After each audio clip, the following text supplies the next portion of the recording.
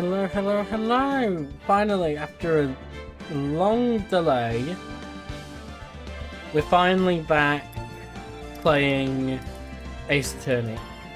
It was actually meant to be last week, but you saw then I was very much ill, and this is a game of voices, and it wouldn't exactly be good to do a game of voices when you barely had any yourself. So I decided to postpone it for now. Well, until today. I'm still a little bit under the weather, but that's just general seasonal things now. Plus, I have a drink on hand to hopefully stabilize me if anything goes wrong with said voice. Now, just as a quick recap on what's been going on in this due to how long it's been. We're currently trying to defend our client, well, as we do, our client, Maggie Bird, a former police officer turned waitress, who was accused of poisoning a man at a diner. So, as of right now, we know the following. There was a mysterious second person who we don't know about, but we know actually poisoned them.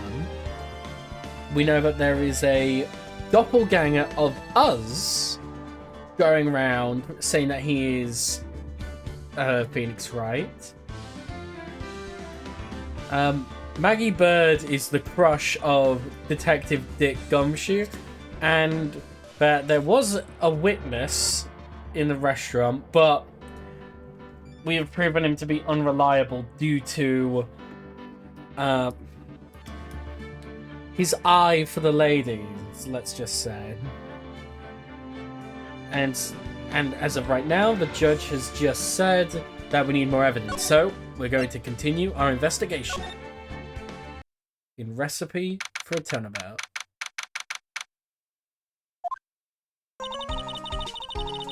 So how did you think the trial went this morning? Oh, I tried to do it already. How do you think it went? It got a bit crazy in there. Wonder if that just killed our chances. Yeah, I guess it did get out of hand. Mr. Kudo's testimony did nothing to help us. Plus, we don't even know the identity of the waitress who laced the coffee. All we know is that what old Mr. Kudo saw. The apron, the straps, the ribbon.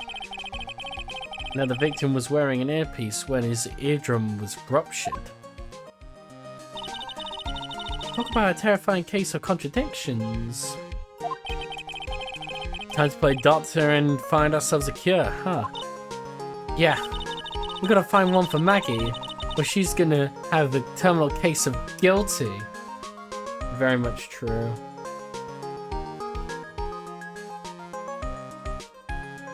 No, hang on. I think we're about to get a guest. Here we go. Oh, he's already here.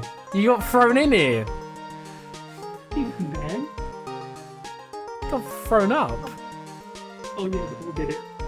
Epic. Right. Let's give you a good set of these. So, thankfully, you came in just in time because I don't think I could do Maya's voice for any longer. I couldn't go high. But yeah. I don't know why I've always voiced mine and I find it really funny. I think it's just your timing. Right. So, were you tuning into what has happened as just like a general recap? Yeah. Just tell me what happened because I got no clue. I just got here. I actually just woke up. Okay, right. Quick summary. Man was poisoned and death by heart attack. Done by a waitress. It's not the person we're defending because there's another waitress who did it, but for some reason the only thing an old man witness saw was just the fact that it was someone in uniform. So we're trying to find out who this person potentially could be, whilst a doppelganger of us is going around claiming to be Phoenix Wright. Damn, okay. Pat, are they in the court record? No. But yeah, so we're against Prosecutor Godot. Maggie Bird, the waitress at Tribulations. Glenn Egg was the guy who died. Dickie G, Victor Kudo, and Jean Armstrong, the owner of the restaurant. And what have we got so far? Proof that the victim was there.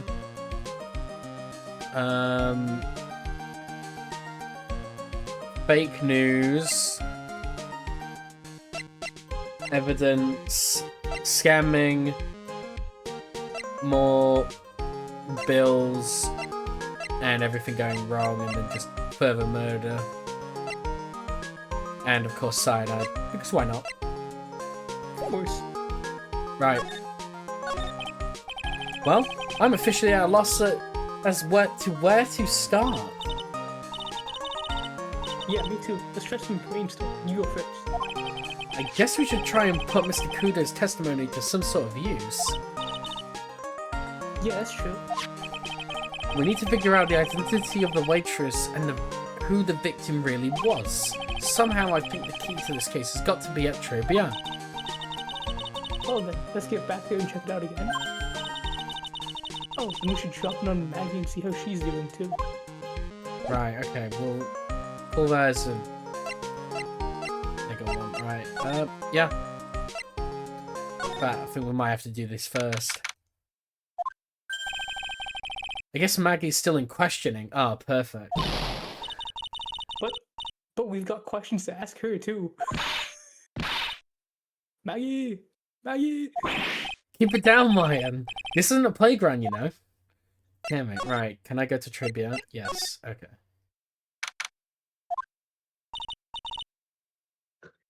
Empty as usual. Yeah, and it's lunchtime too. Oh.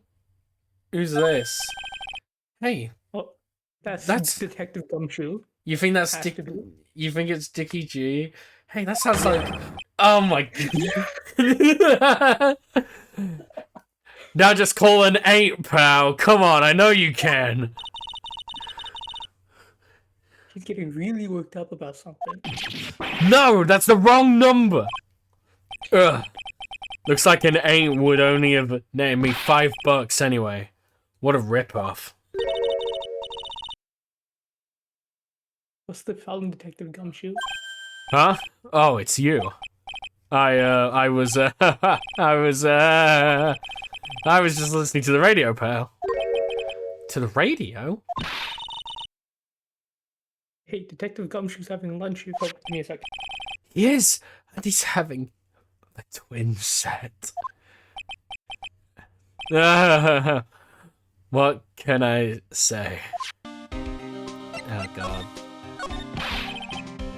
This is a nightmare. How am I supposed to look Maggie in the eye now, pal?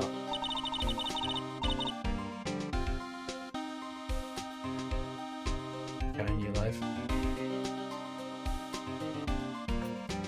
Did he die immediately?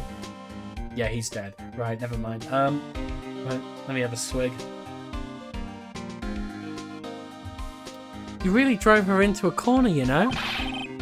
You always blow apart my testimony. Why of all days didn't you do it today? Sorry, there just weren't any holes in it. For once. Yeah, what happened? Oh, you're right. Usually your testimony's like Swiss cheese. Swiss cheese? Would even prepared crumbly like aged parmesan. Anyway, this case has already been ruled on. There shouldn't be any holes left to find. So, did Maggie say anything to you? About me, I mean? Well, how'd she put it again? I can't believe Detective Gumshoe! I hate him, sir! I mean it! I don't ever want to see him again! Something like that.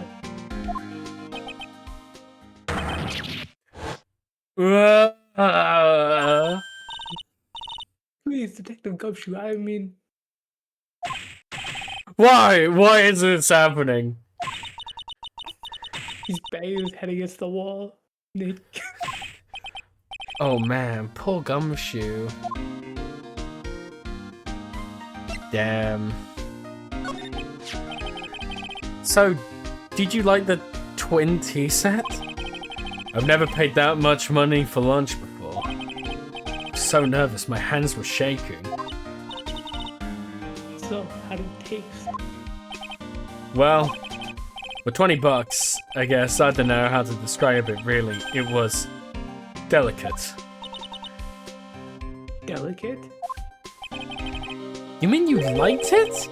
It didn't taste bad to you? What's the matter with him? Looks like he's thinking. That's it. I've been trying to think of the right word to describe the taste. And I just realized, it's bad! That's it! It tasted bad! It's just kind of hard to admit it to yourself when you pay 20 bucks for it, you know? Maybe you should have found out about the price after he had finished eating. Hey Nick, maybe it's like Glenn Elg came here. Maybe you heard about the super fierce twin tea set. If by fierce you mean fearsome. Speaking of, Glen Egg, that reminds me. We still hardly know anything about the guy. Why don't we ask Detective Gumshoe what he knows seeing as he's here? Let's see what he's actually listening to on the radio. So what were you all excited about earlier? Huh? That's right, you said you were listening to the radio or something. Oh, that was nothing. I wasn't excited. Come on, Detective Gumshoe, you can tell it all me. What were you listening to? No, nothing really. It was just the daily exercise show. Liar.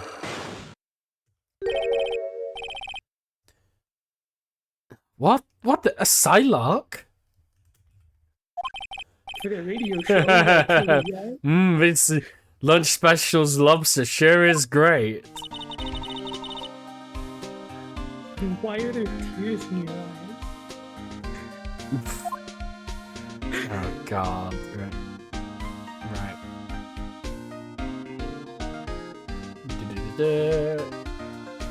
Right here. Okay. Is there anything new? No. Because that stain was there before, wasn't it? This must be the table where the murder occurred. Yeah, poison. Yeah. Okay.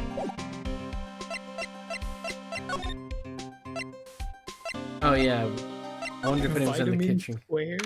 Yeah. Nothing happened in Vitamin Square. Huh? Mr. Armstrong's talking to someone. Oh no. I guess I'll voice her too. Okay. I'll be back next month. Oui, natural male. I will be waiting for you. You haven't got it by then. I'm afraid it might get a little hot around here. No! I will have everything ready, I promise.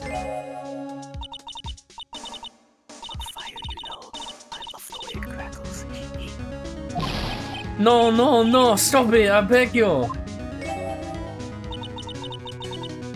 let me down. I'll be watching you. Mais no, this is not necessary. You can trust me, mademoiselle. Talk to anyone, and I'll drive a knife right through your heart. Oh no, you don't have to worry. You know you worry far too much. Maybe this will help you relax. It is the oil of sandalwood.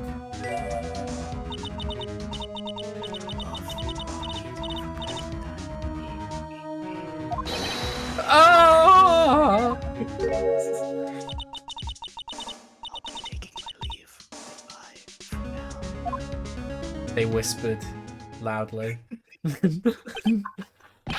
Ah, I have le shiva. I must rub some of my oil over my body before I become a nervous wreck. There, oh, oui, that feels good. Oh la la, excusez-moi, monsieur. My eyes, my eyes! Your eyes? If you have trouble with your eyes, you need this la oil of sandalwood. It isn't just the leftovers of what you were just using. Oh, God. You don't exactly have many customers, do you, Mr. Armstrong? No, you're right, monsieur. But perhaps is the perfect time for you to visit me, no? Is that way I can give you my undivided attention and cook for you a la dish supreme? Putting on a brave face, huh? Oh, girls do Nick. But you are right. Business is very difficult these days. Perhaps the name is the problem. People do not understand it. They think it is Trey. I just want people to think of my restaurant was exclusive.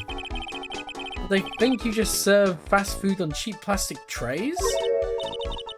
Nick, it's the kind of thing that can make a girl cry. Have you forgotten that Mr. Armstrong is a man, Maya? But this is my restaurant.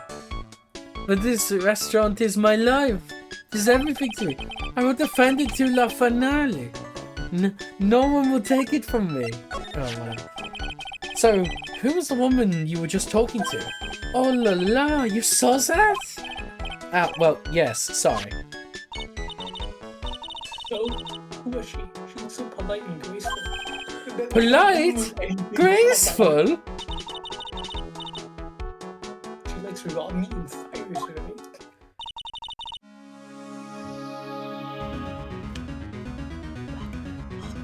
He didn't even pick up. He just back next month. Oui, natural memo. Natural mole. I will be waiting for you.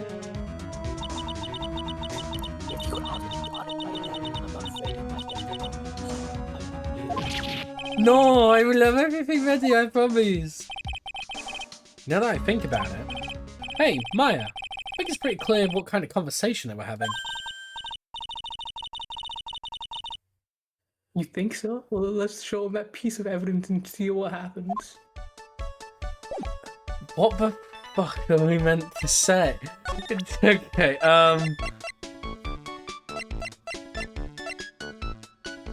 oh. His loan contract. You know what? Yeah, do it. So long as that paper exists, I am but a delightful angel with the broken wings. An angel, huh? Doesn't bode well when you think about it. Please, they kept harassing me month after month. In the end, I had to give in. I agreed to help them. Help him? With what? My bon sir, if I did not owe them the money, I would have refused. But my hands were tied. Please, what did you agree to help them with? No, I cannot say. I tell you, that woman, she will slice me up and eat me with la salad garnish. Ew, I hope it doesn't mean he'll literally be sliced up and served with garnish. I feel like he would be. I'm going to guess that woman has something to do with your loan contract, am I right? Ah! Please, Mr. Armstrong, tell us more about that woman.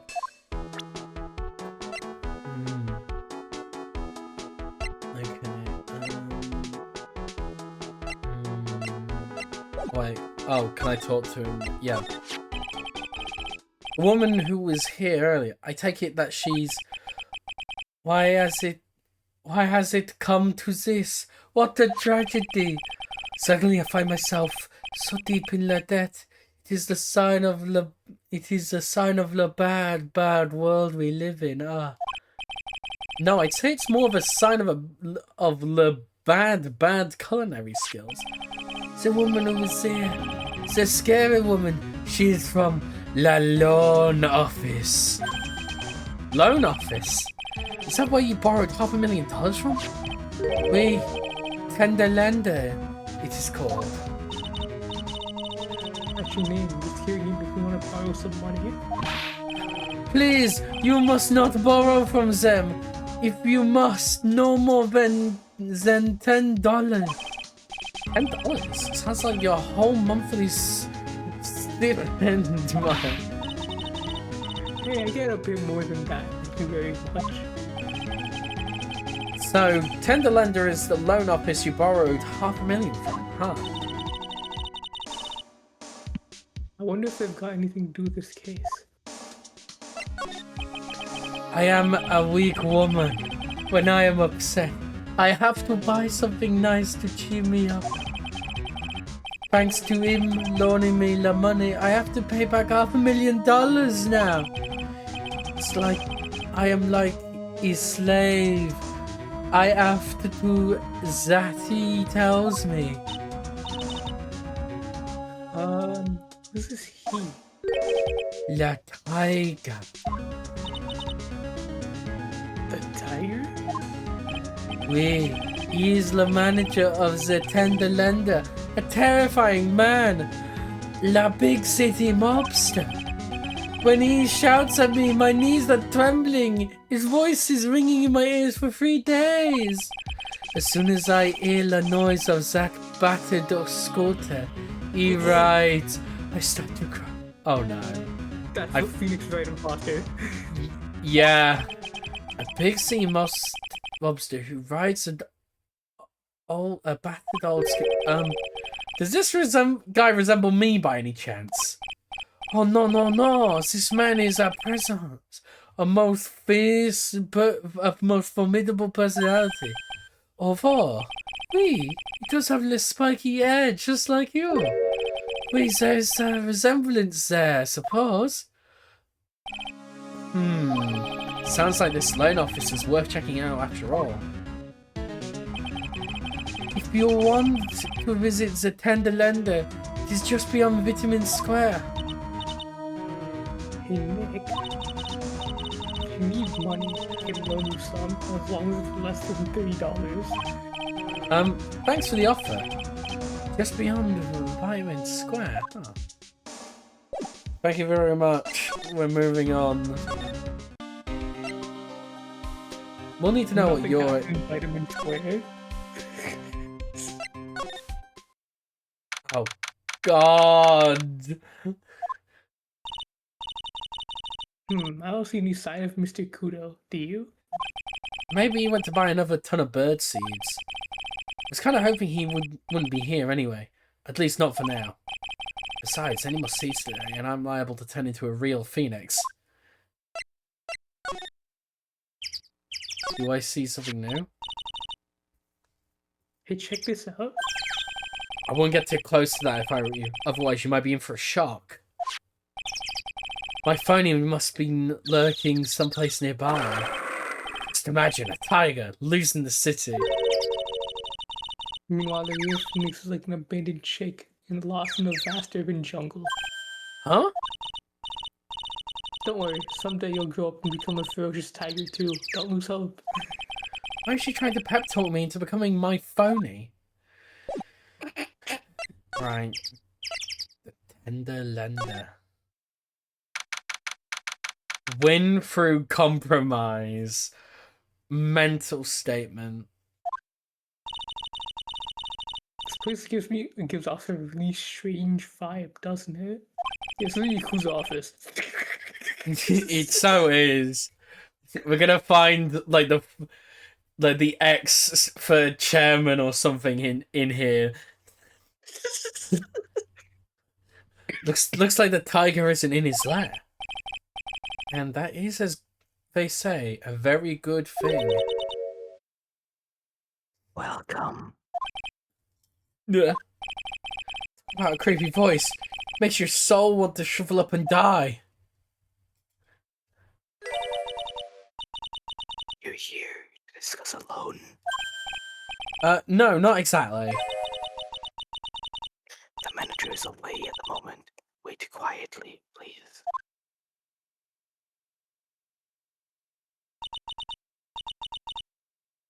She's gone. Just like that. Guess we'll have to come back another time. But this is the perfect opportunity, Nick. This place reeks of suspicion. Come on, Nick. Let's take a look around, okay? Do you think he'd be okay? Of course. No one will ever know. Coffee. Mm-hmm.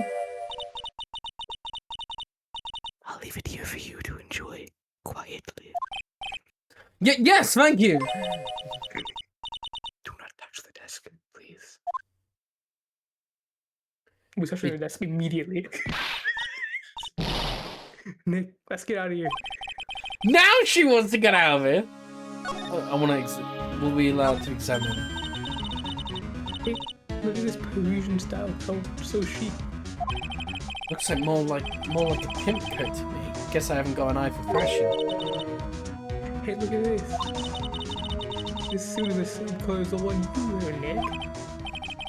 The same color as my suit. Keep your voice down, Maya. Nick, you gotta take a look at this. Some cake. I'll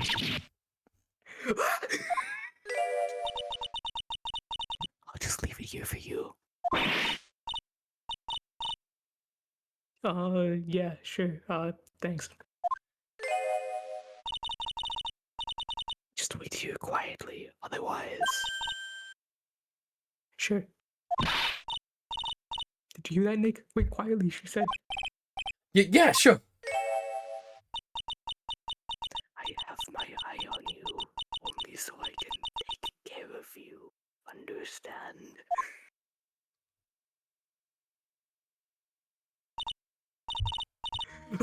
I'm scared, Nick. So? What were you getting so excited about before? Got the label of the suit. That's an attorney's badge. Is it? No, I don't think it is. That doesn't look like your badge. Well, I mean... Is it tied to a lawyer? No way, look at this thing. It's made out of paper. Okay, yeah, that's what I thought. It was like, that doesn't look like a lawyer's badge. For some reason, your badge just suddenly looks really cheap to me, Nick.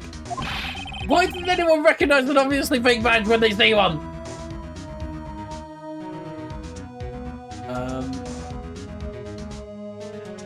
Bro smokes.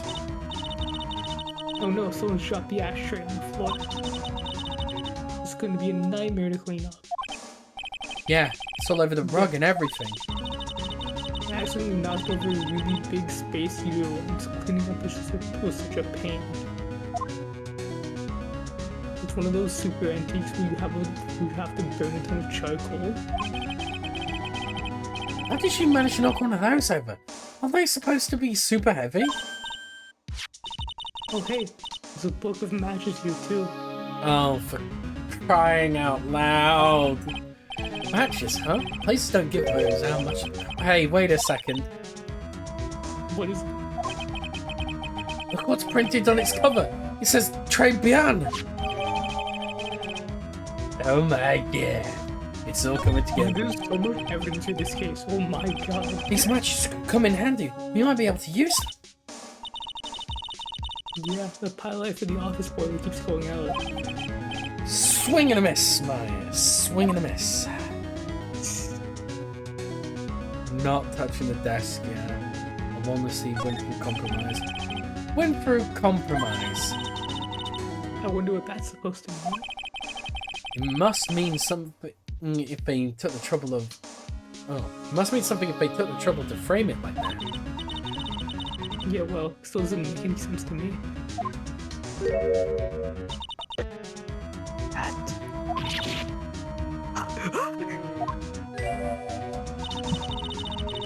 That's Tenderlander's guiding principle. Oh.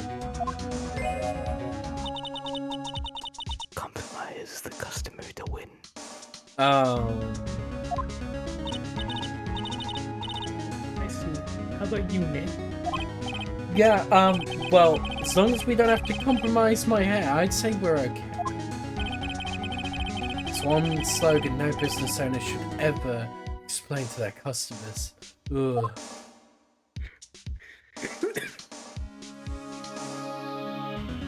Right, this starts the fight for the Tojo clan, right? Yeah. Let's see, this round doll thing is called a Toma, I think. That's true.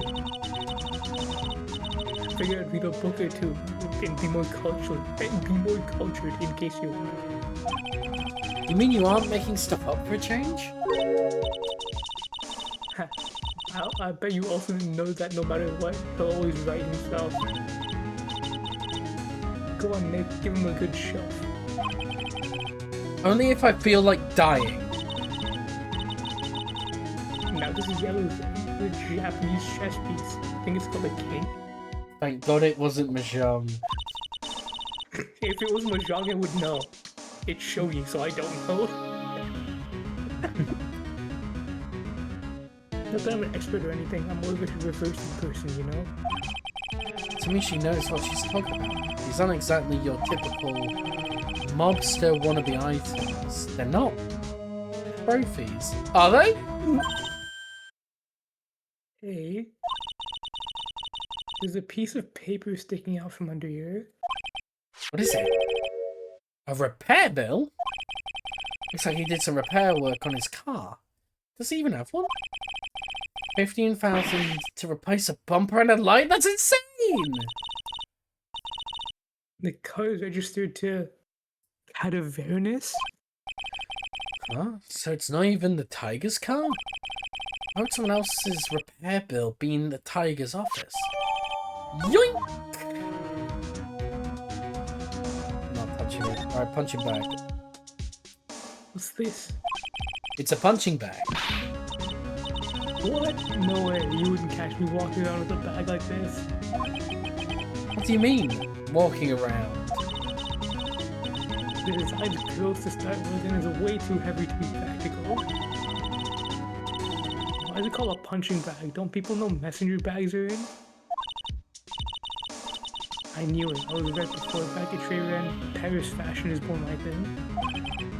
I really hope she's pulling my chain on this one. Right. I'm doing it, I'm touching the CD player. There's a CD player on the desk, but the desk is so loud.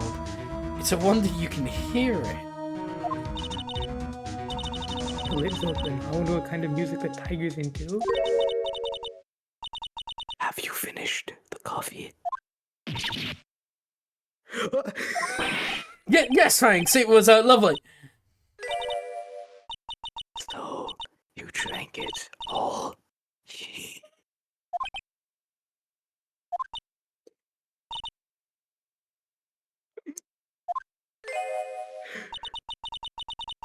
If you touch anything else that doesn't belong to you, there's always another cup. We need to leave. Look, that coffee! It was later than something! I'm almost sure of it!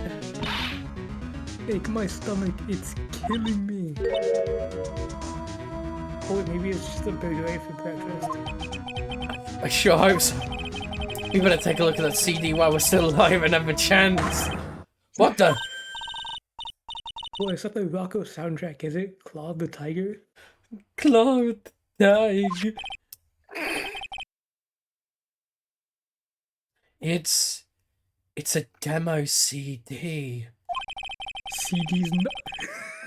The artist's name has been handwritten on the disc in pen. MC Bomber. What? This must be the CD Maggie told us about. Let's listen to it. I bet it's heavy metal. No way! That woman will make us drink more coffee if we do. Oh my god. How much evidence do we have for this case? Who the fuck is that? Come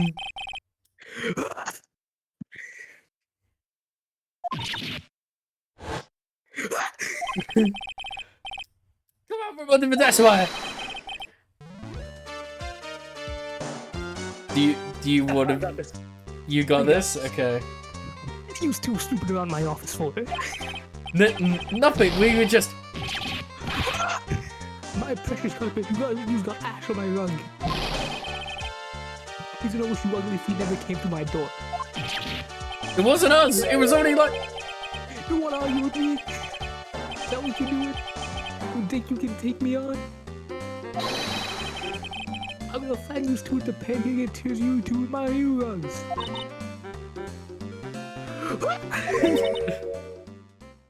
Oh. Tiger, you're back.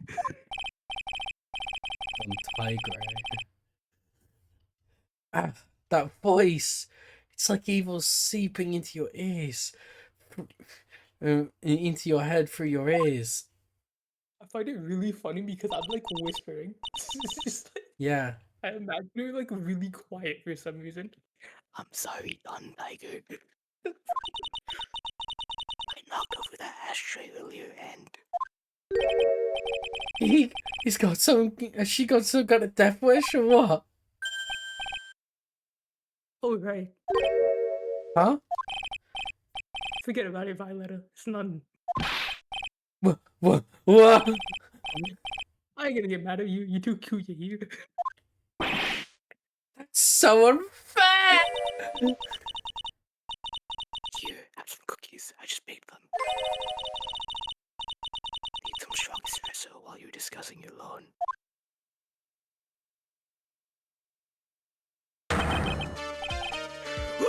Phoenix, you're right. Yes! You're either crazy or just plain stupid to chase after me. I worked so hard, but now you're gonna come and mess up our plan. So it was him. He's my phone. But I don't care. No one gets in my way. What? I mean, excuse me? You should have left the little girl at home, right?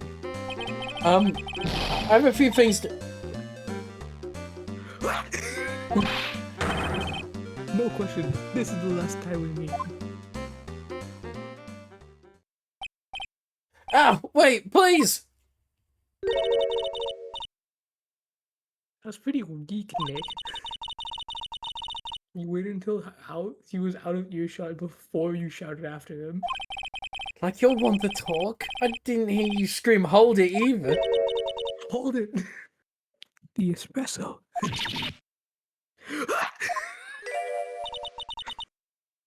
And cookies. This woman is definitely not good for my heart. Now, what was it the tiger called? Violetta?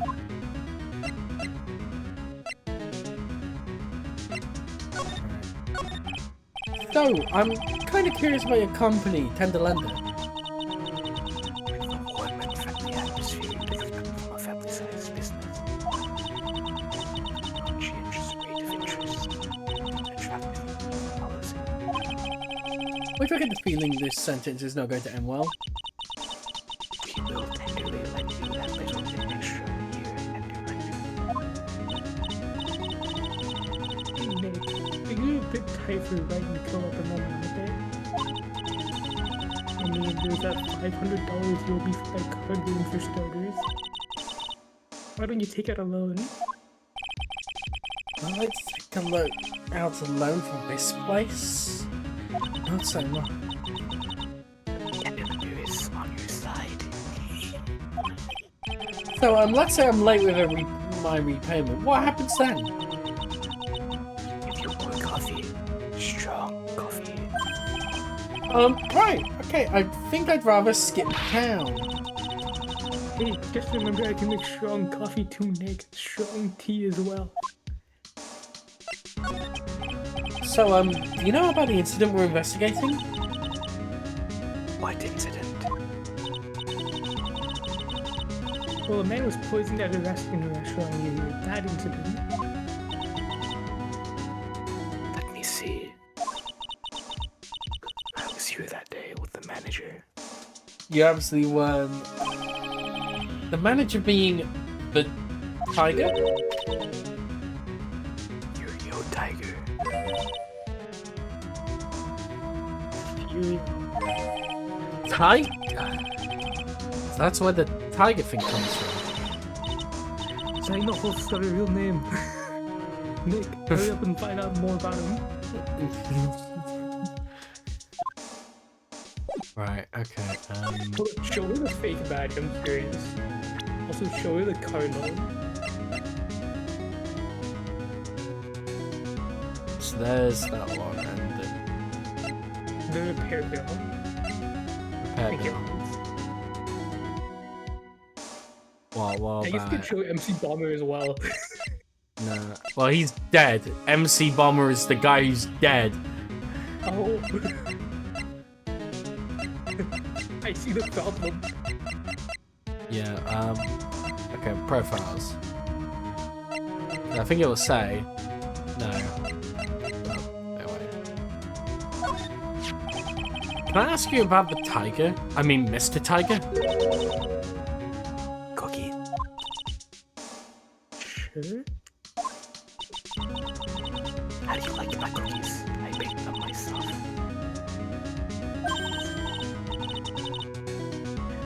Go ahead, Nick. The honor is all yours. No, ladies first, Maya.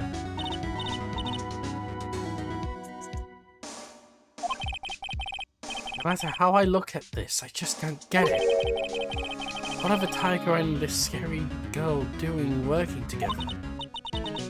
Your lovers. It's not exactly coming across in your tone of voice. You're not tiger in my life. He's the one who saved me. Tiger saved you? Please address him properly as Don Tiger. Otherwise I'll have to. Okay, Don Tiger. Of course, I'm sorry. You saved her life? Sure like to know how that happened. I'm very frail, you see. Just recently I died once. You died? About 4 months ago. The doctor said no, I little hope. I guess they were expecting her to take a boat ride across the River Styx. Don Tiger. He saved me. He gave up everything. Everything? When I found out what he had done for me, I was happy. No offense, but I'm finding that a little hard to believe. I decided I'd pay him back with my life by serving him coffee, espresso. I still wonder about what's in her coffee. Oh, is that why you've got that bandage around your head? This. So, what's the story with the bandage? They put it on after the operation. Operation? It's just a little injury. A little fatal injury. A fatal injury? Maya just suffered one herself by the sounds of it. That injury you took over before. Well, when you said you had died once? Oh crap, there's 4. There's 4? Oh my god.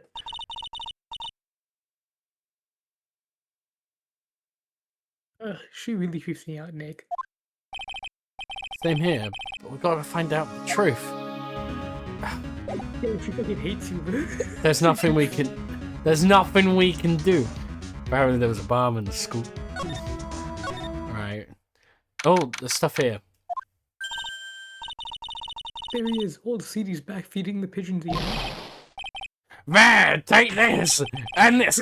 Get a load of this! Like I thought, he's really mad. Come on, Nutmire. Just keep your head down and let's sneak away while we still can. What? Why? Hello, old man! What are you doing, Maya? Huh? He just turned his back on us. I'm not surprised. I bet I really hurt his pride in court this morning. Hey, Mr. Kudo.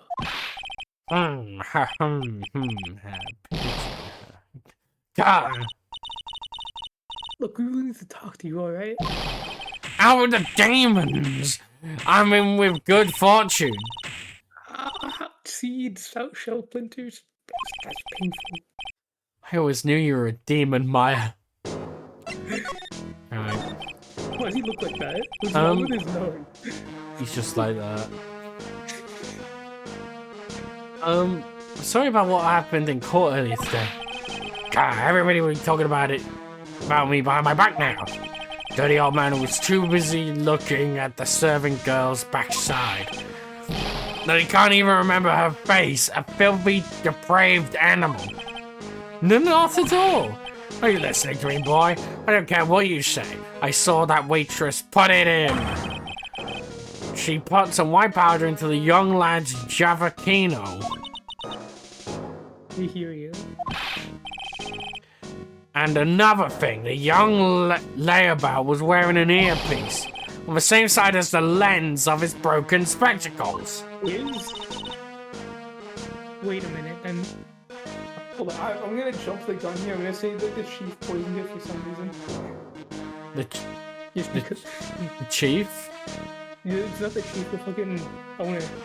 And what, the chef? Just try and get some collateral. Well, Yeah. they thought it was him, and he has a motive, but he was too busy being in the kitchen. Yeah, no, I'm sorry.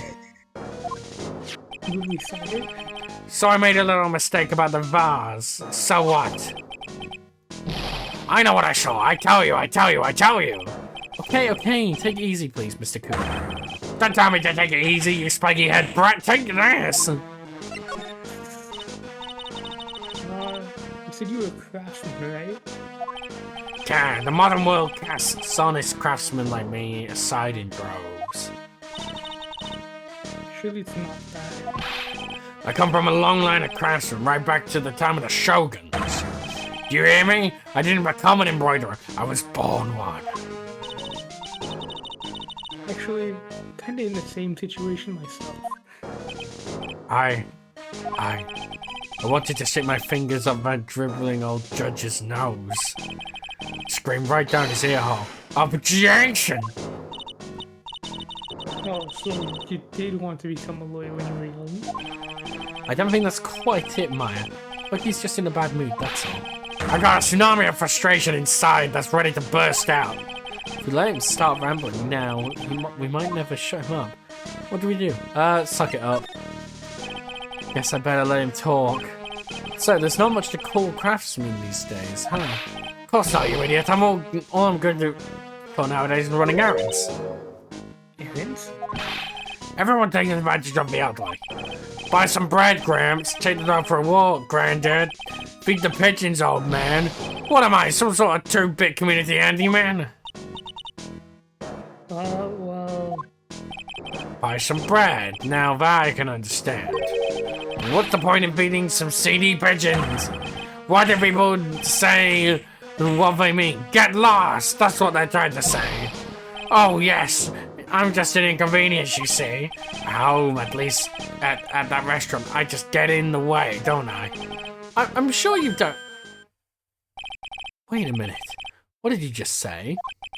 At home and at that restaurant? Hold up. By restaurant, are you talking about Tribulations? Did you get asked to run an errand there too? Yes, I did. The very same day that young brat was poisoned. What? So the day of the incident, what were you asked to do? Glad you asked, boy, because I'll tell you what I was asked to do. All of a sudden, the young lad slumped over the table. The servant girl collapsed. And I broke that vase. It all happened so fast, I was in a bit of a daze, you see. But the owner shouted over to me. Excusez-moi, you call la police. Call them yourself, I should have... No, call them yourself, I should have said back. But I didn't think of it at the time. Did you end up calling the police? Like I said, I was in a bit of a daze. Did you call them on your cell phone? Do I look like I figured... Do I look like I'd have one of those newfangled thingamajigs? I went out looking for a payphone, of course. You went out looking for one? I couldn't find one right away, you know. Wandered around for 5 minutes or so. 5 minutes? So 5 minutes after the incident happened. Yes, sirree, the owner was at Tribulations his own. Oh no, you might have... Why didn't you you mention this in court this morning? Well, I would have if you had given me the chance. But you bullied me out of the courtroom. Thank you, Mr. Kudo. You've certainly earned your kudos for today. Wait a minute. If that's the case, there's more. I've got more to say. Oh, yes, I remember something else. Bailiff, escort the witness out the courtroom. It's not my fault. You're the ones to blame. You could have at least told us before we got to court. Is it really that important that Mr. Kudo was the one that called the police? Yes. What's important is the unaccounted time before the police arrived. The victim was dead, and Maggie was unconscious.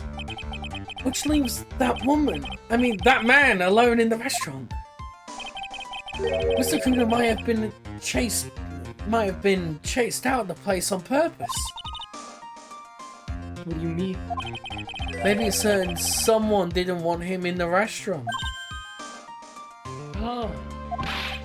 Oh, sure, you go ahead and say I was in the way as usual. I suppose I would have been getting myself covered in pigeon poop instead, huh? We need to get more details about what exactly happened. From Maggie and from Mr. Armstrong. Right, okay.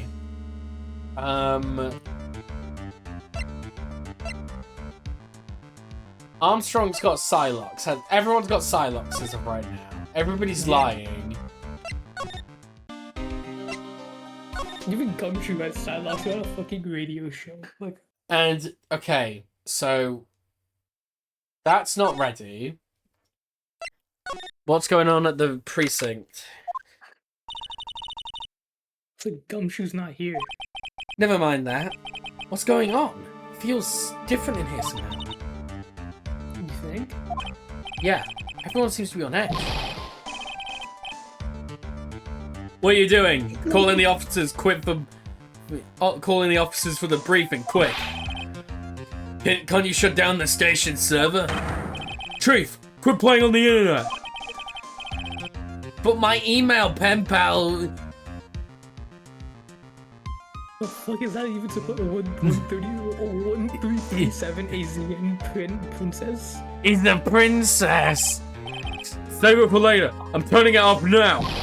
Now is the princess. Everyone's keeping busy in here, huh? Keeping busy? More like panicking, if you ask me. Something's going on. Something big. For God's sake, what is...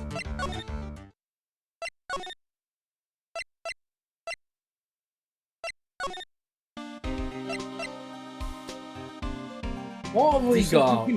Don't you? That is what I was thinking.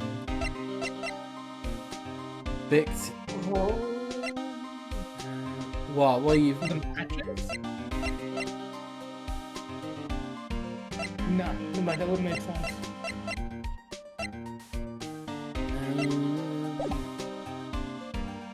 Because it's the radio. Yeah. Oh, I think I know.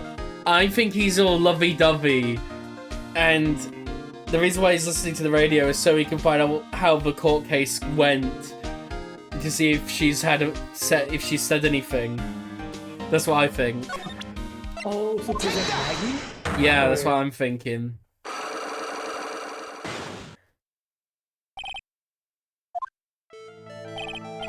Alright, Detective Gumshoe, tell me the truth. What were you listening to?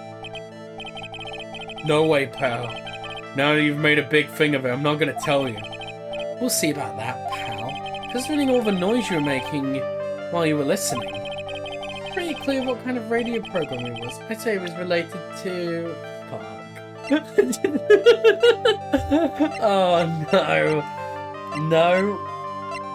No. Maybe the lottery then? Oh. That's not a bad one, actually. Because that's also found on Maggie.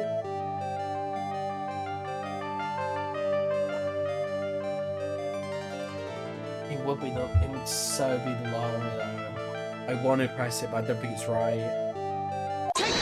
Oh my god. Oh, no. Oh. I'm right, aren't I? You were listening to the lottery results, weren't you? You thought you'd try and win big just like Glen Egg did. It's like you can see right through me. Oh, yes! Well done! Huh? I've cracked him already? See, pal, that's why I said it was nothing. Good catch. I didn't think it was that. I'm usually pretty lucky, so I figured I'd give it a try. What's with everyone in the lottery? So, how did it go? I won 50 cents. It'd be better to win nothing at all than half a lousy buck. I was so mad. Yeah, I know the feeling. Bought the same kind of ticket as Mr. Elgsy. And they got this special radio where they announce the winning numbers. They even do the drawings live on the air. It's intense, pal. But that's what Mr. Oh, sorry. But that's what Mr. Elg was listening to on the day he was killed. Yeah. What time is it now? It's just after 1 foot. Oh, there we go. Timestamp, boom. And the lottery results are always broadcast at the same time? Yeah. Look, I got this flyer when I bought the ticket.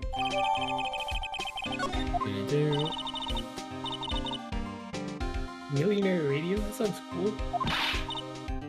I want to try it, Nick. Then buy a ticket, Maya, with your own money. Okay, thank you, Dickie G.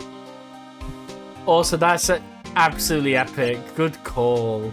I appreciate that. You didn't have the intuition. I thought I was donezo. Right. Could we... I don't know what we'd show Armstrong, though. You think we can crack him? Oh, he's gone. Oh. Looks like Mr. Armstrong's out again.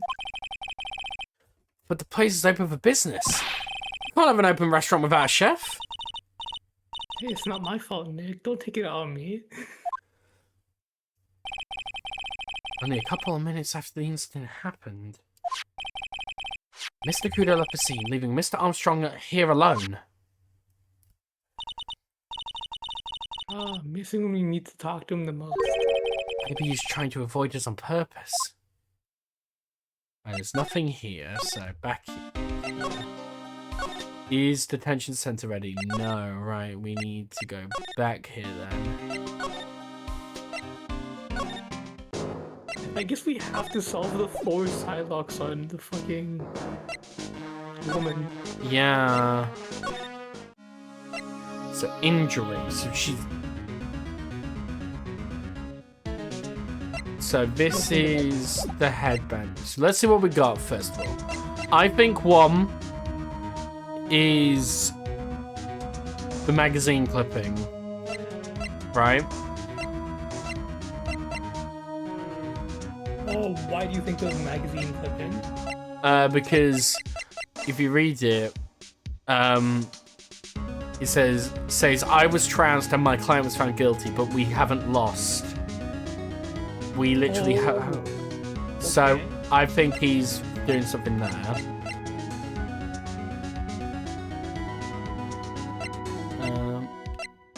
Oh, time of death. That's something useful. Blueprints, don't need those. Kitchen.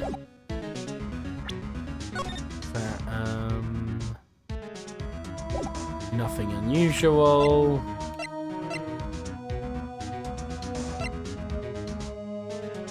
It's already stains. Okay. His prescription's empty. The contents are unknown. They've been to Tribium and something happened, like a car crash. I think that's the 4. I think it's repair bill, proof that you went, stolen valor, and the newspaper. Yeah. Right, let's do it. Take that! Let's see. I think we know. You said that bandage from your head was around your head was from an operation. You also said you suffered a fatal injury to the head, correct?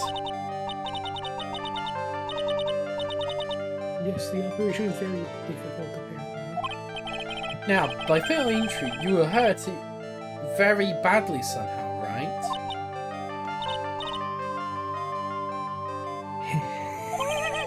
Did the injury in question have something to do with this?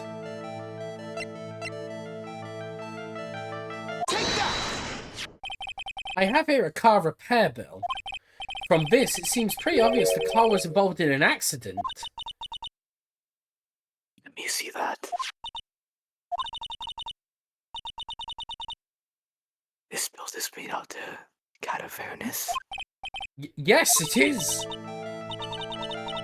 don't think I ever introduced myself. Tell me, what do the cadaverous have to do with me? It tells me she's not about to say hi and introduce herself. Alright then. The relationship with Cadaverous is very strong, and this is why. Fuck.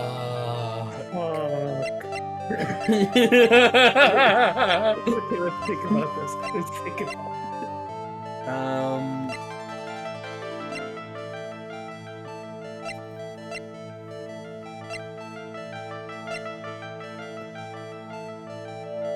Cadaverous.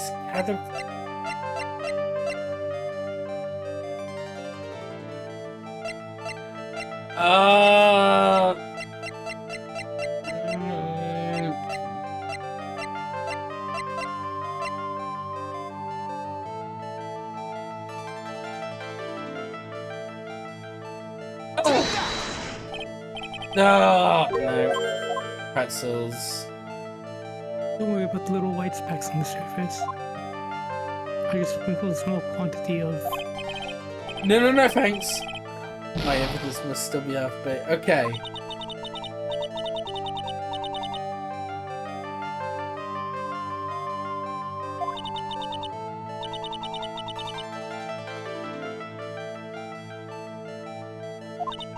Did he die again? Oh, sorry, I'm here. Sorry, tell me what the cadaverous have to do with me.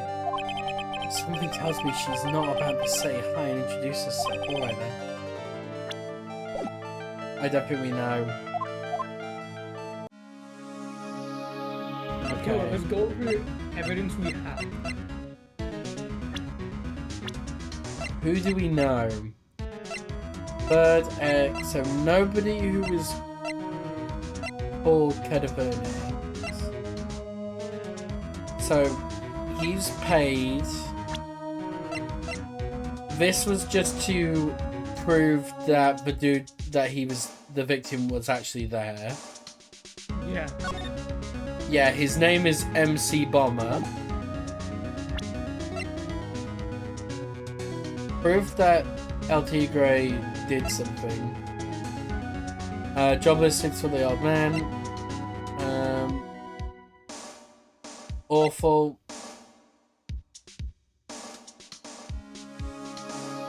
I think it's the scooter. You think this? It was a collision? Because it definitely could sit two people. Your is all smashed up. That would add up to them. Yeah. You know what? Let's try it. I think that's the bit. I think you were knocked off.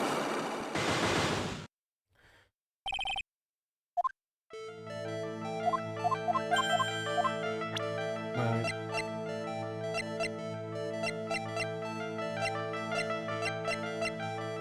Right. Yep. Present that. Right. The bike. It's gotta be the bike. No, it is not the bike. It is not the bike. So then...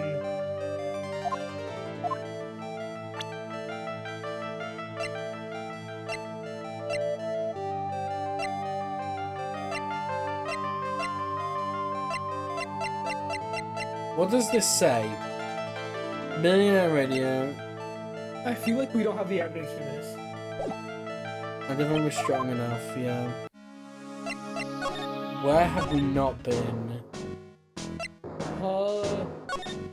Well, detention center, obviously. But I don't think we're allowed to speak to... Right, okay. Criminal affairs? Been there. Oh yeah. Everything's going wrong. Could we go to Tribune? Can't talk to him about the thing.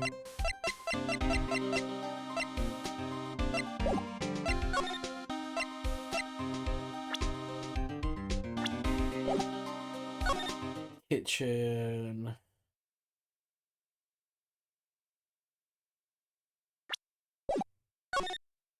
Can we look at his diary again?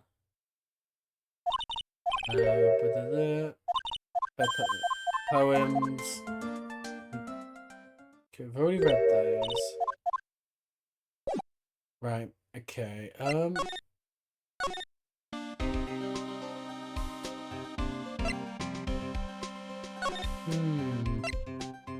There's gotta be something.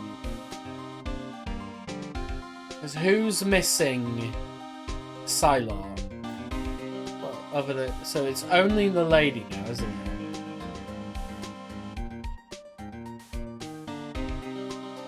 Yeah, because it's only her who has a Psylocke. So who the hell are the Cadavinis or whatever?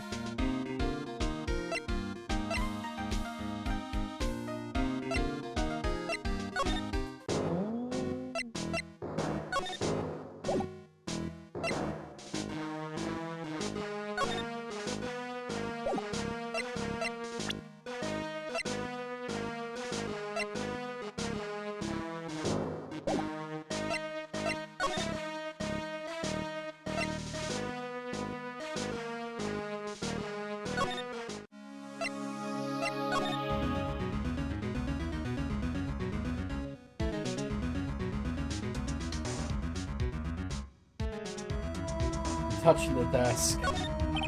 Who's touching the desk? That's one impressive desk on one impressive rug. It's solid gold, Nick. Nick, gold. Just look at that shine. Only real gold shines like that. It's fake gold. Would you really want a shiny desk though? No, but let's see what it's like to sit at a solid gold desk. Wow, I'm completely dazzled. That's because it's completely dazzling. I can see my nose in the reflection. That's gotta be really distracting. Yeah, the desk is impractical. No surprise here. Right, okay. I can't talk to you anymore. I will say there is... I forgot we have this feature. If I press story mode, it will automatically direct me to where we need to go. You want to see where we were meant to go? Sure, yeah, because we're both lost. Okay, Vimmen Square. Tribia.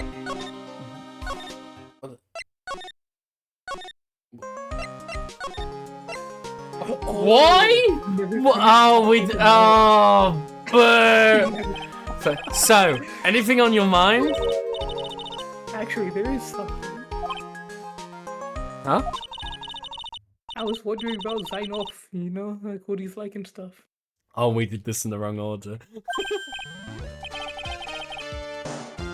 Oh yeah, I almost forgot about that guy. I'd beat you so hard it'll be like you smooshing the express train. Phoenix, right? You saying you Phoenix, right? Cause I'm Phoenix, right? The one in Actually, I've learned a little something about my doppelganger. Oh, you did? What'd you find out? Oh yeah, Maya was working at the restaurant when I ran into Don Yone. To say he was such a terrible version of me, I wanted to sue for defamation. What's that guy's story, anyway? What does he have to gain by impersonating me? Right. Now, was that the only thing we had to do? Fuck. Wait, what? Oh. Hang on. What? Where are we going? We have to... What? What? There's no way. This guy's a real programming genius. They called him the walking computer at the place he worked. What happened when he crashes though? Did he just stop moving all of a sudden? I mean... He wasn't literally a computer Maya. Anyway, there's nothing between Maggie and the victim. Yeah, that's what we found out yesterday too.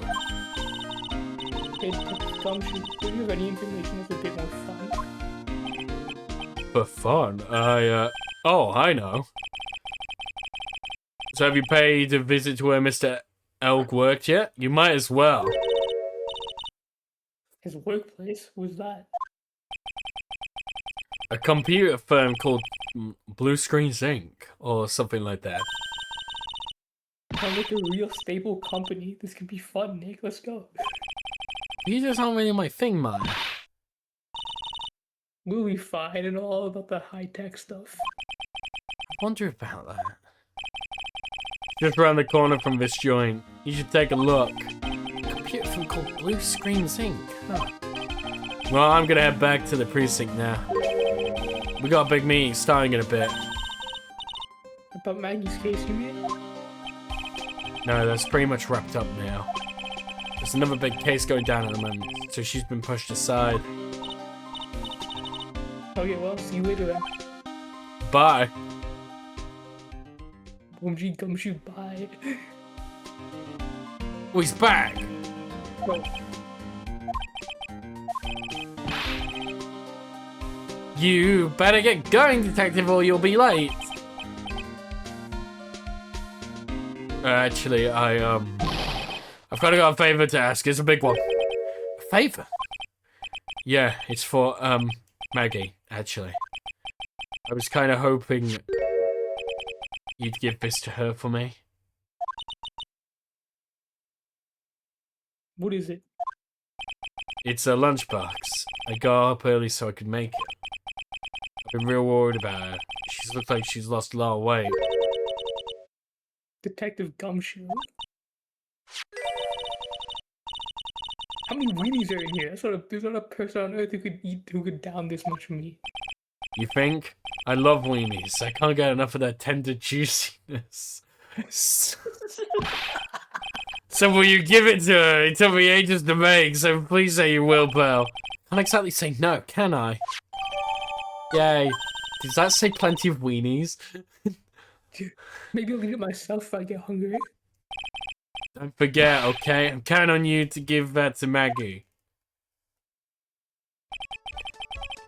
Finally gone. Yeah, this is so great. now we have the place Tenderly handmade lunchbox. Fills the stomach with love and plenty of weenies. Right, let's go to the detention center. Finally. You want to catch the women? Yeah, I got this. Oh, Mr. Right. Hello, Maggie. So, you finished questioning you? Wasn't I just unbelievable in court today, sir? I'm gonna stay up all night and tell you everything that happened. Aren't you scared? It was pretty touch and go in there. Yeah, but you totally nailed that one, man. Well, he was all over the place with his testimony. He's not the only one. Huh? What do you mean? Everyone else's testimonies don't match up either. Not with what I remember of the incident, anyway. Is it possible she's the one misremembering things?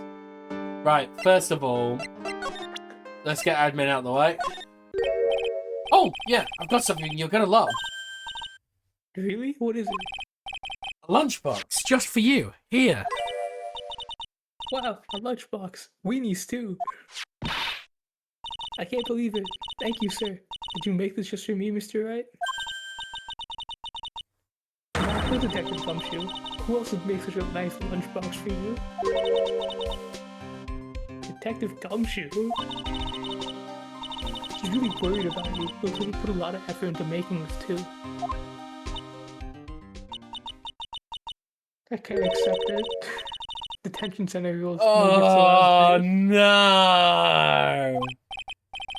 Come on, Maggie, don't be like that. The rules are the rules. They'll lock you up if you break them. Someone when an ex-cop turned waitress says that. She's an Seems so ex-cop? hot. Yeah, that's how Dickie G knows her. Oh. Anyway. I hate weenies. Oh, really? It's all you always buy. You can enjoy it with Mr. Right.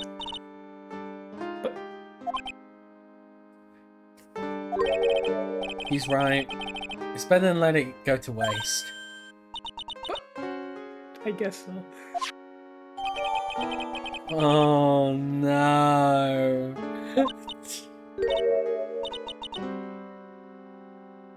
Well, that was. I hit the spot. I love weenies.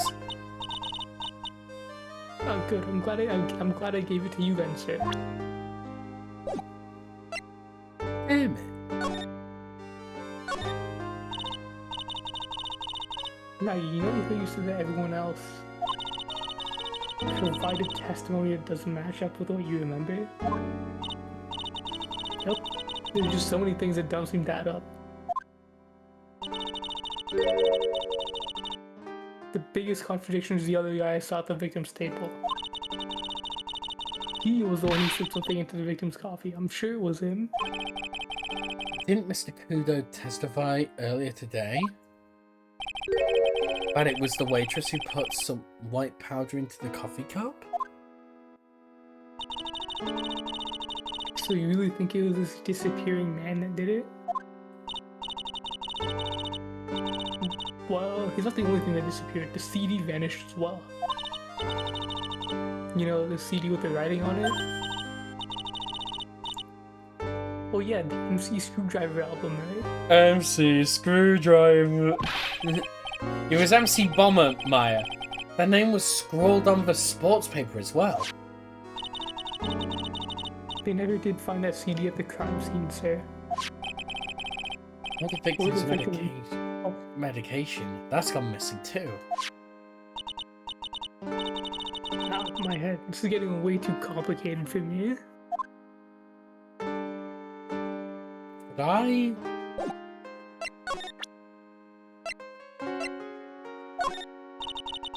Oh, no. Okay. You can't read it. Okay, we'll finish this then. Said that you passed out when the victim, Glenn L. I don't know how you say his damn name. Just gonna keep calling him Egg. Glenn Egg collapsed, right? Yes, so embarrassing. I mean, I used to be a cop. When I came to, the restaurant was buzzing with police. And before I knew what was going on, they arrested me, sir. But between the time the victim collapsed and the time the police arrived on scene, we have no idea what went on at Tribia. Nope, no idea at all. Why? Is it important, Mr. Wright? The other witness, the old man from the park, was pretty much chased out of the picture. Chased out of the picture? What do you mean? Old CD wasn't inside the restaurant because he was told to go call the police. Exactly. And you, Maggie, were unconscious. That means Mr. Armstrong was alone in the restaurant for a brief period of time. No. You don't think Mr. Armstrong set me up, do you? When you consider the facts, it's hard to imagine Mr. Armstrong isn't involved in this at all. Haha, it's like a master biting the paw of a dog that feeds. You sure about this, Mr. Wright? Well, the old man said as much as we spoke with him earlier. No, the things that man says don't add up for some reason, sir. He looks like she's trying to figure something out.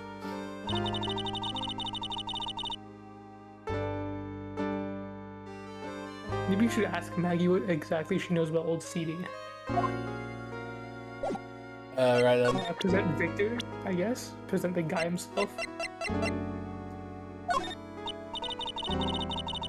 Oh, Ah. oh, okay. Okay, this is real. Yeah. It feels like forever since I saw a witness as slippery as that old man. He's not really that bad of an old man, though. Still, I feel a bit uneasy.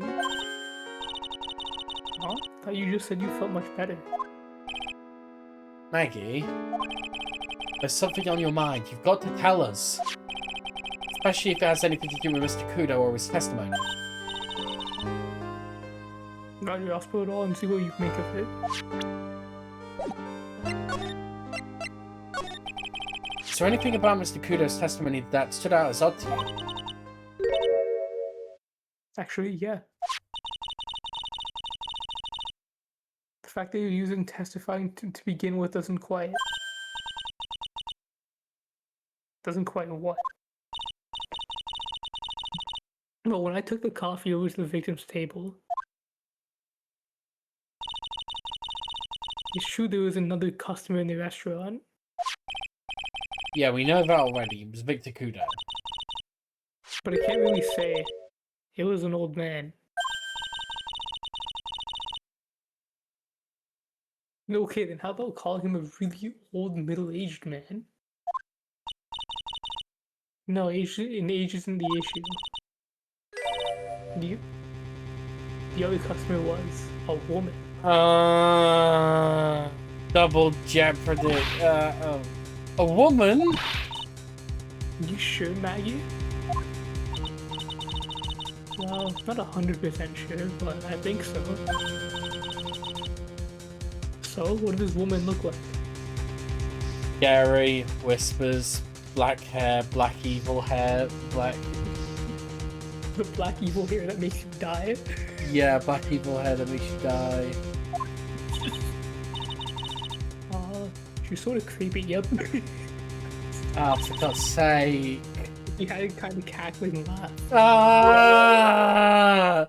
It's too... I don't trust any of it. It's too obvious. There's no way we have this solved. I refuse to believe it. Cackling? It can't be this easy. Why do I get the feeling I've come across a woman like that recently? Oh my... Son of... You know what? F it. We're gonna try it. Get a load of this. Oh, no, nothing. Fuck. Right, move. We're gonna go to, Tribulations. And we're gonna go to blue screens. Oh. Wow, this place is so high-tech, you can almost smell the electricity in here. It's a computer firmware. It can't work without electricity, you know. Who are you? I don't know who this person Oh, is. it's another woman. It's another woman. It's so weird. Hello. I'm sorry, access is restricted to authorized personnel only. Oh, wait, hold on. You're gonna just become GLaDOS or something. What, you all ready? You weren't ready for this.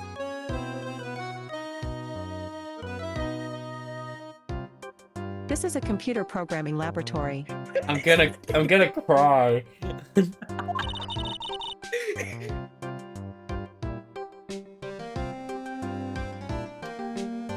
You typing this out?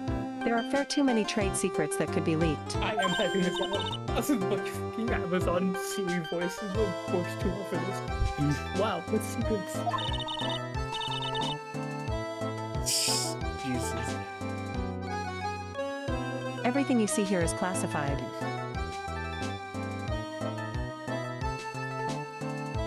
Come on, Siri. No tell me. information can leave this building. You know what you should do? Try and quickly look up the You should look up the transcript for this. What part of this is this? This is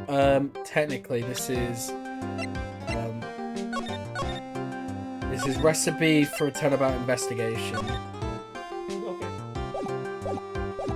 Don't skip ahead too far, but okay. For the time being, whilst you're looking it up, I suppose you could tip read, or have you got it? Hold on. I think You think you got it? I got it. You got it. Okay. Everything you see here is classified. No information can leave this building. Understood. Who is this woman? She's like a robot from some kind of whacked educational show. Basil, my name is Lisa Basil. I'm the company director. Director?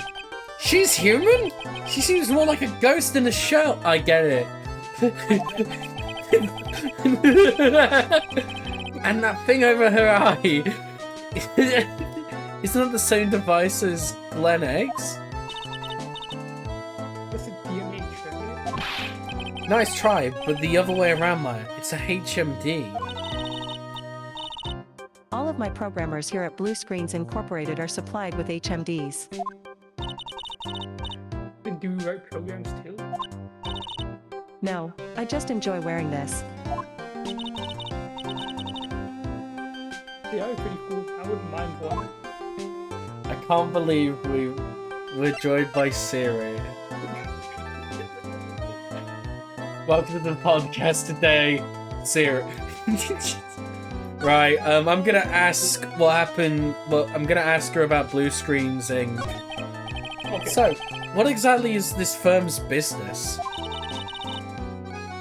I will try to simplify it so that you can understand. We analyze the data management systems required by certain branches of industry and deliver optimum operating system and source level components. Huh? You lost me on the corner of analyzing. Doesn't matter. They analyze stuff. You got that much, right? The software we produce is distributed on CDs. CDs? Yes, compact disc, digital optical storage media. Of course, CDs are used for software as well as music. It is a small firm, but all of my employees are first-class programmers. Let's ask one of them what they are doing. Excuse me, what are you working on right now? Who the f is that? I'm reaching the impact of local access to global variable influences, response time, and performance, so that the variables of memory of overheads and vitality important to the success. Well, you get the idea. This is the sort of thing we are involved in. Did you good people follow all of that?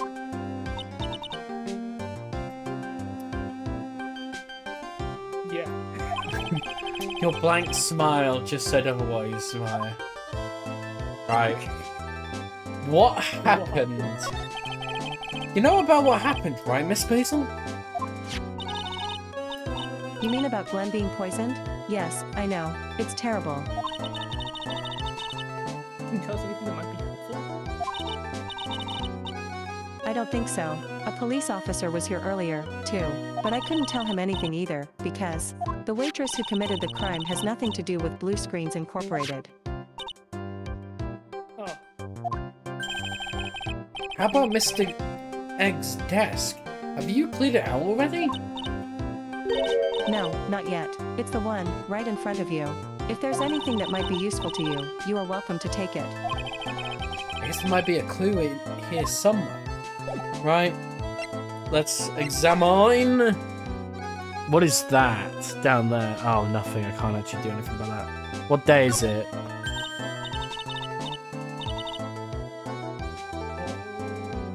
Whoa, look at this desk, man. What a mess. There you go. Looks pretty average to me. Are you reading it from a transcript now? Look, I'm trying to find the examine dialogue. But you can't get any work done with everything all over the place. You think? Real whiz kids can work under any condition, you know. She's trying to hint that I should tidy my desk more. I'll clean up my desk when Maya stops asking silly questions. No hurry then. Hey, this calendar. What about it? If it's another hint about tidying, you can forget it.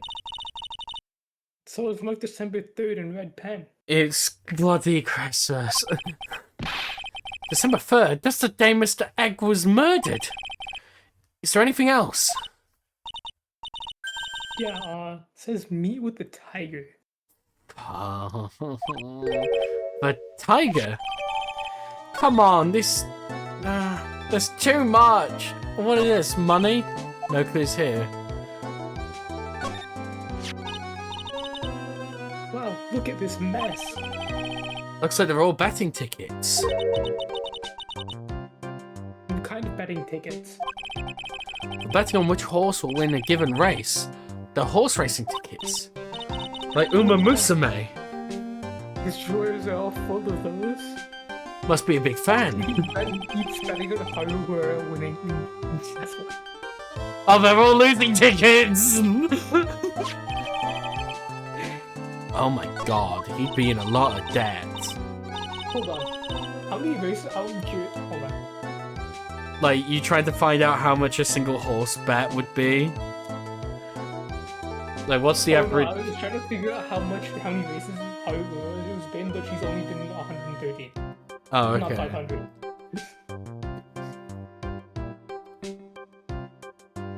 What, this many tickets will get you, what, $1 down at the recycling center? But I didn't know you would so hard up that you try to profit from the dead Nick. Just taking them as evidence, Maya.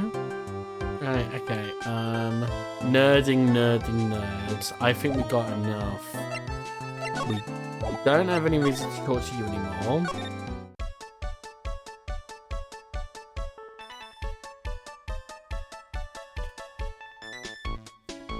What? We're happy. Let's think about this. What? Right. So we need... Okay, meet with the tiger, but that doesn't prove the evidence, because that's Glenn's thing. He does have reason to be in Ask contact. her about Glenn, because she's an employee, so she'd actually be allowed to talk about it. Good call, good call.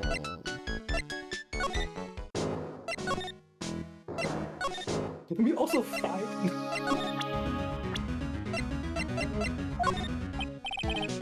No. Nothing. Oh, I meant to the... Not to her, the... Siri. Oh, to Siri.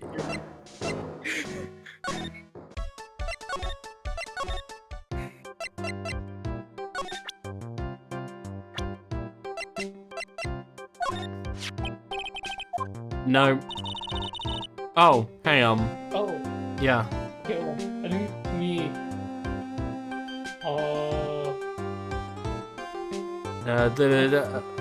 Oh, do you know anything about Mr. Glen Egg? I'm trying to find... Presenting this. Loading. Loading. Loading response. He was a top programmer. I would even say he was a genius, but he did suffer from 1 or 2 bugs in his personality. Oh, like what? He was a bit of a loser. Perhaps that would be the best way to describe it. That's what got him into trouble. What's the matter? He was a top programmer. I would even say he was a genius, so he was really no trouble at all. A model employee. Hey, wait a minute. Just now you said something about him being in trouble. I've got to find out what this trouble was exactly. It's the Dad! I bet the tiger went after him. No.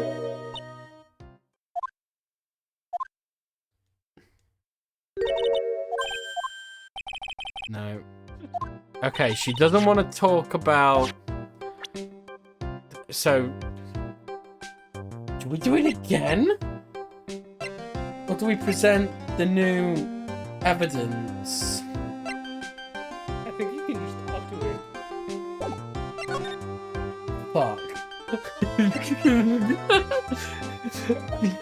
We out here overcomplicating things.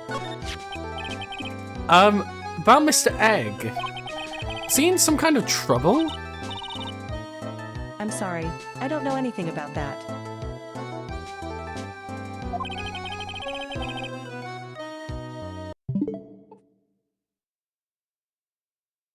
New one, there we go. Found it.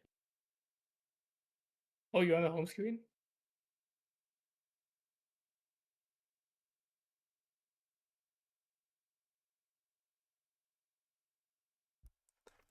Apologies, I just had my father walk in briefly to say goodbye. Oh. But anyway, I thought you said something about it just now. You said he got himself into trouble because he was a bit of a loser. Oh, no, no. Oh my god. Right, you know what? Do you want to try it? I'm just gonna balls. I think we got enough. Yeah, you're gonna save and then. You know what? Better option. Let's see if we use the Magatama. Oh, for God's sake, what do we need to do? What do you mean we did? What? We should move. So what if we go to the precinct? Because we might be able to talk to them there. You know what? I'm gonna believe you. I'm gonna just see if God takes the wheel to the precinct. It's so far. No way. You want? I'm going. I can't play this game. I'm clearly not good at it. You're actually insane. Oh my god. The main server just went up in smoke. Where the heck isn't the press conference set up yet? The superintendent's already here. Gavin, there's a problem with the internet too. I already told you to stop using your computer, Chief. But I'm watching videos online. I'm catching up on my Asian soap operas. It's gonna have to wait, Chief. I'm throwing the switch. No, just when some young guy was about to confess to his son's hot-to-trot girlfriend. What the fuck does that mean? What does that mean? Wow, They're just stupid. They're just stupid names. They're great. Something must be going down. Something really big. Huh? What are you doing here, pal? Detective Gumshoe? You can't be here right now. You'll be roped into the briefing if you stay. Huh? We got big problems here today. Why? What's going on? It's a virus! A virus! Virus? There's a virus ripping through the precinct's computer system. I really need to ask you some questions. Fine. Okay, I'm gonna say this once, so listen up. Yes. No matter how poor you get, never borrow money from a place like this, you hear? Okay. If you got money trouble, it's just a diet of instant noodles and hang in there. Oh, we're not thinking about borrowing money, Detective. We just want information. Oh, is that all? Well, let's see. Pendlender is considered to be even fishier than the average illegal loan shark. Seems to have run into trouble recently. These guys have been pretty heavy-handed calling in all their debts. Really? Don't go poking your nose around in their business, pal. You'll really regret it if you upset that lady. Alright, I get the picture. Hey, wait a minute. What did he just say? That lady? Who's that lady he's talking about, Nick? We better find out what the story is with this lady. The one that gives you coffee? Yeah. So what exactly is a computer virus, Detective Gumshoe? I don't know.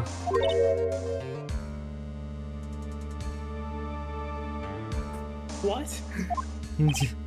Look, I go with the flow, alright, pal? You know, I thought detectives were supposed to be somewhat knowledgeable. What's with the face, pal? You think you know what a virus is? Well, Nick, do you? Computer virus, sure. I mean, it's only only in simple terms, of course. Really? Wow, you know everything, Professor Nick. Yeah, I'm gonna call you Doctor right from now on. Hey, that's actually cool. Don't you agree, Dr. Ryan? Why do I get the feeling they're making fun of me? Okay, fine, I'm no expert, but I can at least explain the basics to the two of you.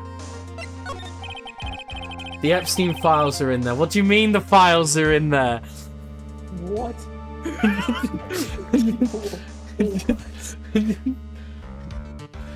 Who said that? Velocity chat.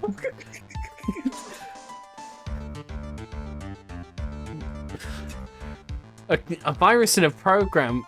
A virus is a program that gets inside a computer and causes damage. Damage? You mean it makes the machine go boom and explode? No, the damage is well, it's all internal. So inside goes boom, right? Imagine all the case data you've got stored on your PCs here in the station. A virus could wipe all that. It's the kind of damage. That's the kind of damage I'm talking about. Whoa, that's scary. Yeah. What's even more scary is viruses are infectious. Infectious? Most computers are connected together on a network, right? Virus can move from one machine to another over the network. So the virus keeps spreading faster and faster. Just like a real virus, huh? But Nick, why would anyone want to make a program like that? Money? Yeah, it takes ages to type in all that data. Why would you want to destroy it, pal? No, people don't infect their own machines. They send the virus to someone else's. What? That's horrible. Oh, I get it. It's like sneezing on Mr. Godot so he catches a cold. Right, then you wouldn't be able to turn up in court because you'd be too sick. You really shouldn't do stuff like that, Nick. It's wrong. Who? What? What? When? Why did the conversation jump to talking about me? Anyway, that's what computer virus is. A bad program that causes damage. All the different viruses have names, right? I kind of feel like I've heard of the virus we caught somewhere before. The name of the virus, huh? I feel like I've heard it before too. Whoops.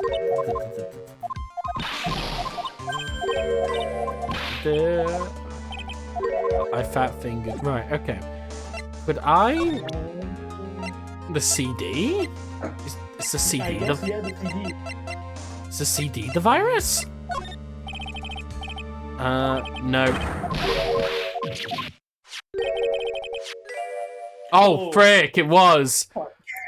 Why does it... Why? That's double, but they've got it on the psych, you're wrong dialogue.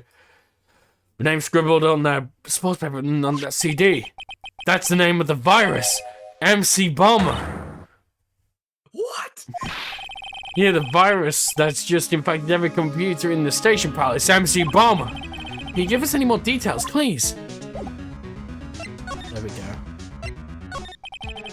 We already knew about the MC Bomber virus from a while back. A group of criminals issued a series of demands to the head of honchos of law enforcement. They threatened to release the virus if their demands weren't met. Who are they? I don't know, some hotshots from the criminal underworld would be my guess. Now the virus has been released, huh? Yeah, it's in every computer, in every public office in the city. Everyone's going nuts, they're hopping around like they're dancing at a carnival. All the stuff with criminals and viruses almost seems like we're in a sci-fi movie. Apparently the programmer who made the virus was a real genius or something. The focus right now is on the root of this virus on the black market. I mean, someone put this virus up for sale? Yeah, because of this one's so powerful. We're estimating its price tag was in the millions of dollars, pal. In the millions? A virus can be worth that much? Oh my god, right. Break up fapping it again.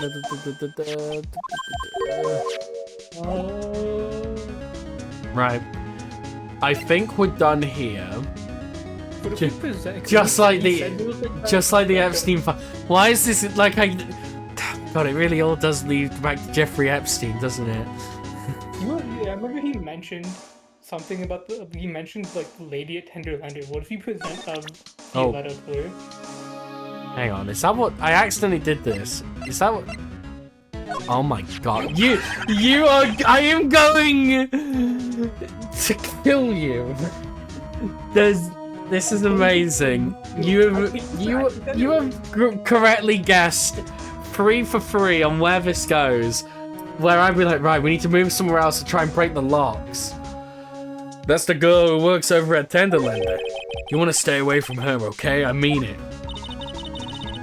She does look kind of unforgiving, doesn't she? That should be the least of your worries, pal. What's that supposed to mean? What could be worse? Her name's below. Oh, for bullshit. Her name's Viola Cadaverni.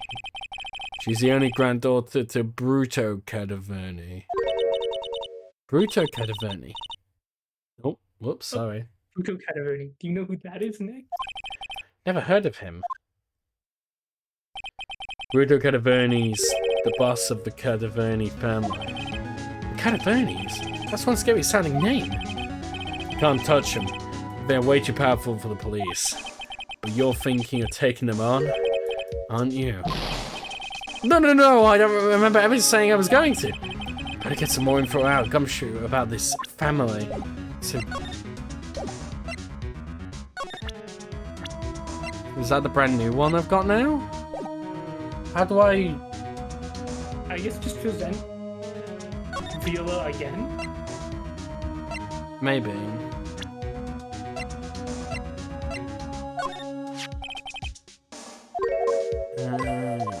Oh. No, okay, never mind. Damn. I'm now 3 for 4 out of what to do because I got that one. Right. Okay. Quick, briefly, I need to grab everything. Tell the lovely people something funny. Hey, you know what? Hold on, I have a perfect thing for you guys watching.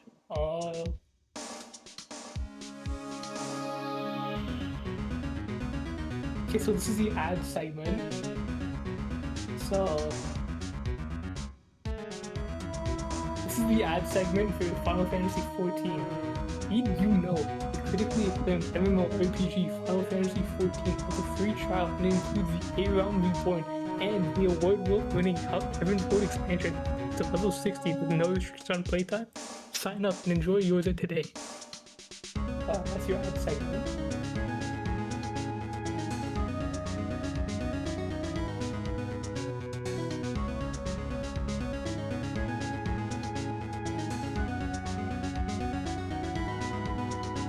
Cool. Alright.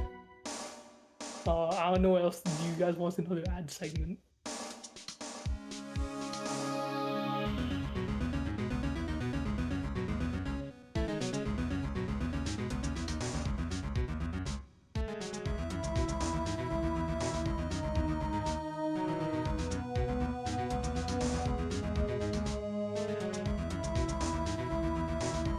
Thank you for being really, really funny. You were amazing. I loved every joke. Even the one about Adam West Batman. That was like my favorite. Oh, I did the Final Fantasy XIV free trial copy pasta. I don't know that one. Right. Anyway. Right. I think we gotta move. That I don't think we have anything to present. Because we've already shown that this is the CD. Oh, and there's a ping. Yeah. Oh, I'm gonna mess up my own freaking thing. Alright. Does he want in? Try to see. Oh no, it was a different ping. Just seeing if anyone else was interested, but I guess not. It's fine. It's fine. I reset that. Cool. Right. Okay. I want to say we move. What? Oh, it's at the top. I didn't see. Okay, never mind then. What? We're blind. I'm not sure if I really want to get involved in this, but who are the Cadavernies? Who are they? A bunch of scary people, that's who. You're a cop and you're scared? What's that about? Trust me, it doesn't matter if you're a kid or a cop, these guys are scary. Because of serious clown, the criminal underworld. You can't touch them. They've got too much moolah. Moolah? As in, they pretty much control the cash on the city's black market. Black market, huh? And that includes Tenderlander, I take it. Sure, no one stands up to Bruto Cadaverni, and I mean no one. Interesting. The wheels of granddaughters from Mafia Muslim. Yeah, and everyone knows how much Bruto loves his little girl. She means everything to him. So? How did she end up at Tenderlander? I don't know, pal. But I heard she and the boss of Tenderlander are pretty tight. Tight? That's what I said in a file I read related to Maggie's case. Sounds like a pretty important clue. Yeah, I can't believe it. I almost forgot about the most important thing. And that is? You know the lunchbox? How'd everything go? Lunchbox? You remember the weenies?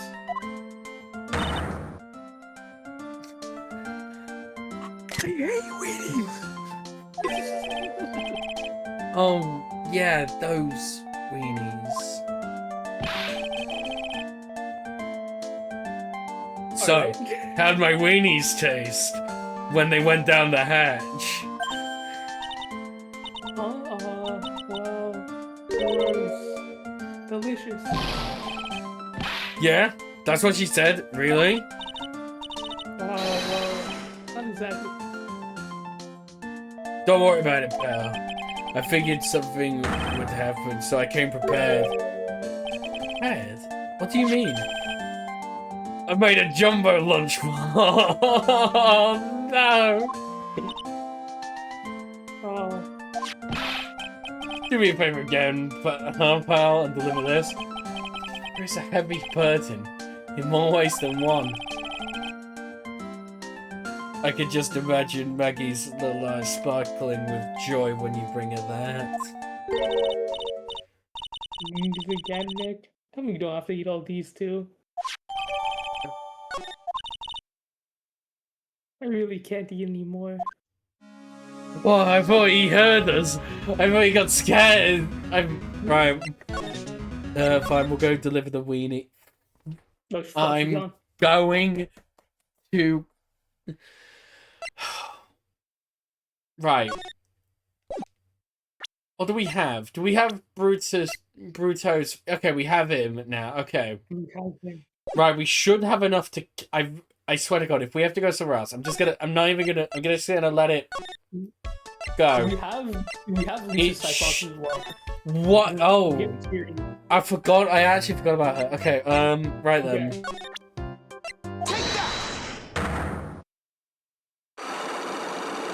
Okay. My bet would be we are ready. I think we are ready.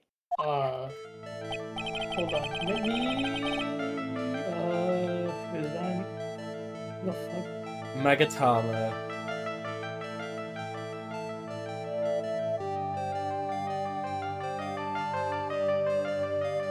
Alright, you got it? Hold on, I'm putting it down. Give me a second. No. So, how about you tell me what kind of trouble Mr. Egg was in? You're looking for I'm sorry, sir, but we don't deal with troubleshooting here.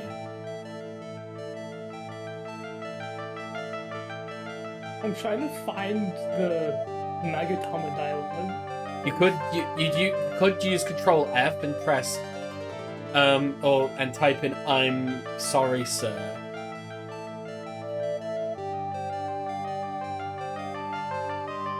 Oh. Yeah, that's cool, isn't it?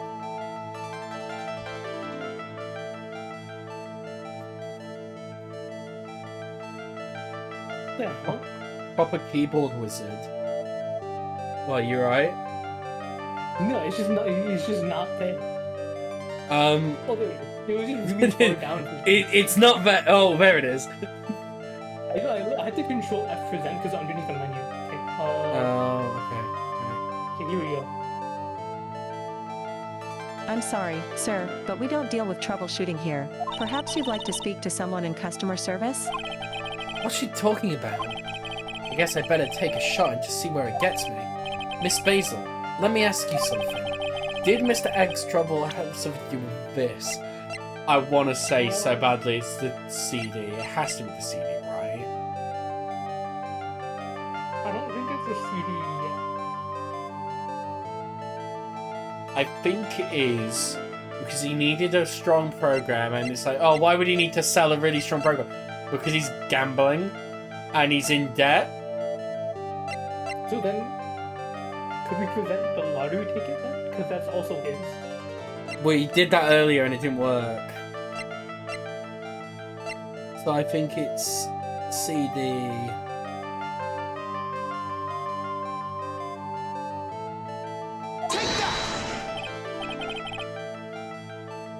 No. No.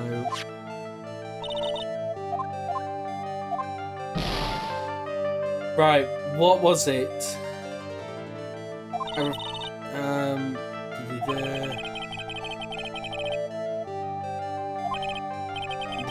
Miss Bibbles, let me ask you something.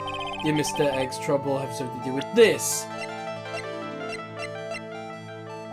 You're a... I'm going...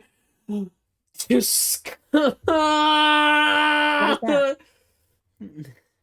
I hate you. I hate me too. This... Oh... Why that? Why do we have to use that again? Oh my god. A lottery ticket. There were a ton of these on the victim's table at the scene of a crime. And what is the relevance of that? Victim, Mr. Glenn Egg, had a gambling habit, didn't he? Why did you open a Facebook tab? Power of face. Zuck wanted in. I don't think that's a logical conclusion based on the facts. Everyone dreams of being rich. Even I listen to Millionaire Radio. She's right. That is a bit weak on its own. Well, Mr. Egg's gambling wasn't restricted to the lottery, was it? Now it's horse time. Now it's Uma Musume. The lottery, horse racing. He bought a lot of tickets and lost a lot of times. That's got to hurt his wallet pretty bad, don't you think? Oh, she's sweating. Maybe bad enough that to be the cause of some pretty serious trouble, perhaps.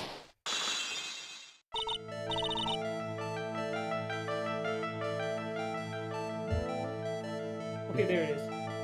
Wait, what? Is Siri dying? Okay, hold on. Present that. Present tickets. Present that thing. What? Is it on like the next page or something? what have you done? Okay, there it is. It was way a lot further down. Oh, okay.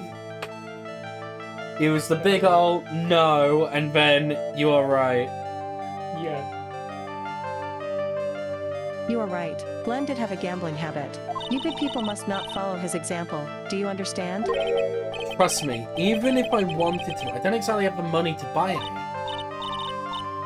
But if you win, there's no problem, is there? And Glenn had a winning ticket, didn't he? For $500,000? Yeah, but... It's hard to imagine how he could have been in trouble then, isn't it? It's true that Mr. Egg won $500,000, in the end. But that was his first stroke of good luck. He was deep in trouble before that. Deep trouble? What do you mean? Mr. Egg's real problem was with someone or something more ferocious and terrifying and ferocious. The calendar.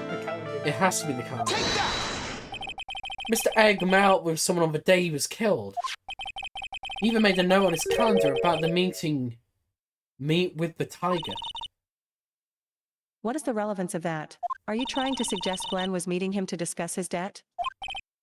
Yeah, that's what I'm thinking. But I have never heard anything about this tiger before. Maybe he's not even human. Maybe he really is a tiger. I'm no programmer, but does she really expect me to buy such messed up logic? In that case, I think it's time for you to introduce you to the tiger. And I swear to God, if I just can't, anything goes wrong. Furio Tiger, also aka the Tiger, is the boss of a loan office called Tender Lender. This is who Mr. Egg met on the day of his murder. And the only thing a loan shark would talk with him about would be his debt. No. It's true that Glenn had racked up quite a bit of debt from his gambling habit. About $100,000, I think. $100,000? Ouch. But I heard he won the lottery, so he should have been in the clear. Hey, Maggie couldn't get a bit of that good luck. Okay. So the guy got lucky and won the lottery. But what if he hadn't won? What was his plan then? Well, this isn't easy to say, but he said he would use his talents to repay the money. His talents? I suspect he was talking about programming. What computer program is worth $100,000? Perhaps you good people should leave so I can get back to my work. So close to cracking it. The program in question, was it this by any chance?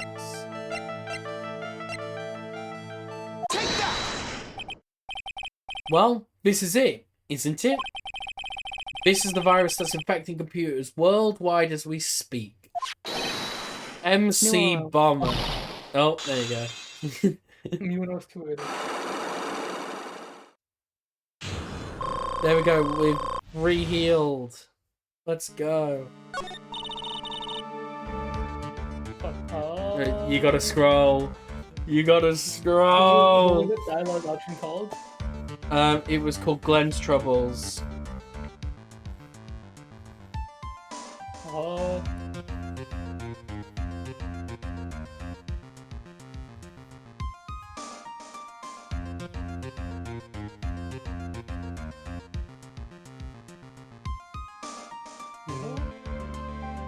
Was it Glenn's Problems?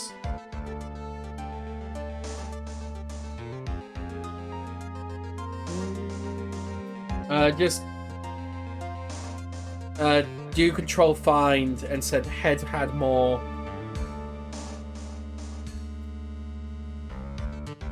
Those 3 words should do it. Head. There's gonna be a menu somewhere, which is the hard part of me trying to find anything near it. Oh, okay. So...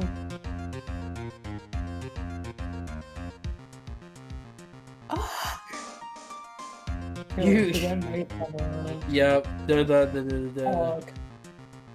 Okay, here we go, I found it. Okay. Glenn's head had more processing power than any computer, but it had been infected with a gambling virus. Glenn was in too deep. You mean he was in debt? Yes, $100,000 in debt. Not an easy amount to repay. So, he said he was taking on some extra work. Something a bit risky. Risky? How? Maybe he said maybe he was going to become a waitress at Tribulations. Why do you come up with these ideas? Glenn's risky work, risky extra work is the next one. Yeah, okay, found it. So it's safe to say Mr. Egg was the creator of this virus, huh? The MC Bomber virus? Yes, it was a work of genius. In a bad sort of way, of course, but still genius. Something like that would probably fetch several $1 million on the black market. Inconceivable. Bullshit was ripe for a change. What the fuck? That line is not in the game. What?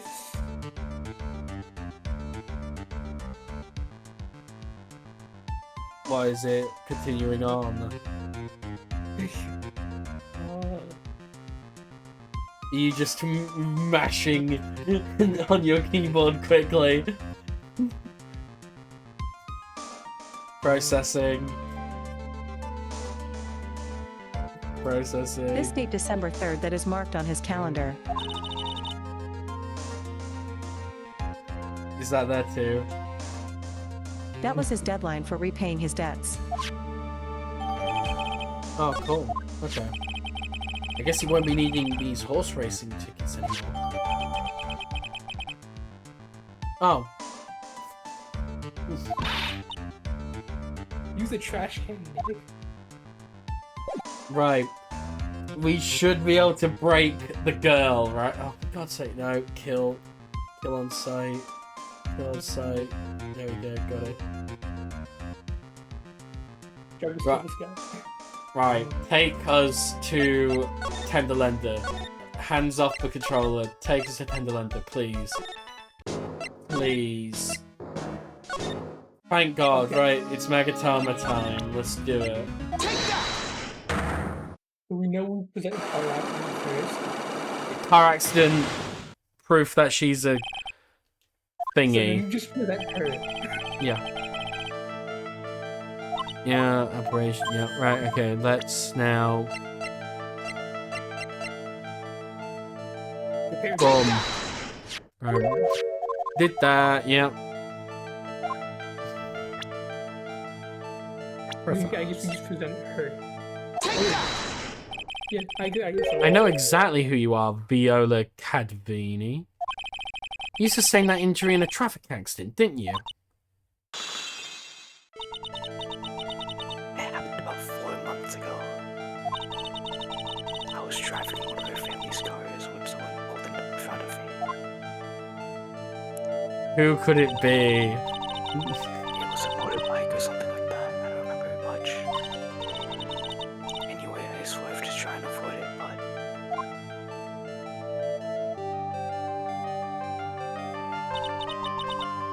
took a blow to the head. A bad one. Yeah, I can imagine. So what happened to the person on the bike? I'm guessing they didn't get away with injuring the Viola Cadaverne, did they? I don't know what happened to them. They ran away. I so I heard. Ran away? If they'd stayed, I'd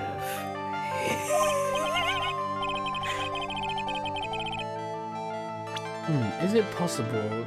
Could the person who committed the hit and run be... Tiger. It was this man, wasn't it? He was the cause of your accident. It wasn't Don Tiger. I refuse to believe it. Oh, she's got some PTSD. We collided the motorbike in my car. But Don Tiger is injured at all. Is he? It was the tiger who caused the crash. Caused Viola to crash. I could feel it. Plus, on one of her locks just broke. So she must suspect it was him too. I'm sorry, Miss Cadavini. But I have proof the tiger was involved in a traffic accident on his bike. It's his bike! Get this man a bike! Just beat action of Kiryu slamming a scooter on his head. It's not exactly a motorbike, but Mr. Tiger rides around on a scooter, doesn't he? And you notice that the front wheel guard is badly damaged. Miss Cadavini, you know the truth, don't you?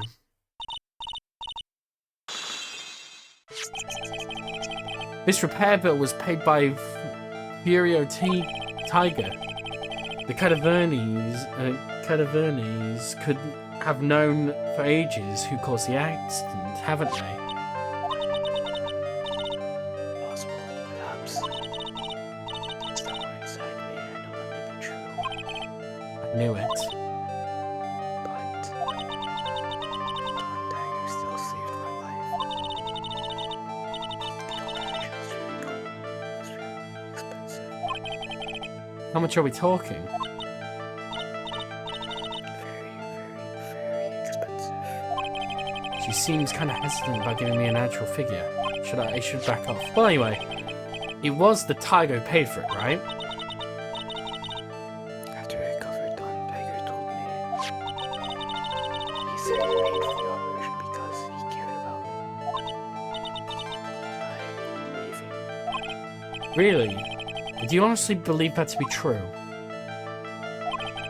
Do you want to know what I think? I think the reason he paid for the operation wasn't because of you, but because of someone else. Granddad. Yeah.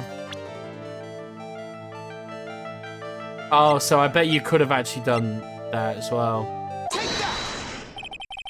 Perhaps I shouldn't be saying this, but your grandfather, Bruto Cadavini, controls a lot of dubious cash, right? And you are his beloved pride and joy. Sure, I don't know exactly how much the operation cost, but if you weren't the granddaughter of Mr. Cadavini, do you think Mr. Tiger would have paid the money? $1 million. 500 cigarettes. 4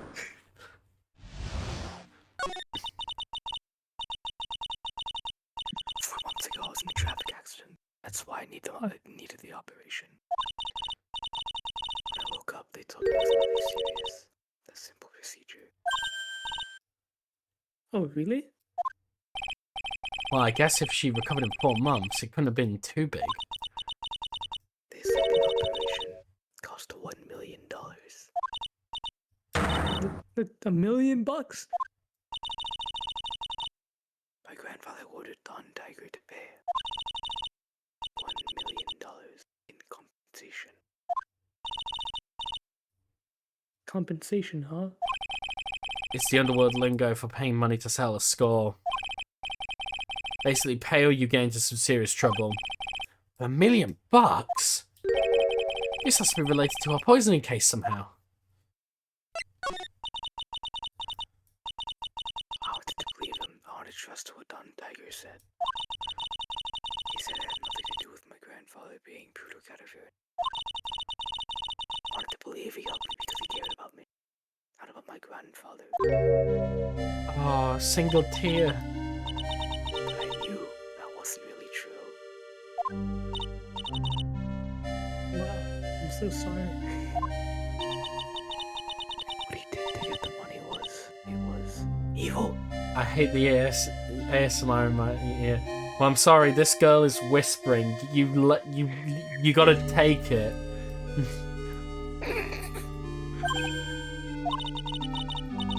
He said it was all for me, so I helped him. You helped him? In what way?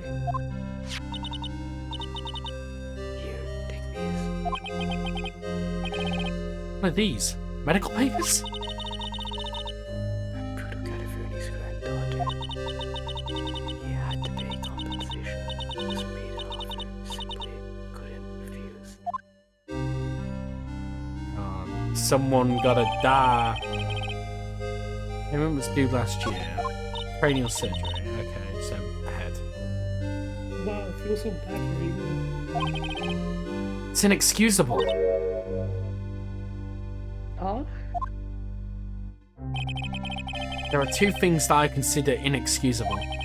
Poisoning and betrayal. Only a coward would hurt people using either of these tactics. Is everything alright, Nick? We should get going. Right after we finish our espresso. Yeah. I won't need to convince Viola of anything else, so I guess I can get rid of this. Pebble, yeah. Cool. CD. Oh, we do this. stolen. Trash this time, not onto the floor. Yeah, well, it's because it's not in the scene. That would mean we'd have to create it again. Velocity, get off the freaking Mario Kart world. You're meant to be watching stream. Travis killed this guy. Jarvis killed this guy. Right. Maybe Armstrong is back now? Because he, like, disappeared for a bit. Oh, God, right. No, you... No! No! Don't! Bonjour! I have been waiting for you to return. Mr. Armstrong. Ah, good timing. I was hoping to find you here. We'd like to ask you a few... Oh, frick, I was speaking... Oh, no, I turned Phoenix French. Oh, here you go. We haven't got anything to say to you, fellas. Ah, it's Zynoff. Who you calling Zynoff? Ah. Come out from under the table already, Maya. Okay, hand it over. What? You wanna play a game with me? I would recommend that. The medical papers now. Uh-oh. I think he wants the other kind of Vernie's papers back. You mean this? The $1 million medical papers? Miss Cadaverni trusted you. That's why she said that she helped you. Forget about it. That girl's dumber than the night plan. You wanna know what's sad? I'll tell you what's sad. It ain't only her face. She thinks she's got power because she's a brutal little girl. Now that's sad. I can't let you have these papers. Tomorrow in court, I'm going to expose what you did to get the 1 million you used to pay this off. Are you crazy or something? I don't care if you want to give it to me or not. There's 2 of us here. You got that? 2. Oh no. Oh, wee. Mr. Armstrong? Forgive me, désolé. I cannot argue with him. Ah, take that. Ah, that really hurt. Is that all you got? I'll be taking those papers now. Armstrong, get the lighter. Well, wait! Don't think it too hard, Phoenix, you're right. That was so stupid. I shouldn't have let my guard down. Those medical papers were vital evidence.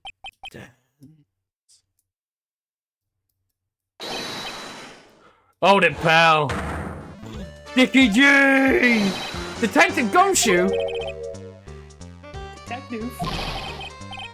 You think you just stopped me, Papa? Beat it. Wow! It's the freaking Ocelot. Revolver Ocelot. Freaking yeah. Whoa! Come on, Gumshoe. Keep it together. You guys, get out of here. Leave this guy to me. But, go, pal, and take this. If you get hurt, who's gonna look after Maggie, huh? Alright, thanks, Gumshoe. Wait, Nick! Oh, frick. Why did the... Nick, don't leave me behind. Okay, this is great. I'll get even with the guy tomorrow in court. Candelenda is going down. Okay, right. Wait. Well, What was his name? Didn't Armstrong get Psylocke that we never opened? I think it's implied that the Psylocke is that he was going to betray us. I think that's something you can say. Right, okay. I really want to keep going. Because I've looked at the clock, and technically we are still good to keep running. What I'm going to do is I'm going to just have it sit here ready. Because we'll be straight into court. Yeah, pretty much. Okay, we got... Right? Okay, right. I'm going to quickly run away again. Anybody else who's watching, take this moment to have a brief intermission, because that was a lot. I'm going to quickly grab a refill of my drink, and I'll be back with everybody. You can grab a potato, I guess. Maybe 2 potatoes.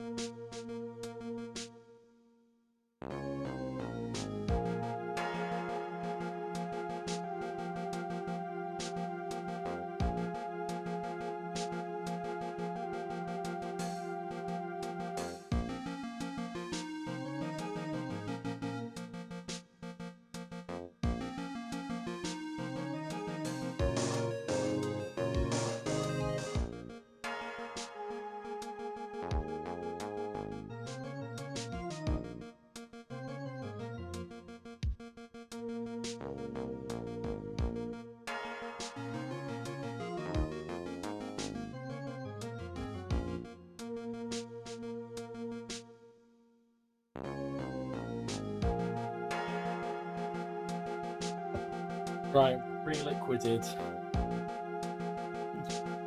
Just like Snake. Just doing a quick check. We got people back. OMG, hi. Hi. Right. Anyway, we shall continue if everybody's ready, which I'm assuming they are.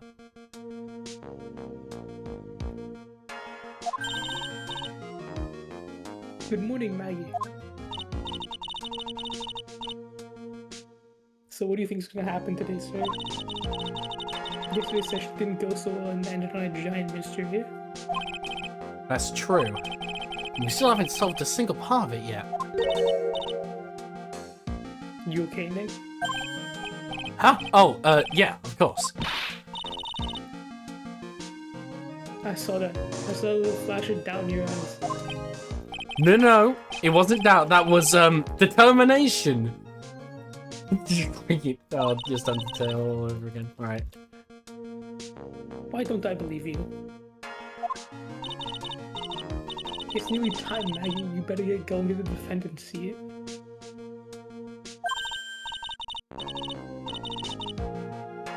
Roger, don't let me down, Mr. Wright. I'm counting on you.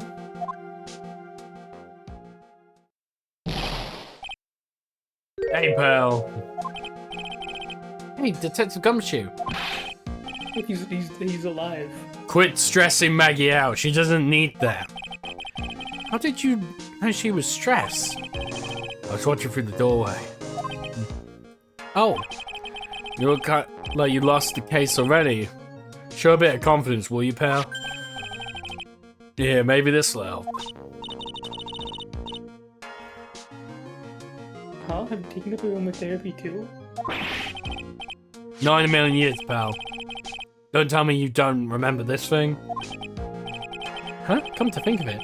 Just like one of those aromatherapy, but oh, it's a poison one, isn't it? This is the small bottle that turned up in Tribulations kitchens a couple days ago. Wow, look at all these little bottles. Why is Maya in a maid outfit? Because she briefly worked at Tribulations because Armstrong hired her on the spot.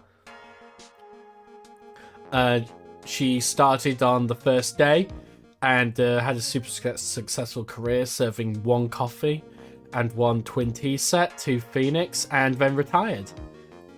Damn. Oh, they got... I don't think anyone that ever worked there can say that. It's kind of huge. Damn. Oh, they're aromatherapy oils. She's got so many, but overflowing onto the floor. Hey, wait a minute. There's one bottle that's different from all the others. Well, what do you know? It doesn't have a label on it either. And it doesn't smell. We finally got the analysis from the result, the analysis results back from the lab. So, what is it? Is it poison? I'm afraid not, pal. It's medication. Oh! Medication? Yeah, there is. Topical use only, apparently. There is? You mean... Yeah, it's the medicine Glenn Egg was using for his ruptured eardrum. What was Glenn Egg's ear medicine doing in the kitchen? What about the unidentified fingerprints? Anything on that? Someone screwed up. So they had time to analyze the contents of the bottle. Another hour and they might have got something on the prints, but... Huh. That's going to weaken its impact as evidence. Weaken its impact as a piece of evidence. Okay, pal, this is it. Make sure your defense is impregnable today. Got it? Today's trial. I'm going to expose that guy for what he's done. Or my name isn't Phoenix Wright. You mean Phoenix Wright is Phoenix Stupid? Objection! He made fun of me.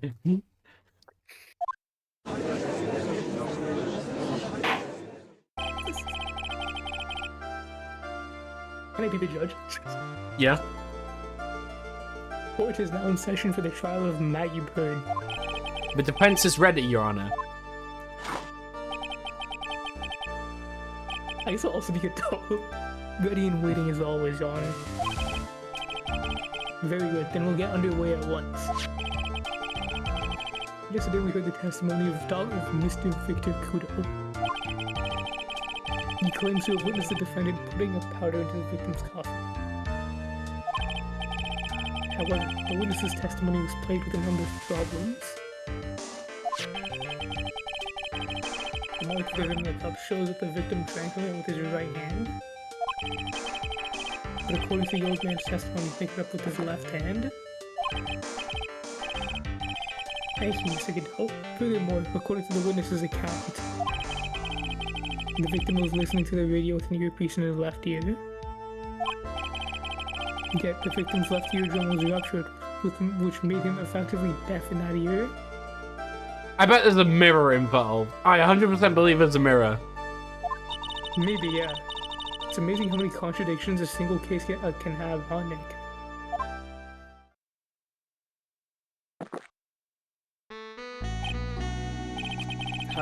Allow me to enlighten you, Your Honor. The world, you see, keeps turning, and we must turn with it. You've lost me already, Mr. Godot. Don't let the mysteries of yesterday mystify you today. Only losers think like that. You gotta change with the times. That's one of my rules. One of your many, many rules. One of his many, many rules. Are you implying that you've resolved these contradictions? You know the answers to these riddles? The old guy wasn't just throwing seed in you. He was throwing off the scent. And today I'll prove it. Very well, let the first witness take the stand.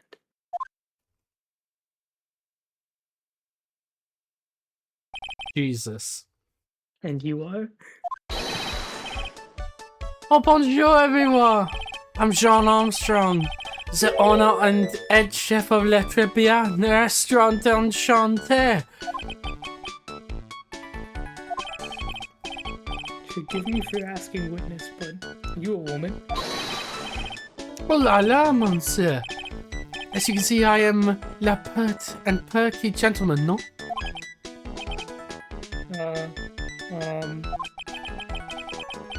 On the day of the incident, you were in Travian's kitchen.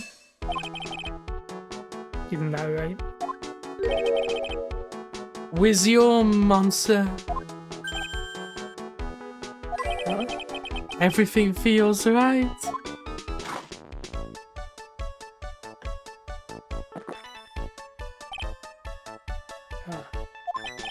Wow, he's totally unfazed. Does anything intimidate this guy? Very well. Your testimony, please, witness.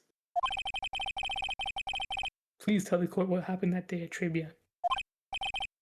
Oh, volunteers.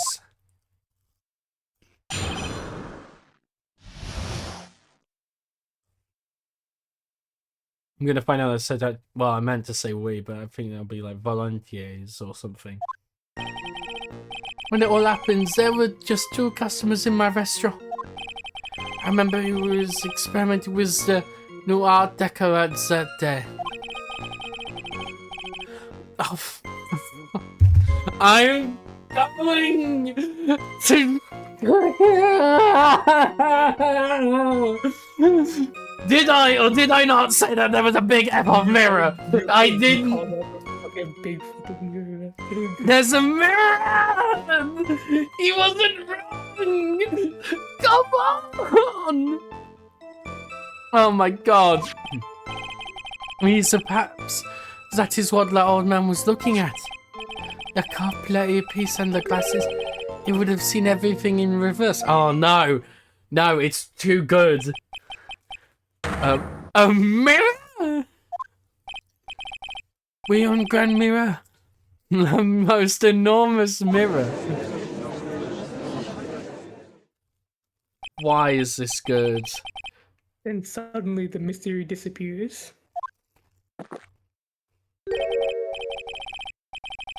Like I said, the world keeps turning, so roll with it.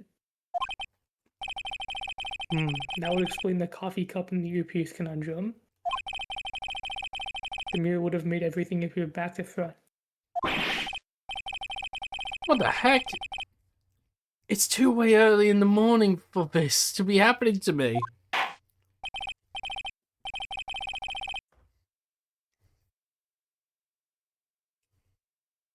Judge? Say, now then, Mr. Wright, you may begin your cross-examination.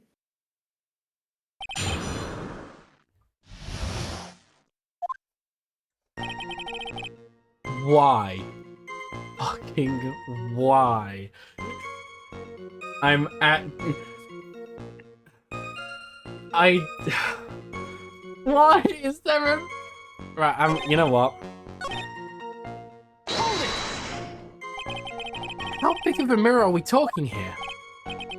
Oh, something about 4 meters wide and, 2 meters high.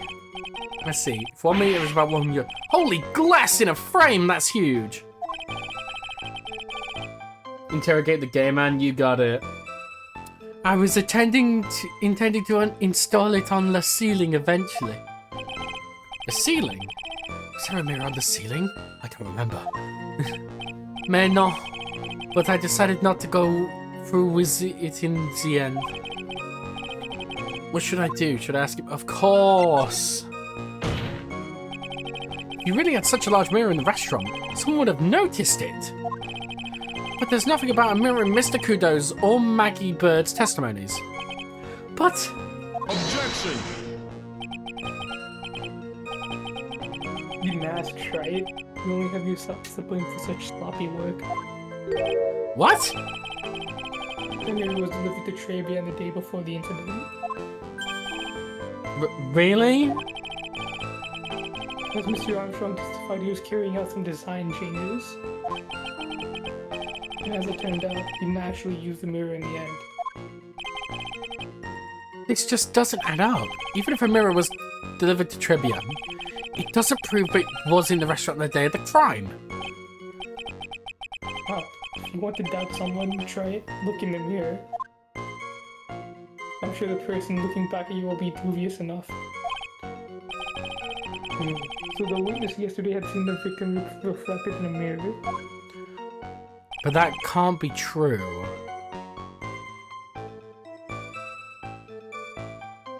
What are your statements again? So the statement is...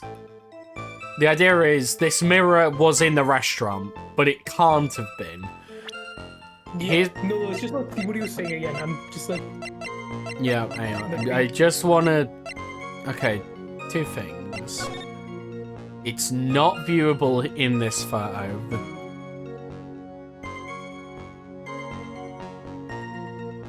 And it would be in the right hand, so that matches up.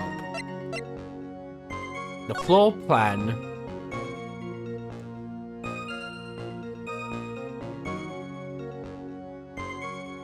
For the victim to be there, they'd need to... Okay, so... Where it's so...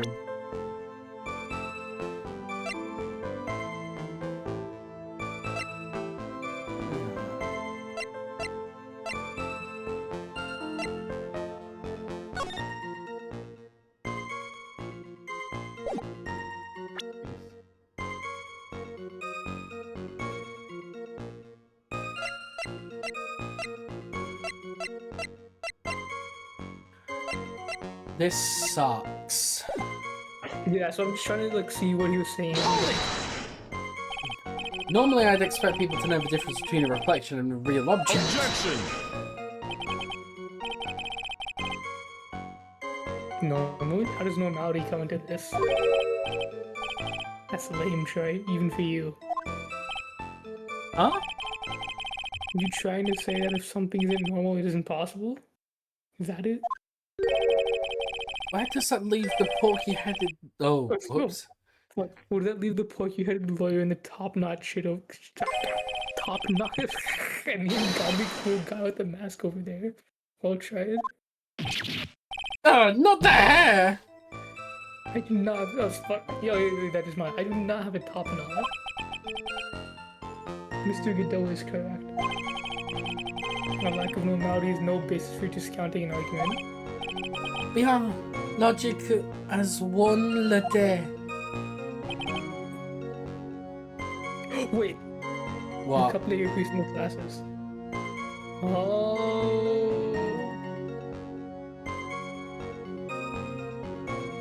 Hold on. Objection! Frick! No, I'm an attorney! I'm an attorney! Badge. Yes, I did!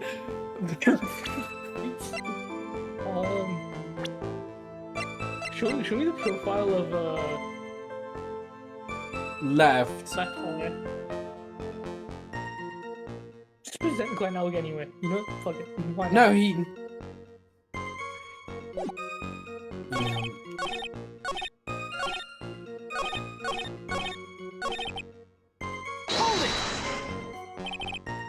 Everything. You would have seen everything in reverse? We...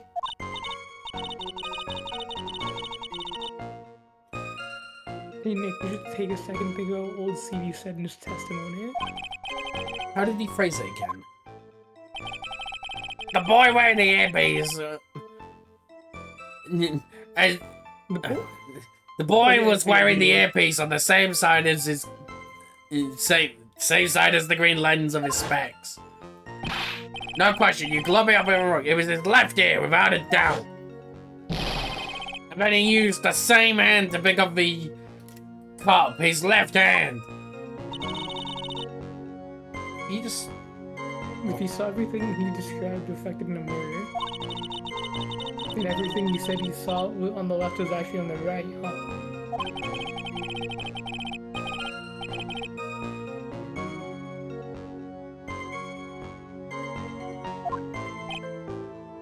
Oh, I forgot to speak. Sorry. It's kind of hard to believe everything's the fault of a mirror, but... Do you think old CD saw everything through a reflection? If he did, it would explain all the contradictions in his testimony. But this just makes the situation worse for Maggie. There's gotta be something in that old man's testimony. We just gotta dig deeper. I think we present Glen Egg on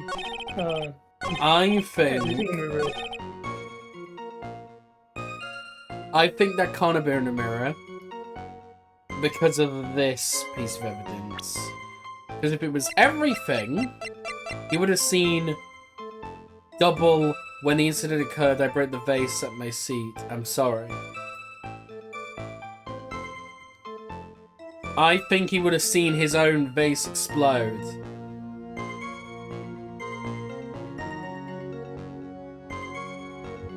We don't know where the mirror is, so...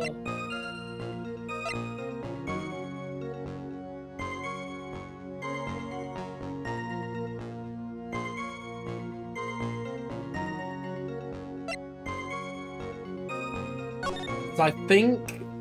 you can't tell, but you see how it's in top right?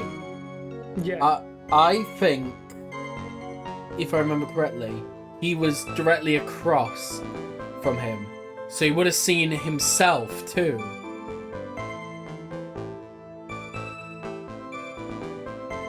He should see him. He is the... He has to be the evidence, right? I think either him or Glen Egg. You know what? Do you want to see what the wheel says? I think it's this line, and that it's Mr. Kudo, and you think it's Egg on this line instead. I think it's this line and still. I think it's this line still, and but Egg. Fuck! Damn it! Oh! Objection! They call me the Ace Attorney. The coffee cup, the earpiece, the HMD. I still think back to Mr. Kudo's testimony for a second, shall we? Also, I love this feature now. It doesn't feel like cheating if we both gamble. Yeah. The boy was wearing the earpiece on the same side as the green lens of his specs. No question, you can lock me up if I'm wrong. It was his left ear, without a doubt. So, to summarize, we were told that both the HMD and the earpiece were on the victim's left side. Now, if Mr. Kudo saw all that as a reflection in the mirror, it means both the HMD and the earpiece were actually on the victim's right side. Exactement, you see, monsieur. Now that you think about it, it's not so hard, no? Fortunately, that's where we run into a monumental contradiction with the facts. If Mr. Kudo really did see everything in the mirror, why is it that the HMD is now on the wrong side of his head? Order. Mr. Wright is correct. If the witness genuinely observed the victim reflect in the mirror, then we would expect the victim's eyepiece to be over his right eye. Objection!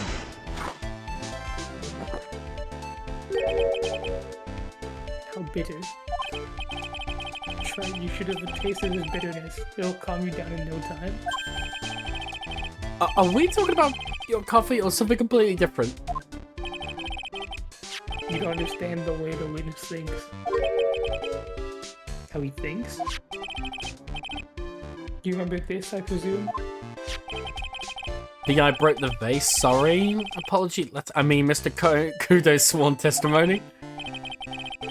Exactly, the old man has one grievous habitat, other than filling seeds. The more of an impression something makes, the more muddled his mind makes it. And what's the most striking thing about Mr. Elg? Clearly it's the victim's eyepiece. And that's my point. The old man strikes again. Mr. Elg's HMD made a big impression on the old man.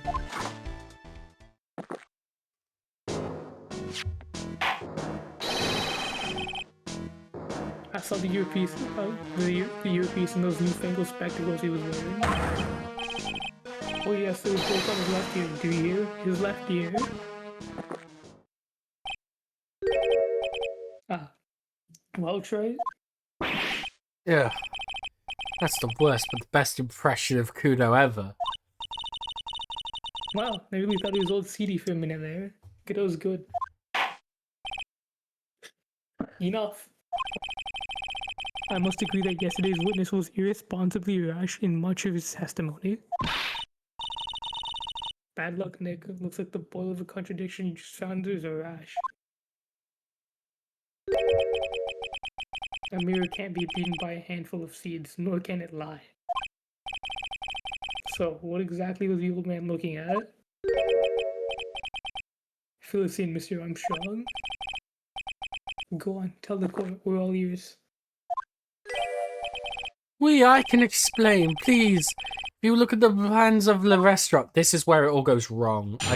I believe it completely. Hello, is everyone sitting comfortably? The mirror was in the middle of the... I knew it's gonna be some mirror bullshit. It was in the middle of the restaurant, dividing the two halves. There's only one seat in which you could have seen the image of the victim. That was the seat in the table next to the victim. That was where the old man was sitting. After the terrible incident, I moved the mirror so it was not in the way. And naturally, I did not touch anything else. But that's false, too. I see no problem with the explanation we have just heard. From the table next to the victims, Mr. Kudo could have seen the victim in the mirror. What a naughty little coquette I am, confusing all the men like this. Don't worry about it. You can keep up, except for the guy breaking out in a cold sweat over there again. Oh, I hate that guy. You say you didn't touch anything else apart from the mirror? You quite sure about that? Volunteer, of course. Volunteers. Very well, Mr. Wright, your cross-examination, if you please. Oh, your phone. No phone in the courtroom. My phone? Or something, I heard something. Right.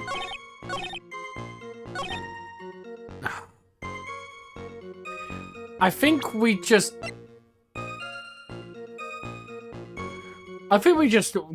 gun-ho with this, right? A bottle? Yeah. I feel like it's too early for that, because we don't know who touched it. But it's in the kitchen, and he's the only guy in the kitchen.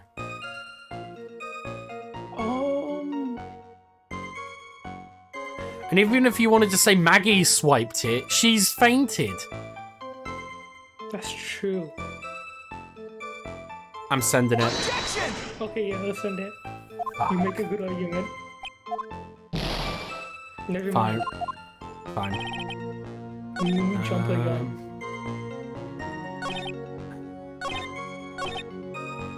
Alright, we'll press slow normal. So run this by me again. The mirror was here, correct? We? Really? Because if I knew you were, I wouldn't have put a mirror there. It would have been in the way. Objection! Look who's talking, Trite. Huh? You're obstructing my view, among other things. But this is my scene in the courtroom. Trivia's charm is that it gives you the impression that you're the only customer. Because you are the only customer. Temporarily placing a mirror in that spot would have hardly been in the way. Unlike you, Trite. I tell you, monster. I bet there is a better way to say that. It's the mirror was there in the middle of the restaurant. Where would that be? La la. How you lean towards me. I always attract the younger boys. Maybe I should keep you in suspense a little longer. Mr. Armstrong, tell the court what you know at once. I attract the older ones too, you know. Handsome. Shall I tease you too?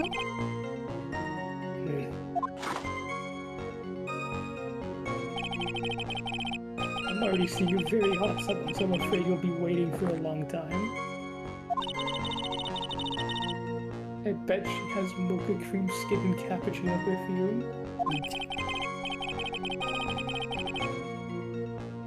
Bjorn, I will tell you, there was only one seat in which you could have seen.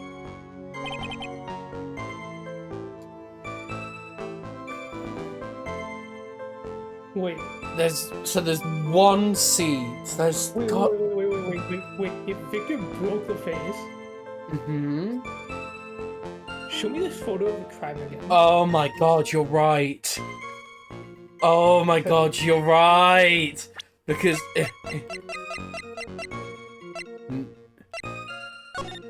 Crime photo. It's- Yeah, that face would be broken. it's not broken. That's there. You know what? Yeah, present it. Effort. Objection! Yeah, good one. This piece of evidence contradicts with the testimony we have heard, John. That is so scary. Why does it always do the same one? The crime photo? Yes, this photo clearly shows something that theoretically should not exist. What on earth do you mean by that, Mr. Wright? Should not exist? Ah, sounds like you're describing yourself, Trite. Now then, if the defense would please clarify its statement. Footage is something that should not exist in this photo. Right here. I think it's pretty obvious that this is what should not be in the picture. The vase? What possible connection could that have with this witness's testimony? Your Honor, I'm telling you that there should have been no vase on this table, because it very clearly contradicts this piece of evidence. Mr. Testimony, I'm sorry. There is one thing that clearly demonstrated by yesterday's testimony. Mr. Kudo broke a vase that was on the table where he was sitting. And yet, as the court could see, there is an unbroken vase on the table next to the victim. Why? Because Mr. Kudo was not, in fact, sitting at the table next to the victim at all. Objection! Don't be an idiot, right? That's impossible. That's the only one that could have seen the victim's reflection from. Exactly. There was only one conclusion we can draw from this contradiction. There was no mirror in Tribulation that day.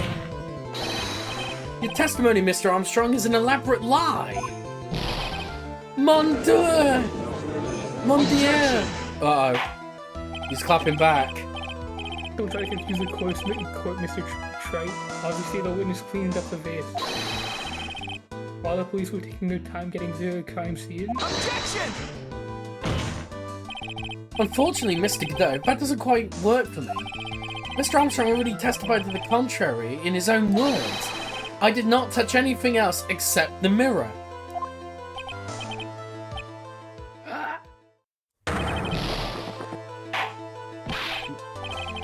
Well, witness, what do you have to say for yourself? I was right. There was no mirror in the restaurant that day. In light of this revelation, we return back to the original problem. Why did the victim have an earpiece in his left ear, in which he couldn't hear?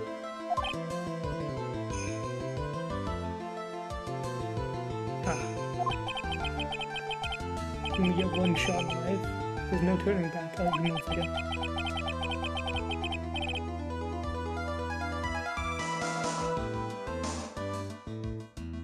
You dying? Bad? Bro died. Okay. You want to claim that mirror wasn't there, try it. Then this problem is all yours. How do you explain what the old man saw? If I can answer this, then it'll be much closer to the truth. I can feel it. Are you going to be okay? Can you really solve this contradiction, Nick? There's more than just this one contradiction, Maya. What do you mean?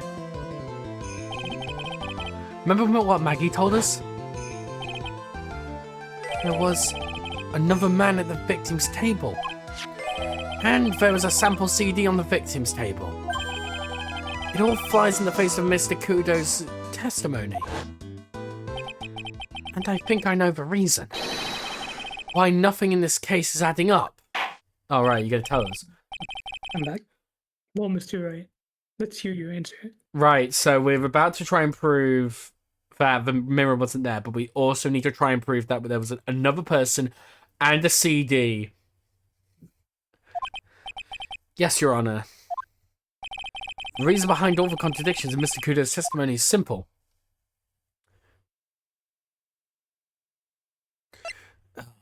The victim? The victim. I want to say the victim. Mainly because we've already established that Mr. Kudo, while he's like questionably credible, it's Do like, it. he was still right about the year. About This case is riddled with contradictions. Yet there is one very simple answer that clears them all up.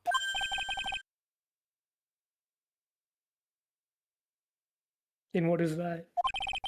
The incident Mr. Kudo witnessed and the incident the victim experienced were two completely different events. What?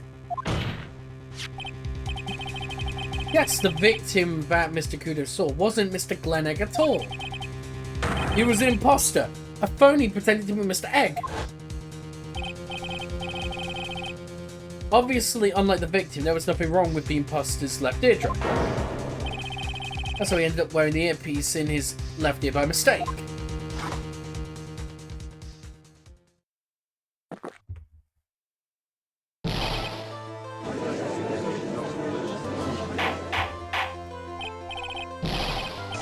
Order in the court. Settle down or I'll clear the courtroom.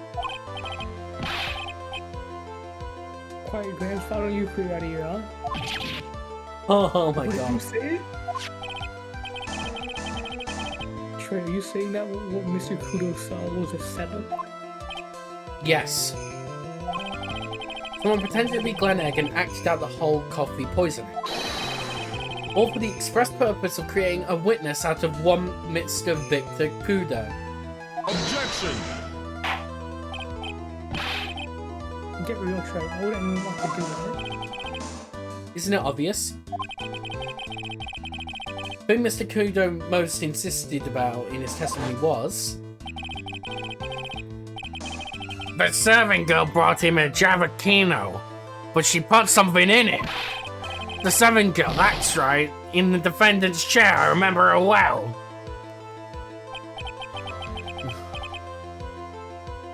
It's so hard to believe, but Also, hello, Bob. Oh wait, freaking out. What was the name? I remember you told me Bob the Builder. It was another name. I can't remember. Oh. What was Bob the Builder the cover-up name for? I feel stupid for not remembering. Yeah, no, sorry. Sorry, I knew you. I was just... Well, when you see Bob the Builder, you think it's a guy. But I forget you're just so cultured. Anyway, we need to find out why this guy is a perv. Alright, let's continue. There was one and only one reason to show Mr. Kudo this fake poisoning. To show Maggie Bird in the act of poisoning the coffee. Objection! are you insinuating that the waitress in the old man's story was a fake as well? It's true that there were no other customers in the restaurant at the time, but it's also true that the chef was there. He would have noticed what was happening. That's right, wall witness. If your restaurant's really the scene of such theatrics, you would have known about it, correct? Oh la la, is this the most difficult one? Objection! No, it's quite simple. All you have to do is testify. You're under oath after all. Was there in fact a phony at Tribune that day? The defense demands that that Mr. Armstrong tell the whole truth about what happened.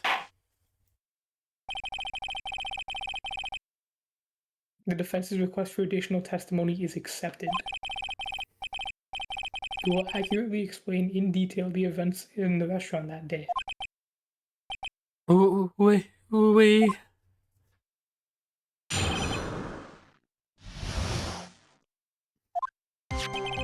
The victim, Monsieur Egg, he came to my restaurant alone. I remember the old man arrived not long after him. There were no other customers. When he got the word he won the lottery, Monarch became very excited. It was approximately 5 minutes later that the poisoning incident occurred. No, there were no time for a phony to do the acting.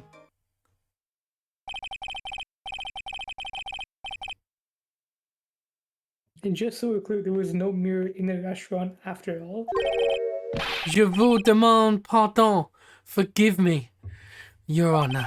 I lied because I wanted this mess to be cleaned up quickly. What you've just done is commit perjury, Mr. Armstrong. I will decide how to punish you later. We... For now, we will hear your cross-examination. Mr. Wright, if you please. He took that pre-jury charge a bit too well. Perjury charge too well. I'm guessing he'll be in serious trouble after this cross-examination.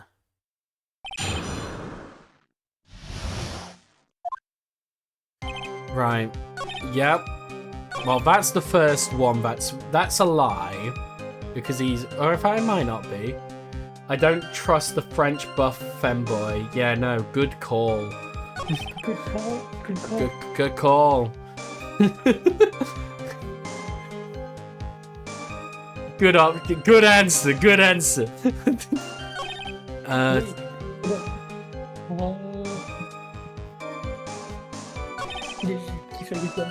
Okay, there were no other customers. When he won, he got excited.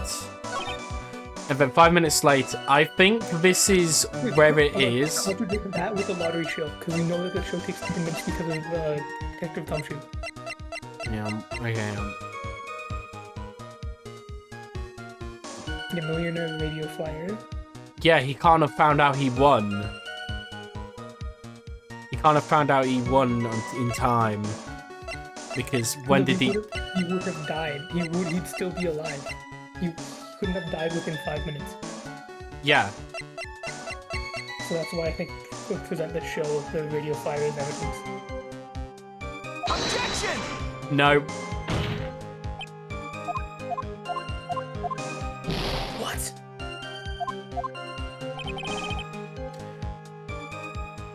Well, look, is it this line?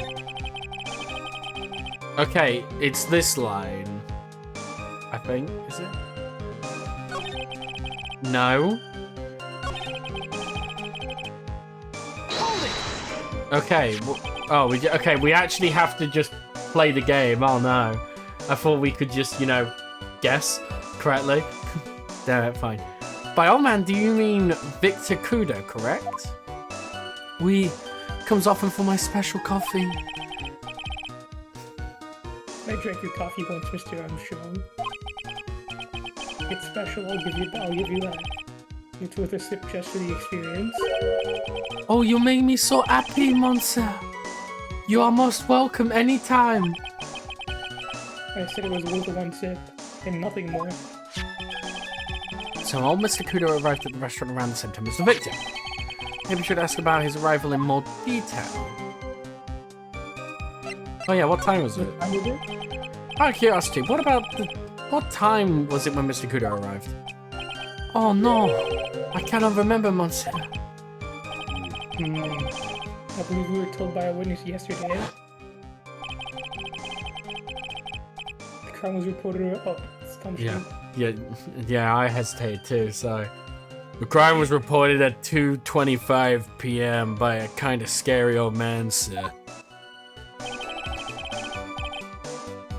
Does that perhaps jog your memory, witness?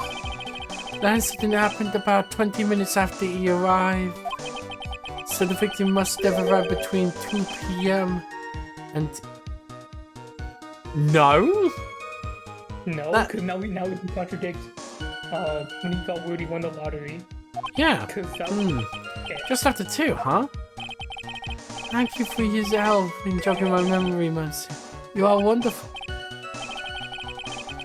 I can't sit here all the time and do nothing, can't I? Never trust the French. True. True. Oh, the time. Oui, Monsieur Judge, everything I do it for you. Let me do it for you. Oh! Yeah, that's French, isn't it? I'm glad at least one person is in a good mood. He's even humming a song to himself. Right, let's kill him. Objection! I'm afraid I finally got you, Mr. Armstrong. Quoi? What do you mean? At the time in question, the victim was listening to the radio with his earpiece. The show he was listening to was Millionaire Radio. Each week they announced the winning numbers of the $500,000 lottery ticket. Oui, that must be la show Mon Aigle was listening to. I can't see any problem with this testimony, Mr. Wright. I wonder. Huh? You say the victim arrived at your restaurant after 2 p.m., correct? Oui, I am sure of it. I remember it perfectly now. I know it is at that time because I just finished serving the lunch menu. Get to the point, Troy, if you have one. That show broadcast. No. No!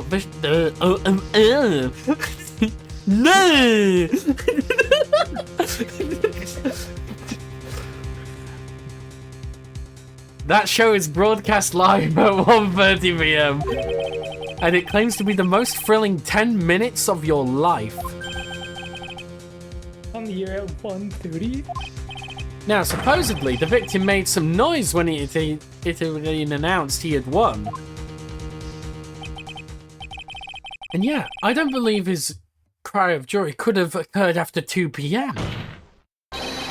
Because the show had already finished more than 30 minutes earlier by that point in time. No! The victim we've been told about has done nothing but the impossible. Listening to the radio with a ruptured eardrum, catching a show that was already over. There's only one conclusion that you could draw from these facts.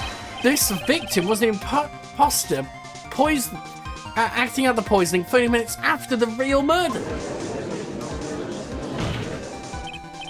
Yes, there were 2 Glen Eggs at Tribulations that day. Oh, for God's sake.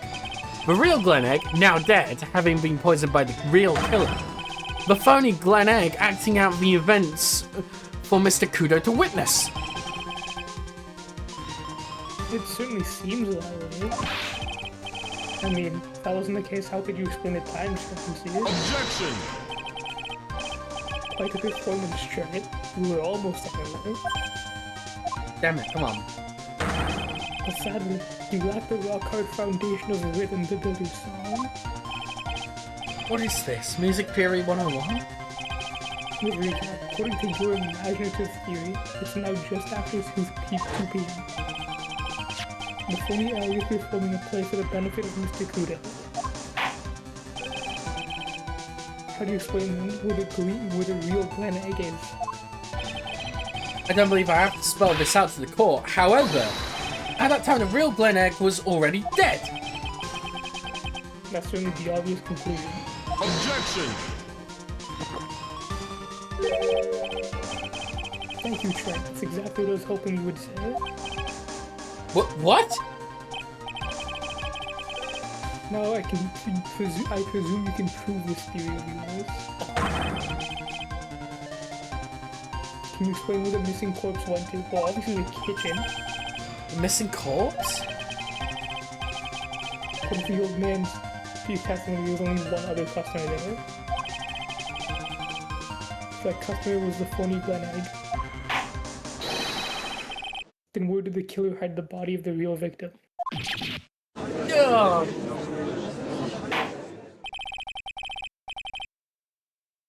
The prosecution has a valid point, Mr. Wright. If your theories stand up to examination by the court, you must provide us with proof by answering the prosecution's question. Where did the killer hide the body? Yes, Your Honor. No conjecture, Trent. Let's use some facts for once. Show the court a piece of evidence that proves where the body was hidden. The evidence? Be intense pressure in you all of a sudden. I think I know. Thought I had him with that contradiction. But he's turned it all around and backed me into a corner instead. Well, Mr. Wright, the court will now hear the defense's theory and evidence. First, where was the body of the real Mr. Egg concealed? Inside. Inside? It would have to be too dangerous to take the body outside. Obviously, the body must have been hidden somewhere inside Tribulations. Interesting. But where could a body have been hidden inside a restaurant? The kitchen? Because Armstrong's the only one who goes there? Oh, sorry, perhaps Oh, sorry. What up? Yeah, You know, you're. I'm doing like. Yeah. Yeah, I'll do the thing, Your Honor. Oh, it's big and open, of course. It's got a. Oh, Take that. the body was in here. I see. Nice supposition. But the real question is, can you back it up? Where's the evidence that proves the body was hidden in that location? The body. It has to be, yeah. Mr. Armstrong, do you recognize this bottle? No, no, no, no. I had never seen that ugly bottle before in my life. I only use the very best bottles once here. The highest quality only for me. Where was that bottle found, Mr. Wright? Interestingly enough, Your Honor, it was found in the kitchen of Tribulations. Eh? What? But I only ever use these bottles for my aromatherapy oils. But this bottle doesn't contain any aromatherapy oil, Mr. Armstrong. No, it contains a medication. What kind of medication? I'm sure everyone remembers, don't they? But Mr. Egg visited an... No, What even... the fuck is that? Ultra Trionic Glog... The ear place? You know what? Yeah, but Mr. Egg visited an octopus clinic and was given medication that day. You can't be serious. The defense had the contents of the bottle analyzed, and I have the lab results here. The contents of the bottle match the prescription that was given to Mr. Egg. Glenn Egg's murderer hid the body in the kitchen, at which time this bottle fell out of the victim's pocket. Mr. Armstrong, when the incident occurred, didn't you say you were in the kitchen? Mon Dieu! Yes, and you know what I'm about to say. It was you who hid the victim's body. You did a fine job pretending to be my client, to defend my client, Maggie Bird, however. You were setting her up to take the fall behind the poor girl's back. No!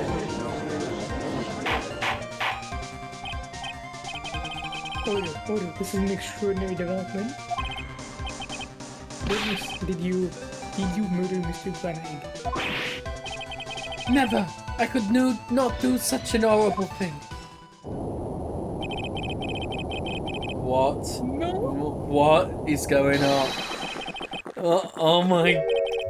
You straight Mr. Godot? The bitterness. Every time I get lied to, I always down a mug of coffee. Wasn't it last time? Wasn't it last time you can only have 11 mugs of coffee during a single trial? It's 18. Fuck. Anyway, that's one of my rules. He's still got more coffee in him. You have the slightest idea how many cups you've had by now?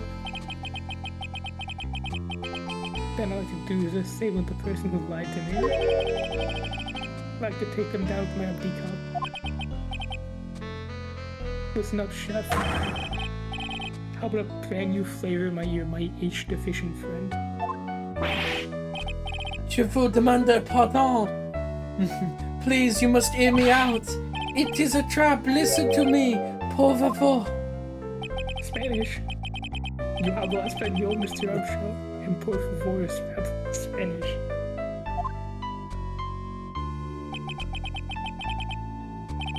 I'm only gonna ask you once, did you do it?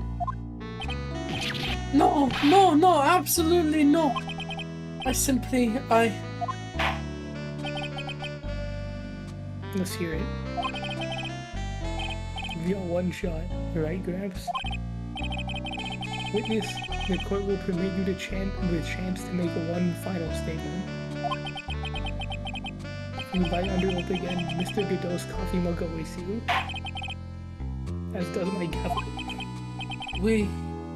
It is clear. What do they always say in movies? I've got a bad feeling about this. Very well, begin your final testimony, Mr. Armstrong.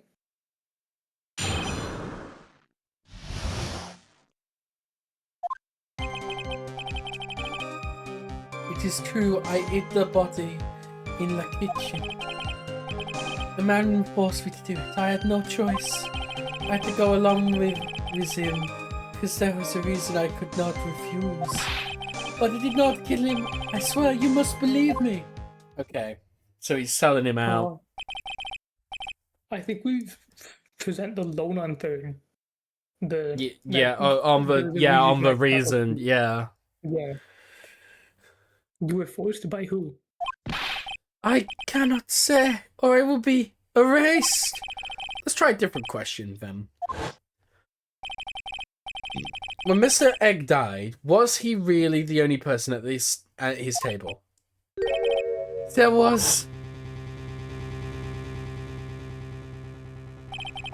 another man. I knew it. Now you was telling the truth. You may cross-examine the witness now, Mr. Riot. There's just one more thing I need to do. I gotta break this guy and get him to tell us the name of the real killer.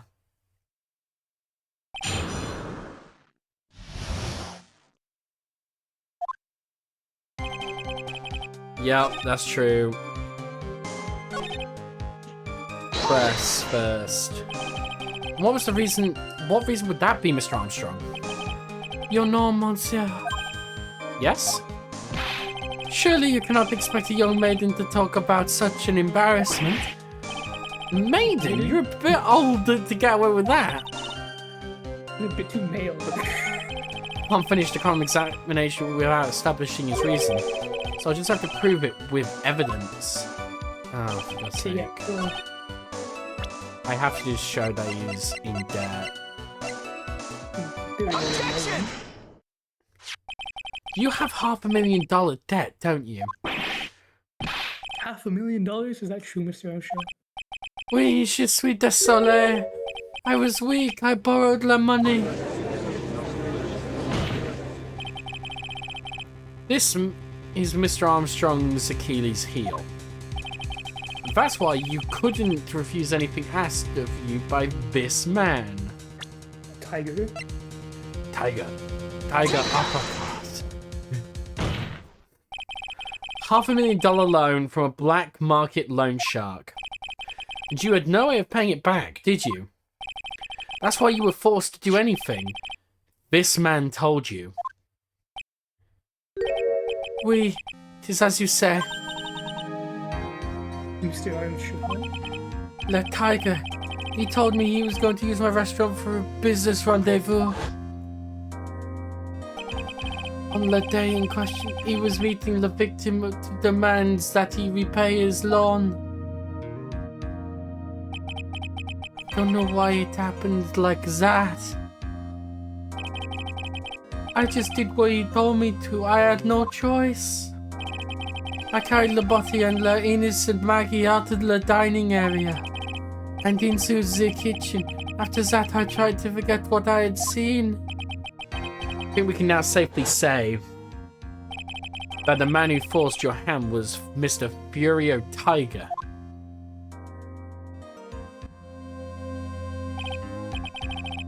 I do have one further question for you, Mr. Armstrong. The poison in the lottery ticket that was found in his dependent apron pocket. Was that your doing as well? No, I know nothing about that. Making it look like it was Maggie who'd done it. I was not. It is despicable. Mr. Goodall.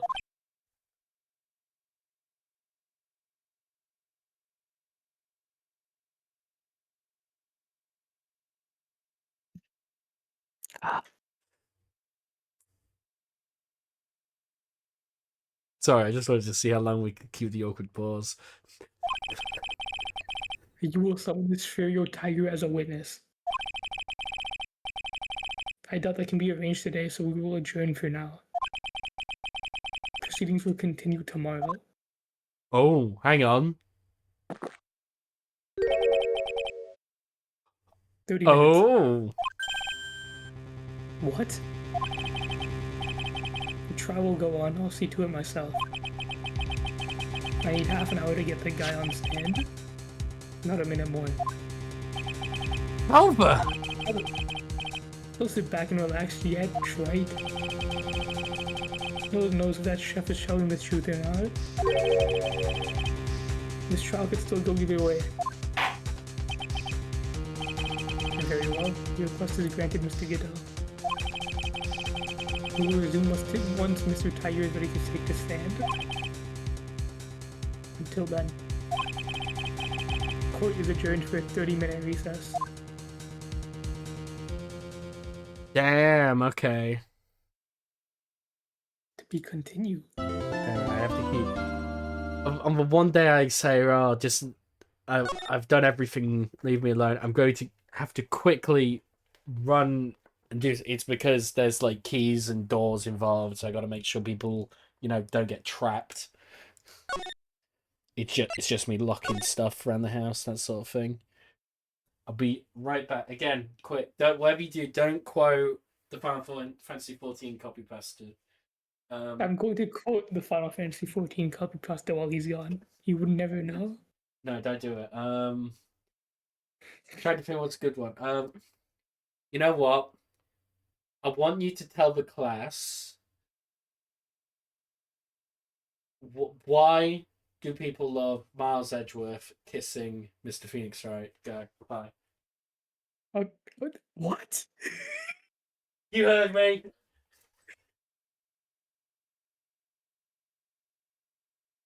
Okay, so we have Miles Edgeworth, right? Imagine like Shadow the Hedgehog, that's Miles Edgeworth, and we have Phoenix Wright. Imagine Sonic the Hedgehog, and now imagine kissing. You can do that for both of them. You can just go on DeviantArt and look up Shadow and Sonic. I'm sure you'll find a lot. It's pretty much the same thing. I mean, one's edgy, the other one's also edgy. So I feel like it works, maybe. I don't know. I don't know what the fuck I'm saying.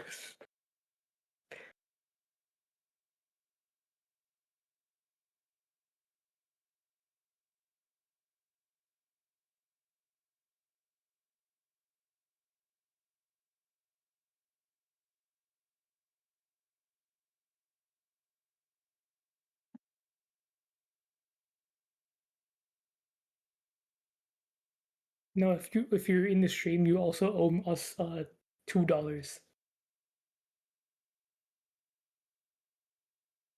Thank you. That was really insightful. I appreciate your thoughts. Guys, did he say anything racist? I don't know. I compared Miles Edgeworth and Phoenix Wright to Sonic and Shadow. Is that racist? Making a white man black? Can't believe you. That's not nice. It was just because there's probably more fan art of Sonic and Shadow kissing than there is of Edgeworth and... Anyway... So we're finally going to see the tiger on the stand. We've almost got this case won now, Nick. I wish I could agree. Huh? When I cross-examined Mr. Armstrong just now, he said he was just doing what the tiger told him to do. But Godot picked up on it, remember? He pointed out that without proof, we don't know if what he testified is the truth. You mean you think Mr. Armstrong was lying? I don't know, but if that's the line of prosecution takes, we could be in trouble. I get the feeling that we don't have the case-making evidence we're going to need. Hey, pal! Take the gumshoe! What are you so jumpy about, Detective? Your hair's standing on end. Hey, that's the pot calling the kettle back, little Miss Top Knot. It's not a top knot. No, never mind about the hair. Just calm down, all right? I can't stand still when I don't have a job to do. I kind of get wound up. Ugh. No kidding. You gotta have something for me to do. Anything, pal. Well, I'm gonna need to take a jog back down to the precinct. I could get some prints analyzed for you if you got an hour. An hour? The trial will have reconvened by then. But Nick, we still don't have a really decisive piece of evidence, right? True. Without some kind of trump card to pull out of the bag, we're really stuck. So you can get some fingerprints analysis done in an hour? You bet.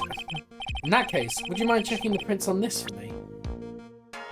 The bottle. It has to be the bottle, right? Yeah. Going back to the station anyway, could you find out whose prints are on this? Oh, hey, that's the small bottle I gave back to you this morning, right? Yeah, I think it's the time we solved the last mystery of whose prints on it belonged to. Sure thing, pal. Actually, that's been gnawing at me too. Yay. Okay, I'll get this off to the lab right away. But make sure you don't lose the case before I get back. It's pretty much the final showdown, I guess. It's time to separate the phonies from the real guys. I'm now thinking maybe we should have given him the poison, because I needed like the poison and the lottery ticket, because I know it just prove. Whatever, it's fine. I think if the medicine was taken, it still proves what he said was true, because that would connect him perfectly to the body. Because he would have had to been out, you know? Yeah. But even if he did lie, he can't lie about the body at that point, because the man's dead, he's not got medicine. That is fact. Yeah. Oh yeah. Court will now reconvene. Mr. Guido, did you find this Furio tiger? I even tamed him for you. It was a 3-cup job, no problem. Tamed him? The guy's name may be Furio Tiger, but come on. He's pretty lively. Be careful, he still bites.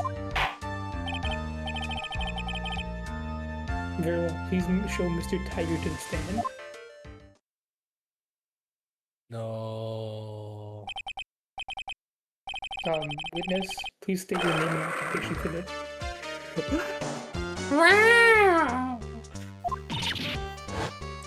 Well, don't hide under the table, Maya. Unless there was room for me down there too.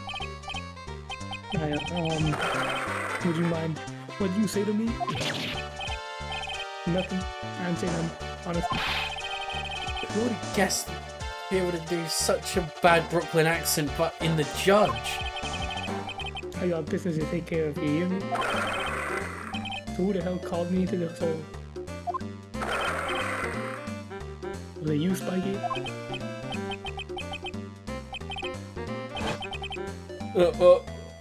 No, of course, it was the judge. Your Honor? Oh dear, I seem to have dropped my pen. We're on after this. Go on, just carry on with the proceedings as normal. That's it. My turn. Maybe you didn't hear me. I said, who the hell was it that called me in here? There's no need to shout, we can all hear you. What do you say? There's no point struggling. You're caught in the snare. They're having a snare of the law. I'm the one that held you in.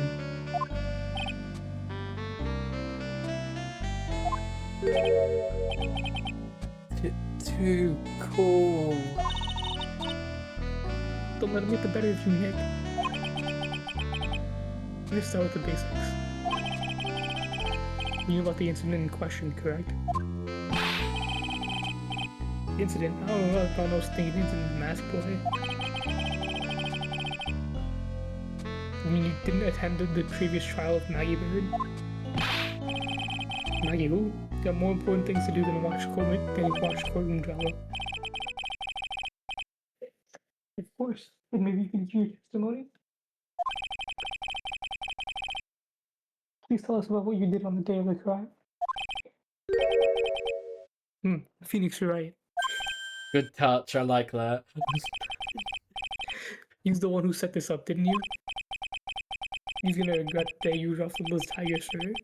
You hear what I'm saying? Yeah, maybe I should have brought a diaper with me today.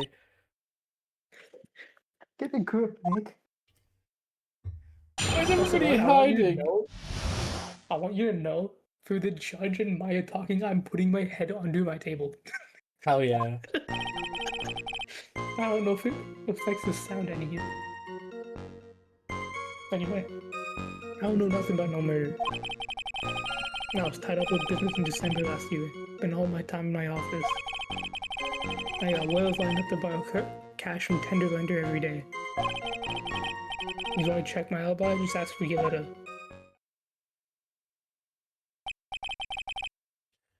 Last I found my pen. Very well, Mr. Ray, we cross examination. Would it please witness? You could refrain from shouting like that. I know the kind of game the guy in blue plays. That low life ain't no lawyer. He just pushes away his stupid details so he wins. Low life? Me? Listen up, smarty. Every time you ask me something that doesn't relate to this case, I'm gonna bill you $50,000. You're gonna borrow the cash from me.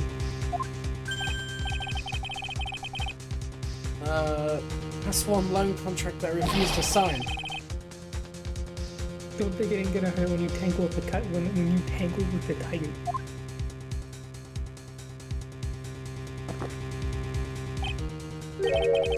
No, I love a good spectator sport. Just a minute. That's really not. This witness is. How can I put it? A hungry tiger roaming the urban jungle. Oh no! Not the urban jungle! Get on his bad side and I'll buy everyone's head off. Yours too. Very well. I have no choice but to impose the penalty system. Oh my god. It's better be listening. I said I got business to take care of. Big business. I don't split now. I ain't gonna catch my bus. The court will impose a penalty for any irrelevant pressing of witness testimony. Yes, Your Honor. You can do it, Nick. Come out from under the table already, would you, Maya?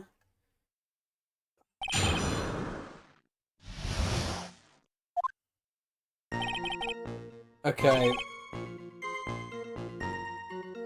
I want to press that. I want to press this. I got really. business last year. You know what? I'm gonna see where does it take me.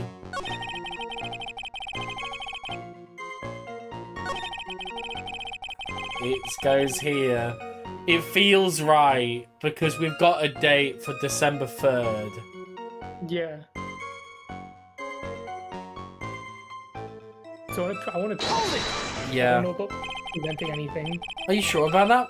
We're talking about 1 month ago, you know? You see, that's how sharp my secretary is. Yeah. Is he talking about Viola Cadaverne? She writes everything in my schedule. December, mainly in the office. That's what it says. So that's where I was. That seemed like a rather sketchy schedule. There he goes again. Well, the tiger did go in December isn't the issue. What's important is what he was doing on the day of the murder, so what net press harder, yeah. Mr. Tiger. What do you want?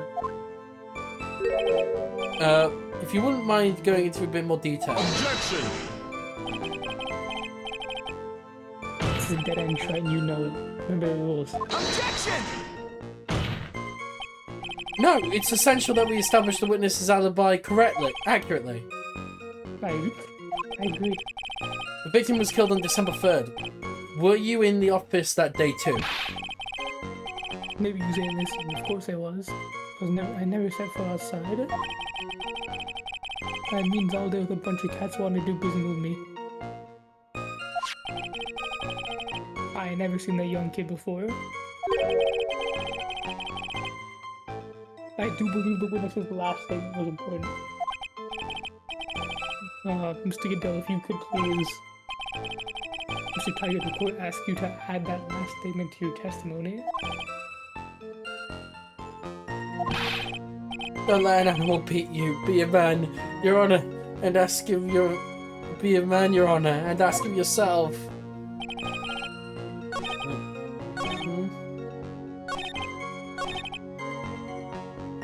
I think we could disprove The calendar. that. The calendar. December 3rd literally has meet with the tiger.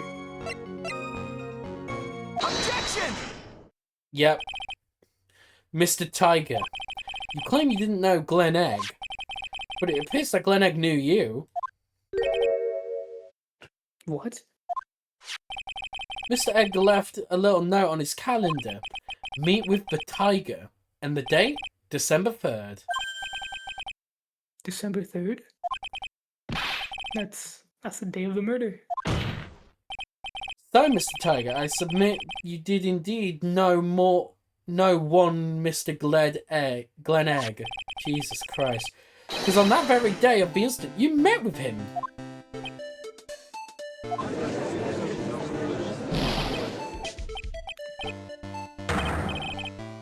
Not bad. He's actually not bad. Sorry? I was just messing with you to see how good you were. Did you hear that, Nick? He said you're not bad. That's one compliment I could do without. Plus, he's lying through his teeth. Witness, please remember that you're under oath. Lies will not be tolerated. You just calling me a liar? Is that what you're doing?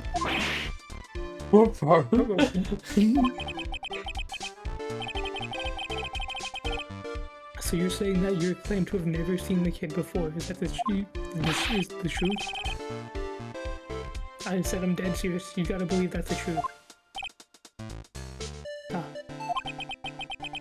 And I'd say that gives me time to enjoy another cup of pure black magic. Hold it. That is, will you testify for the court again, Mr. Tiger? Oh yes, would you mind indulging the court witness? Never actually met the victim? That's gotta be a lie right there. It's time I nailed this guy. I think we prove it. I ain't no liar, never met that egg.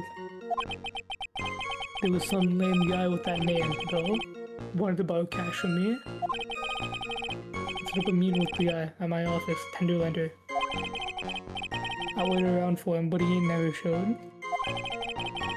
I never been to that trivia and join you. Lies. We have the matches. Yep, go. Get him. I see. It all seems perfectly logical. You had arranged to meet with the victim, but he didn't show up. I've heard it's pretty hard to keep appointments when you're dead. Very well. Let me begin your cross-examination, Mr. Riot.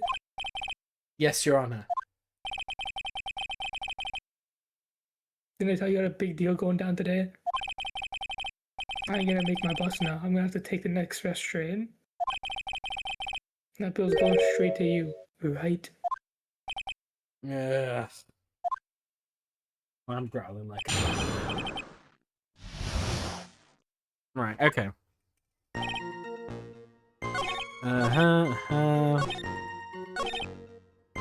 Present. Objection! Oh, perfect. Mr. Tiger, is there something you'd like to tell the court about these matches? Matches? What are you talking about? You found them at your office at Penderlender. They're from that restaurant.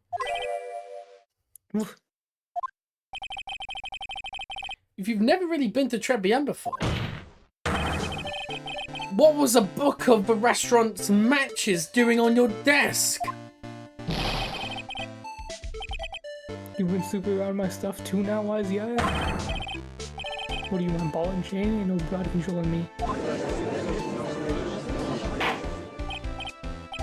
Order. All witness. I think it's time you started telling us the truth, don't you? Sorry, I'm totally sorry, forgive me. I ain't no pussycat, don't go back on what I said. Okay. I wasn't enjoying that, did it? What? Listen good, alright? I might have been there, but I still never met the kid. Well. Looks like an order just came for another testimony. This close to proving it was him. He did meet Glen Egg that day. And he did put poison in his coffee. He must have.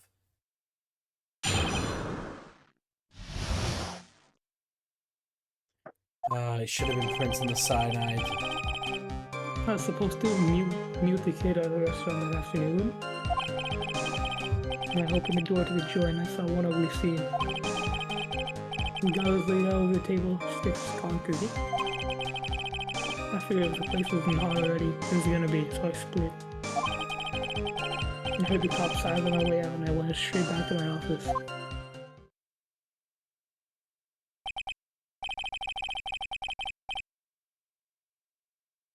I see, you didn't actually meet with him in the end then.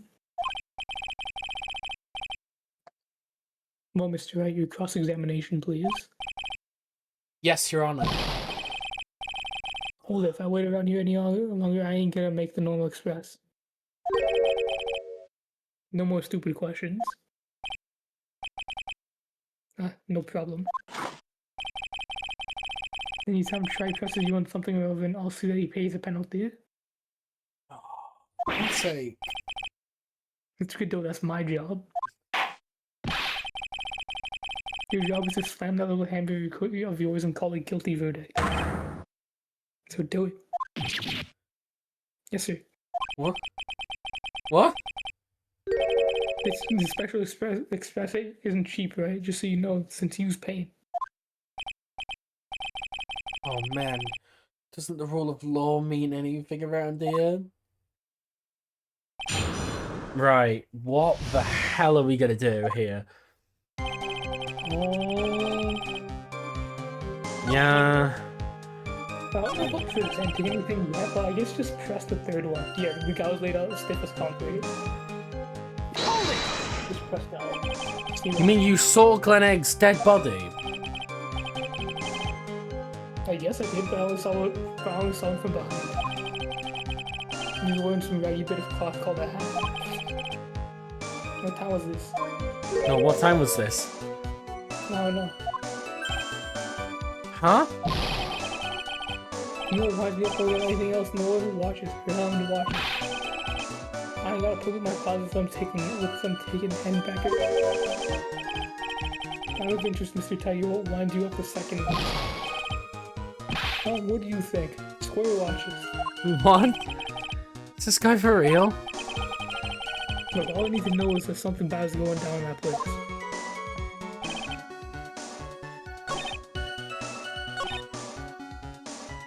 Trust that too. You won't fuck it, why not? Trust that.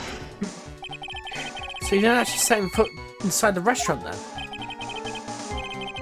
Tiger's a busy cat. I won't hang around for no one.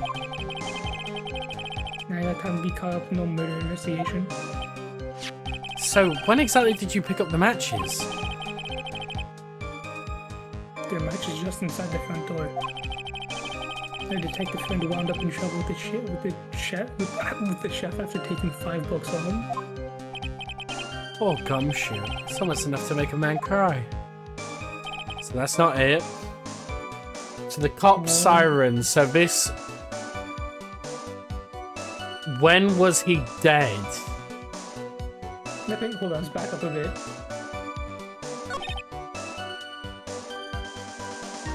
Back up a bit more. Oh, wait. Hold on.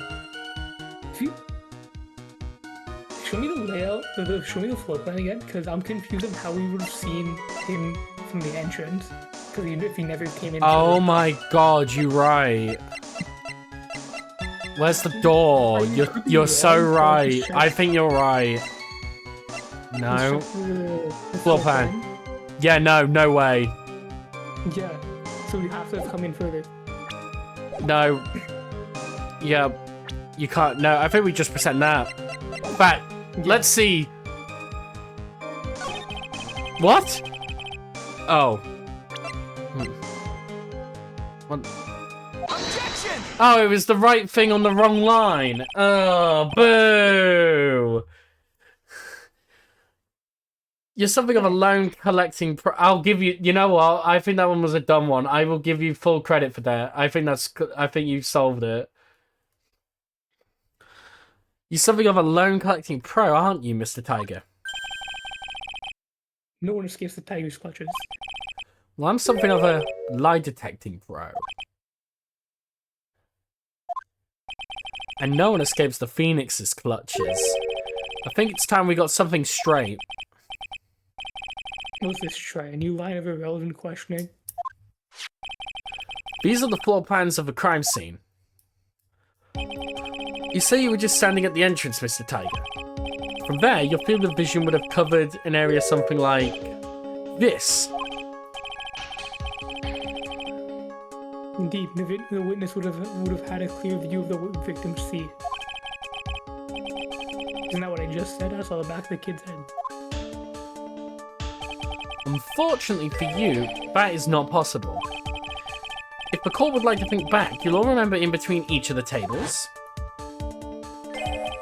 is a tall partition. Why? That's true. Now you look at the plans again, the truth is painfully obvious. From the entrance, the field of vision of any customer walking in ends here.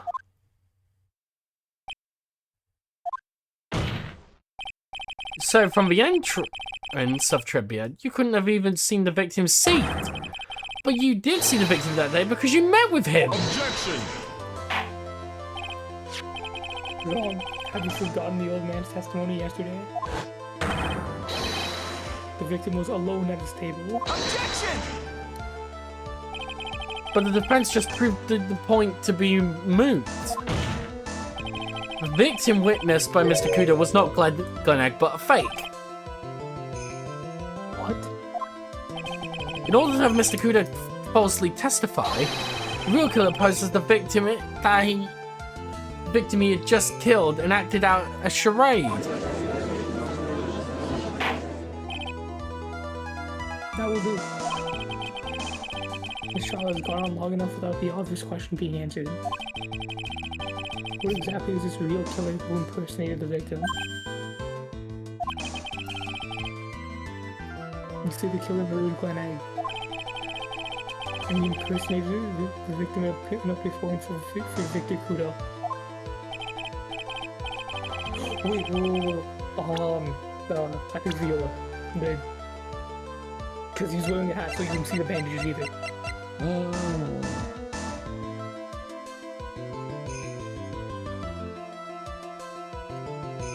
I want to believe you. I want to believe you.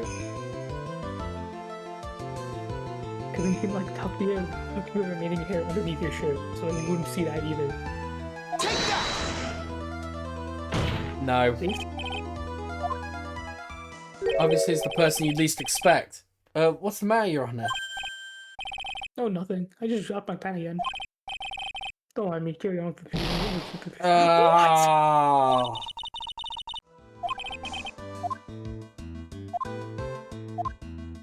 Hang on, let me...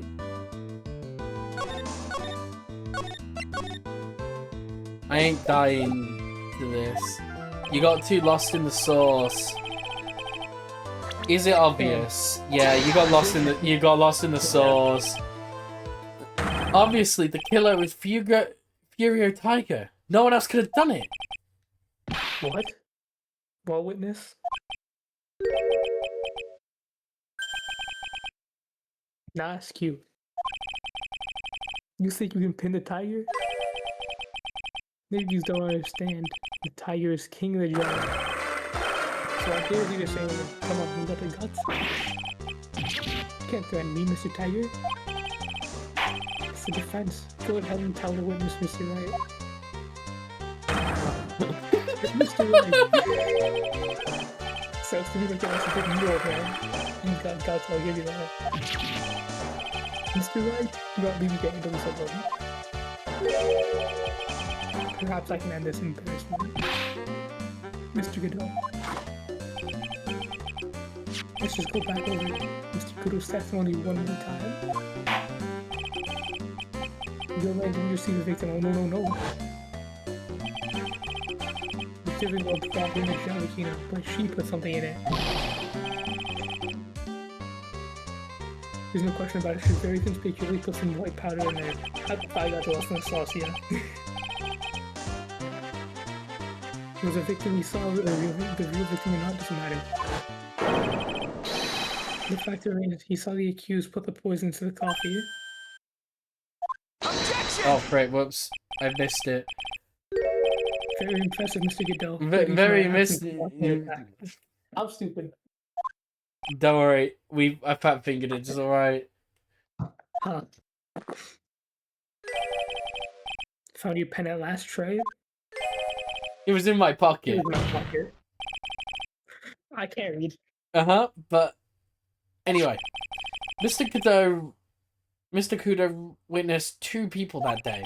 He saw the victim and the supposed Glen Egg and the waitress from behind. Yes, your point, Mr. Wright. I think the conclusion is obvious. If this Glen Egg was really the killer in disguise, then surely it's possible the waitress was also part of the show. What? You mean the waitress was an imposter as well? The defendant, Miss Bird, fell unconscious immediately after the incident. Someone used her fainting to hatch an elaborate plan to pin the murder on her. Who on earth was it? No. No, thank you.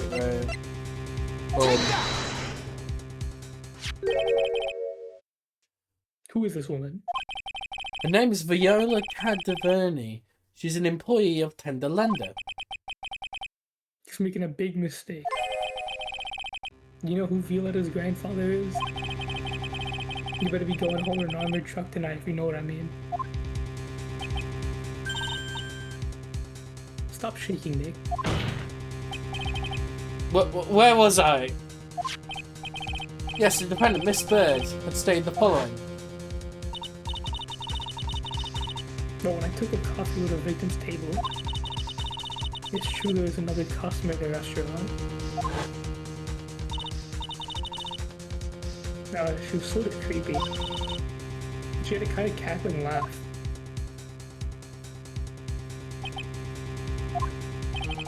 There are just too many contradictions in this case.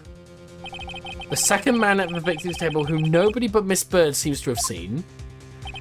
The earpiece worn by the victim in his left ear when the eardrum was ruptured.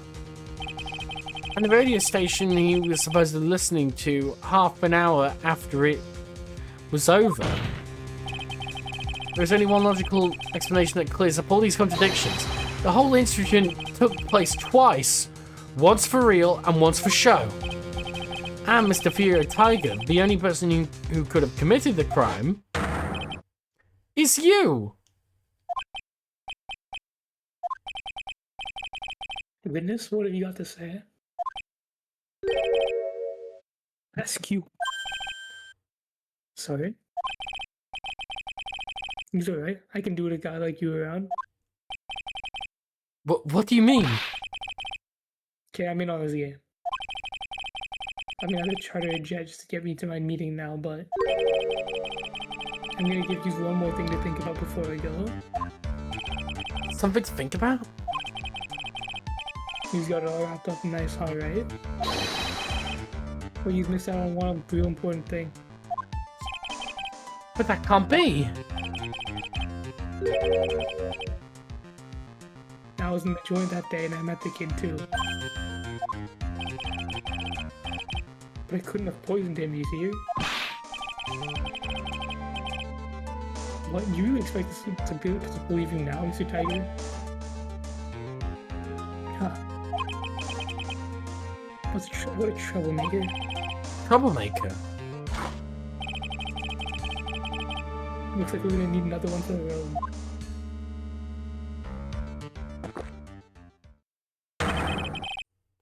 One more steaming cup of hot testimony. Indeed. Witness, you will explain yourself to the court. I will give you one more chance to testify. What happened that day between that day at Tribulations between yourself and the victim?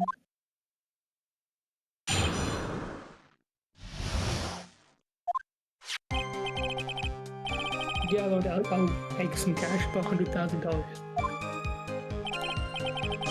That day was due to have a little chat. The kid had hit his payback date, see? So anyway, he tells me he's got no way to pay up. I'm about to flatten the iron when he starts screaming. Yes, I won about $500,000. You got lucky, you know, real lucky. If that waitress hadn't done what she'd done, everything would have been over. That's a hard one. Now I see the principal amount you loaned to Mr. Egg was $50,000. Yes, well, you got the VIG to take into account. You know, interest builds up real fast. That's faster than fast. $100,000 is twice his principal. The repayment deadline was December 3rd, the day of the incident question. Yeah, he was one lucky kid. He got the $500,000 just in time. So I have no reason to kill the kid. And if I ain't got no motive, you ain't got no case. Motive? Yes, I have one, but what is it? Right. Damn door again. Right, how many lines have we got to deal with? 5. So we need a motive. Why? So if he's... Right, I'm just going to say some money to get it. If we need a motive, how do we prove that even though he had the money, he had another reason to kill him? Let's just go through his lines again. See what he's saying.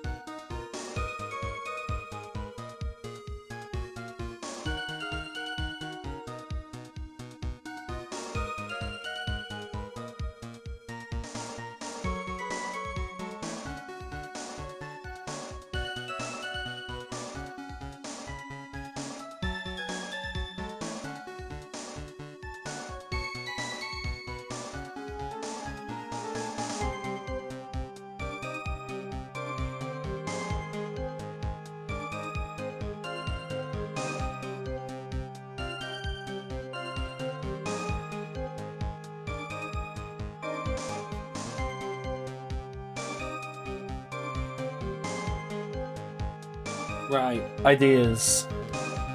Yeah, I just wanted to like see what he was saying again. It was just like, Oh, for God's sake. Right, okay, it's fine. okay. So, yeah, so we... Oh, we got no way to pay up. Okay, next. Okay, next. Yeah. Okay, next. Press that. I bet this feels off. Somehow. Waitress, you mean... The girl with the glass in the defendant's chair, who else could I mean? If she hadn't gone away, things would have been bada bing bada boom and over with. If she... Yes. That's how things would have been. What do you mean things would have been over and done with? Use it all there or what? I'm talking about the cash. I was there to get my $100,000 back, so I'm a businessman. It was all coming together before that waitress got him away. As far as I can tell from the witness's testimony, other than recouping his loan, Mr. Tiger had no motive for killing the victim. Witness, you will amend your testimony to reflect what you just said. Tiger's motive, huh?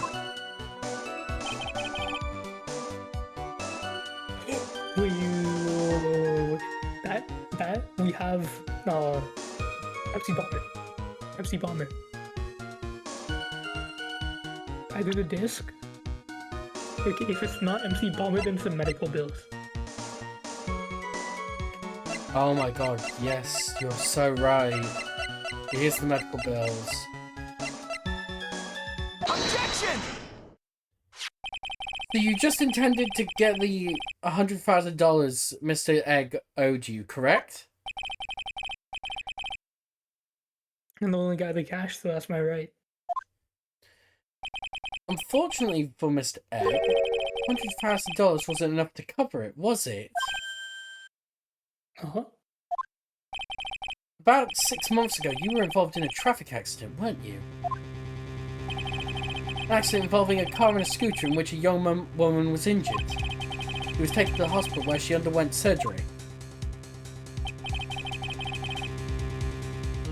Where'd you get all this info? These medical papers document the treatment of the young woman in question. According to these, her operation cost $1 million. Payment for these expenses was due in December of last year and was paid in full. $1 million? Preposterous sum. Someone should sue these HMOs. Ah, no one will pay a bill like that. If the medical association got wind of it, the hospital would end up dead as a morgue. But Mr. Tiger had no choice but to pay, because his very life depended on it.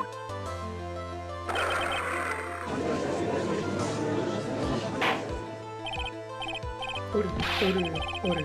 You say his life depended on it, Mr. Ray. Indeed it did, simply because the injured woman was none other than Viola Cadaverne. You say Cadaverne? Bruto Cadaverne, mob boss in charge of all underworld activities in the city, and adopting grandfather to his precious Violetta, also known as Viola Cadaverne. Your life was in danger unless you paid compensation to the boss, correct? It makes sense. You were desperate to acquire the $1 million Cadaverne demanded of you. So desperate, in fact, that you decided to sacrifice Glen Egg's life to pay your debt.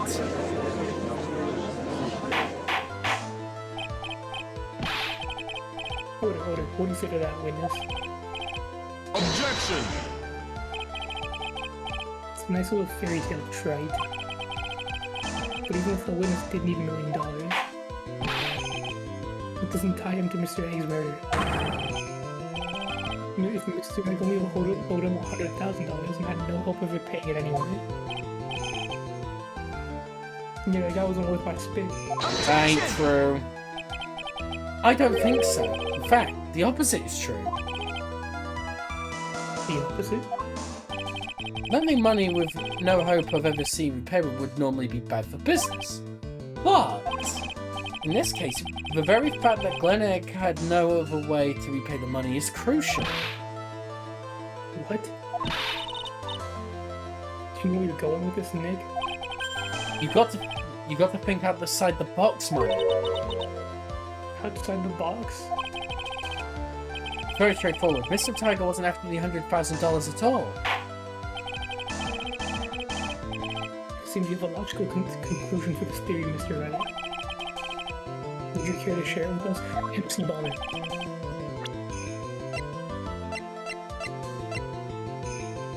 Take that! Glen Egg was a programmer, highly skilled programmer. That skill was the collateral Mr. Egg put up in order to buy the money. Can you explain how skill can be used as collateral to secure a loan, Trey? He had the skill to create a computer virus, so he did. A virus known as MC Bomber. A computer virus? What does one of those do? Computer virus is a program that wreaks havoc on the inside of a computer. Computer? What does one of those do? I guess the beard isn't the only part of his honor that is from the Stone Age. I'll explain it to you later, Your Honor. Right now, this is the important point. A virus like MC Bomber would have been worth several $1 million on the black market. Mr. Tiger, he couldn't have cared less about the $100,000, isn't that right? All you cared about was one thing, the virus.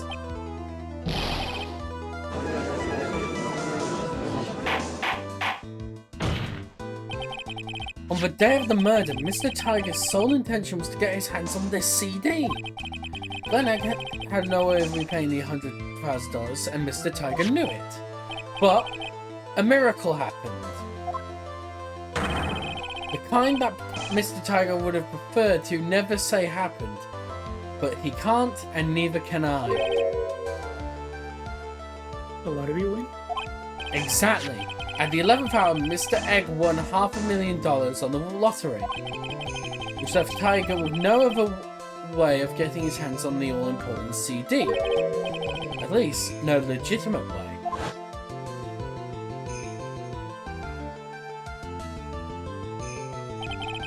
He resorted to illegitimate means. That's crazy. He murdered Glenn Egg and then made his next move. Frame Maggie Bird for the crime. Mr. Tiger posed as Glenn Egg, while Viola Cadaverne played the role of Miss Bird. Then they reenacted the whole thing in order to establish a witness. The witness being the only one we heard testify yesterday, Mr. Kuda. Like I said, that's crazy. No one could pull a stunt like that. For starters, there's no way to try to float up and talk about it. Objection! But Mr. Armstrong was in on it from the very beginning. Have you forgotten already, Mr. Godot? Mr. Armstrong owed the witness money too. $500,000 in fact. He had no choice but to go along with Mr. Tiger's plan.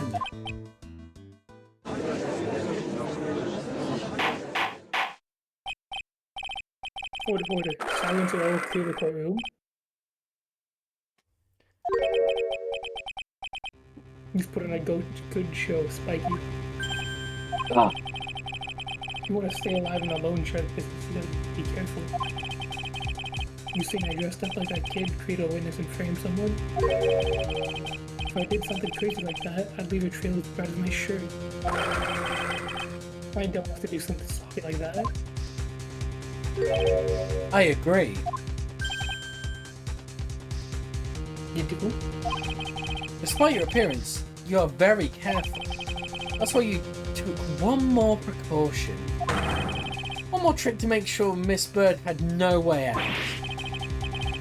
What, another one, Mr. Right?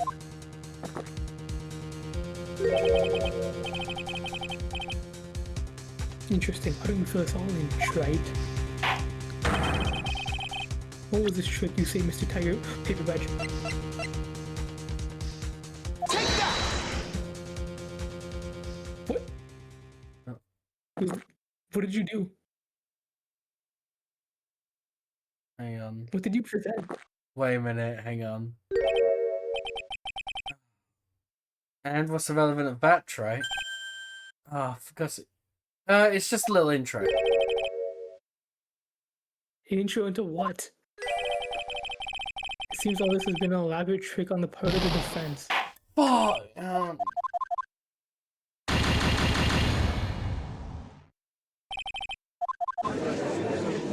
Alright, Muggy's dead. GG no re. Oh my. Save it.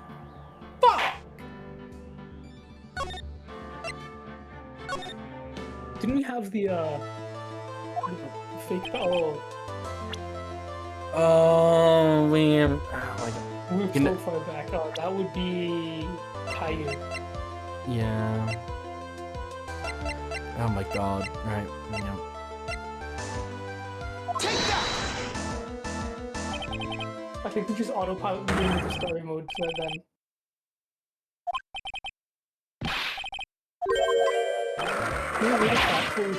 I'm doing a cool trick called mashing the B button. Objection! And then when it gets the choices. Oh my God.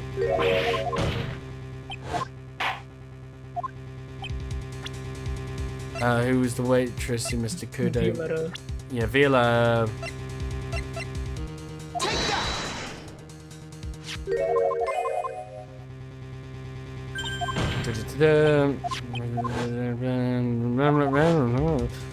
Say, God. Why did it have to save? It didn't even save out a good bit. I think that's because it was a manual save. Yeah.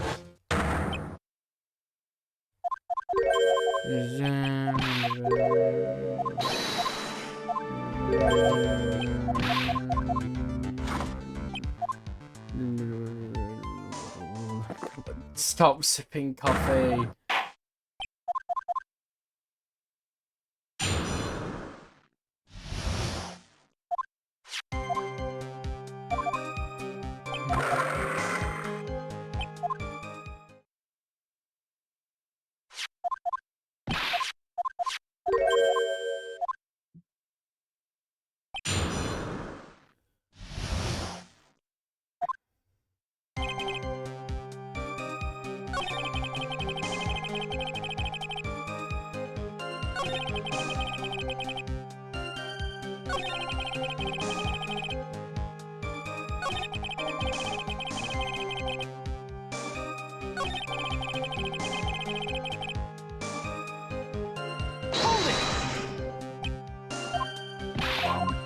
Faster.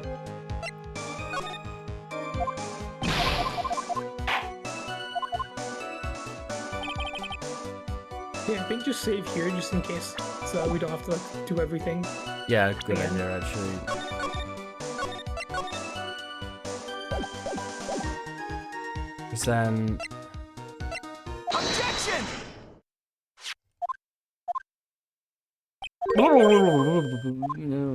yeah, car crash. Come on, faster, faster, faster, faster. I got so lost in the drama of it. God damn it.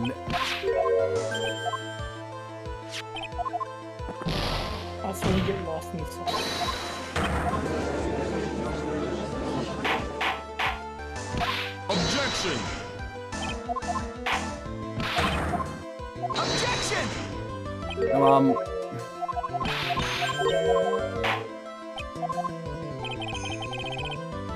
Right, okay. MC Bot. Yeah. Oh, it's already the bit. Okay, yeah. OG Zero. Take that! No. For God's sake, we're trying to do.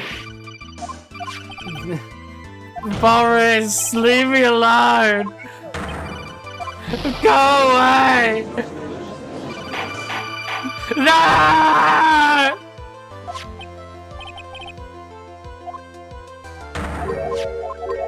I'm trying to Phoenix write my Ace Attorney trilogy for the Nintendo Switch PC edition. Does the codec sound in the server or no? No. Damn. Yeah, Objection! it's a Zeal exclusive. Objection! I'm going.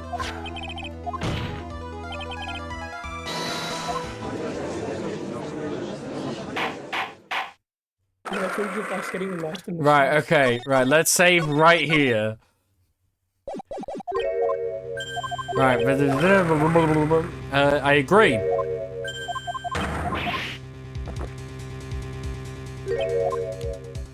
Right, what do we do here? Cause Paper badge. The like fake badge, because then you can be you. oh, there we. Oh, for God's sake, you were right again. Anyway, after that quick twist, since Oh, sorry. What on earth is that? also since you're lurking, do you want to do some lines or not? Well, right, and I have a whole bit planned, but like I can do some lines. Do you want me to do some lines? I can do some lines. Like, I had this whole bit planned out, like, to make a whole joke about how you're fighting the one guy from, like, a Dragon Yakuza for the Nintendo Switch that just recently came out. But, like, if you want me to do some lines, I can do some lines. Do you want to be the Like a Dragon guy in question because he's from Brooklyn? I mean, do you want me to be the guy like a dragon from Brooklyn? Yeah. It would be so awesome. Yeah, no, this His it would be main so awesome, maybe.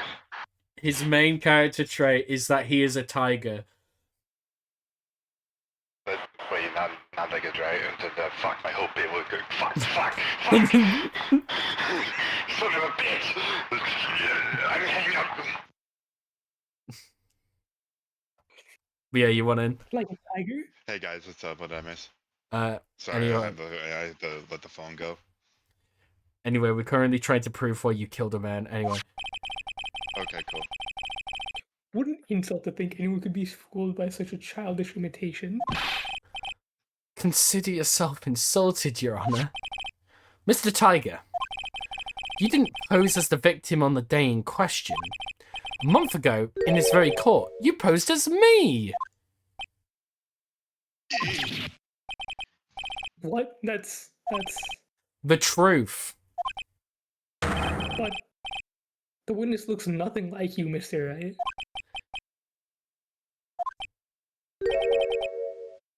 Although... Now that I think about it, it was you, wasn't it? No doubt it was you, standing in here in this very court a mere month ago. The Phoenix Ready put up the most disreputable, shabby defense I've ever seen.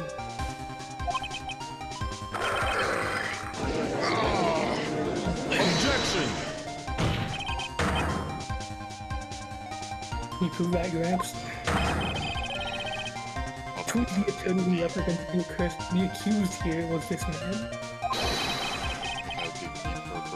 Are you prepared to take the stand and testify that was him? Oh. Oh. Why is Godot the judge? I don't know. Hey, Brooklyn. You're up. Oh, wait, I wasn't ready. Shit, give me a second, I gotta dig deep for Brooklyn. Hey. Forget about it, okay? Are you serious? Right, I need a Brooklyn accent. If there was only a line that could help me become more Brooklyn. Hey, forget about it! Forget about it. Oh my god. I would do something to that, not me. What the fuck is this? You made a mistake, right? Someone else, huh? Objection! You have no pride, sir? Or have you no pride, sir? Objection!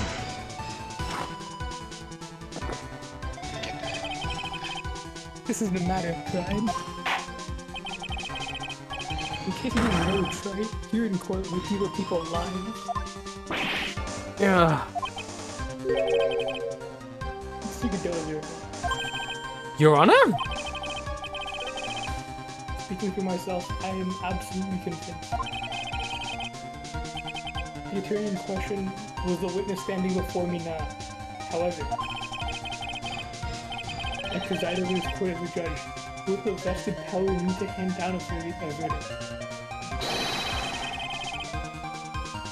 Someone in my position cannot be swayed by a memory without evidence to support it. No!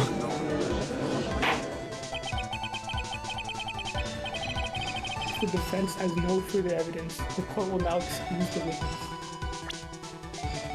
I'm gonna be so upset if this is the wrong one. If I... Right. The circumstances surrounding Mr. Tiger are dubious for sure, but not conclusive. What? You've come so far. You say he impersonated Glen Egg. You say he impersonated you. But none of that adds up to a murder charge. You don't have a shred of evidence that proves... You don't have a shred of evidence that the witness poisoned the victim's coffee. Yeah. Gumshoe, please have stolen something.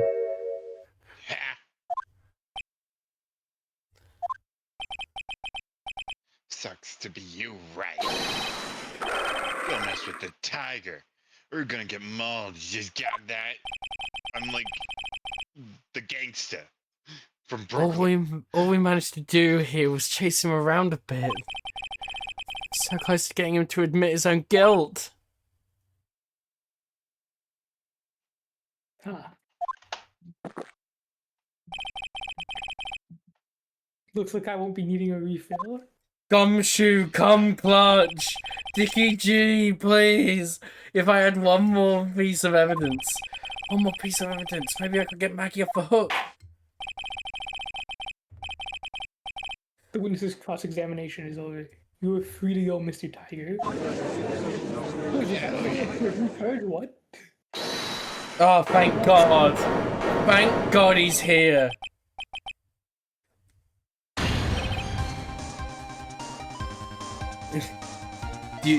You remember Gumshoe, right, Zeal? What? Detective. Detective Gumshoe! Sorry, don't go long, pal. I staked everything on this one badge. The works. Where did this Brooklyn content come from? When I needed it. So here it is. My heart's counting on this too. What is it? It's the obvious, pal. The final decisive piece of evidence. What?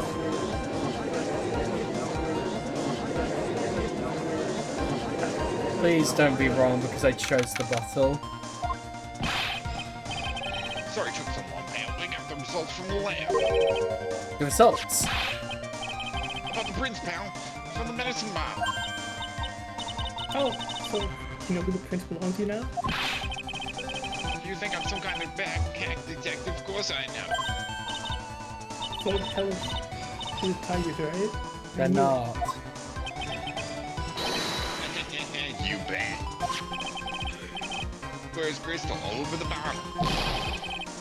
They're Frogo Tigers, Paw Prints, alright. That's great. We've got him now, Nick. No, it's not enough. I've hardly said a word since Detective Gumshoe got here. He put everything on the line for this, Nick. We picked wrong. I know. Look, I'm sorry. This is kind of hard to say, but it really doesn't make any difference whose prints are on the bottle now. Why not? What we need to produce at this stage of the trial is irrefutable evidence that the tiger put poison in Glen Egg's coffee. He's already admitted that he met the victim. The fact that his prints are on this bottle, that really doesn't make any difference now. I knew it. Great. No matter how hard I try, never any use. Nick, don't be so hard on yourself. This was our last chance to help Maggie. And I've been working on some useless piece of evidence the whole time. It's alright. I'm a real loser. It's not breaking news to me, pal. Oh, who's this? Detective Gumshoe? Maggie? You've been working on something for me? Sorry I let you down, Maggie. I know you didn't do it. And I'm a detective. We're supposed to be able to prove stuff like that. I'm really sorry. I'll get out of your hair now. Detective Gumshoe, wait! He's gone. Isn't there anything we can do now, Nick? Wish there was. Gumshoe worked so hard to get that evidence. Then there was some way I could use it.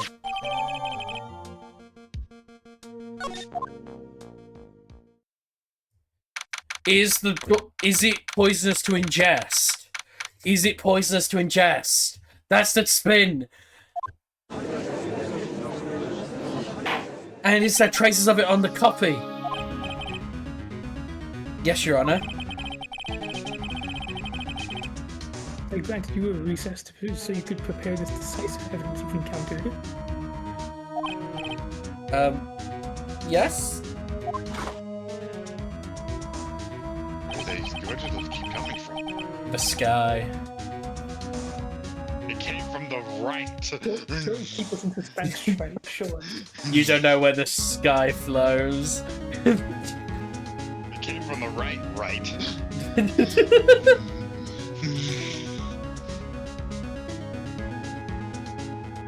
Grand. Sorry, don't keep us in suspense, right? Show us. Naturally, we can assume it's evidence that will actually stand up in court. Can't we? Pink Phoenix.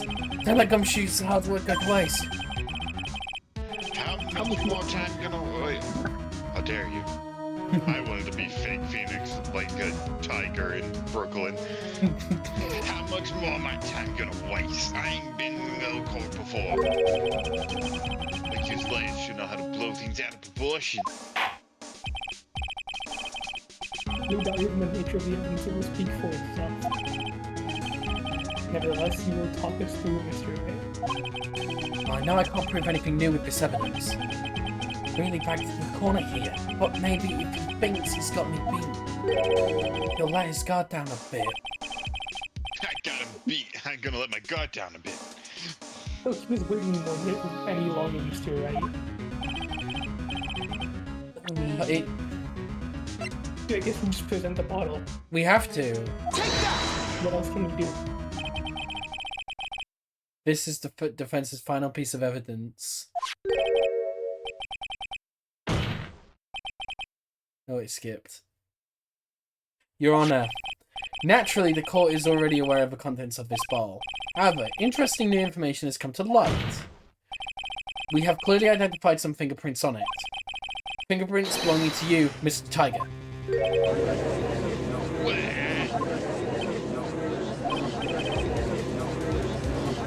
Mr. Ray. What conclusion you hoping to get off this information?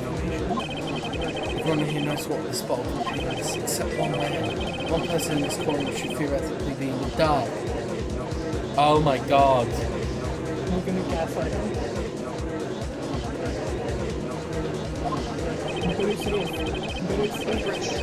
My prints on my pants look a mile away. Isn't it insane? Well, what the hell is in it anyway? Phony trial, a phony lawyer, and phony clues. Everything about this case has been phony. Seems like the perfect excuse for some phony evidence. Isn't that illegal? I don't know. Hang on, let me just quickly. I guess we're doing it now. Yeah, we're just committing crime now, you know. Mr. Tiger, this decisive piece of evidence that will prove your guilt. Why? Because it contains Potassium cyanide. Gaslighting. This bottle contains potassium cyanide. Potassium cyanide? The poison used to murder Mr. Egg, Your Honor. The victim's killer used this very bottle. And on this bottle, Mr. Tiger, we found your fingerprints. Well, how do you explain that? You made a good clown, you know that? What? You're never gonna get this stick. You just making me laugh now. Think a cheap bluff like that's gonna fool the tiger. A bluff? I can see right through your Phoenix, right? And a bottle of cyanide in it. Hang on, that ain't the bottle. How do you know what the bottle of cyanide is? How do you know? How do you know? No. This is the bottle we found traces of the poison in. Don't mess with the tiger, you're gonna get ripped to shreds. The cyanide bottle was brown and was made of shit. Well, he doesn't know, not yet. That's a cheap piece of trash. Don't look like nothing.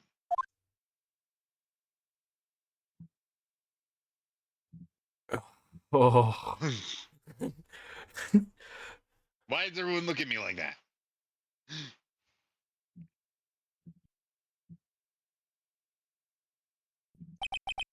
Why is Got him. everyone... At last. What? What? Why is everyone looking at me like that? Why has everyone gone quiet? I said the bottle. Is this the bottle you're referring to? Yeah, that's it. That's a bottle of cyanide was... But you ain't gonna find prints on my prints on that bottle. Don't let that cozy Lucy suit fool you. The lawyers are playing games. Tell Mr. Prosecutor, tell him where that guy where to go. Straight to HE double hacky stick. You still haven't figured it out? Don't you realize what you just said? What did I say? What did I just say? You were summoned to this court for the first time earlier today. If you really had nothing to do with the murder, you shouldn't have known about all the little details. For instance, you shouldn't have known what kind of bottle the potassium cyanide was in.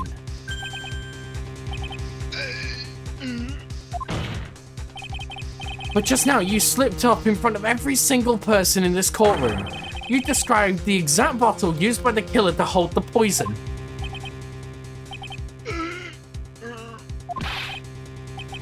You don't know who you're messing with.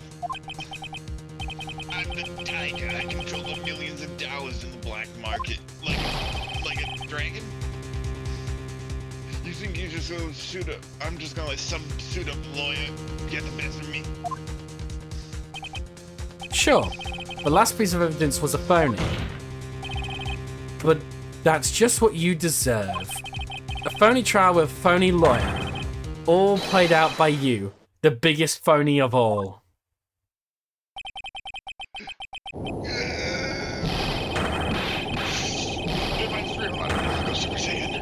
I was about to say, go Super Saiyan quickly, see it. Oh my god! Oh my god. It's actually like the flashbacks.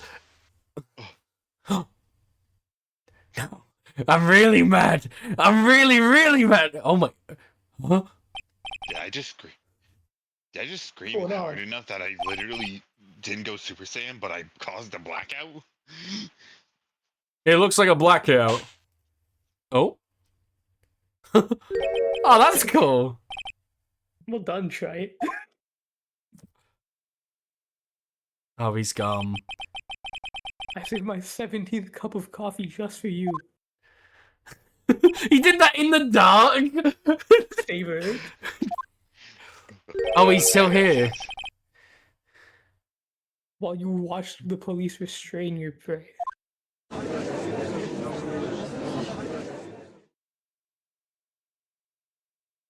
Yay. We did it. Mr. Wright, you caught a tiger by his toe. But if this one hollers, he won't be let go. Now then, Fucking joke. how are things going with Mr. Tiger and Mr. Godot? He is being arrested on suspicion of the murder of Glenn Egg. Fortunately for us, he managed to rectify a very grave error. Miss Bird was found guilty in the absence of a genuine defense attorney. Yes, she was. And in the absence of genuine evidence. But the Tiger Queen made one mistake. Indeed. He very nearly got away with everything if it wasn't for that one slip of the tongue. Curio Tiger truly is a frightening criminal.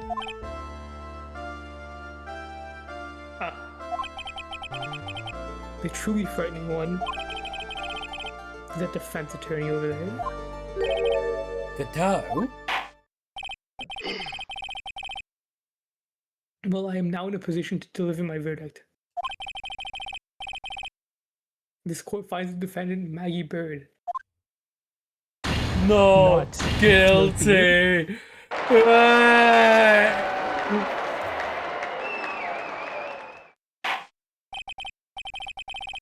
That is all. This court is adjourned. Woohoo.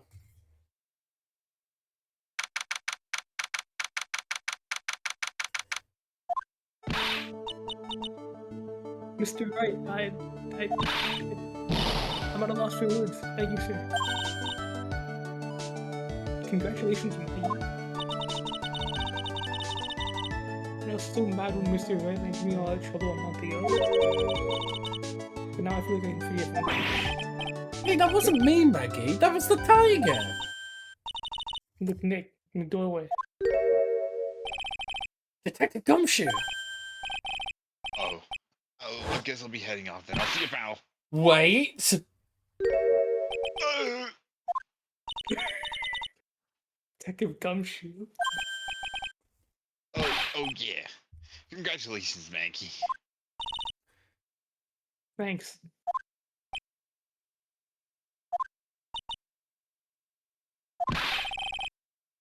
I knew you were innocent all along.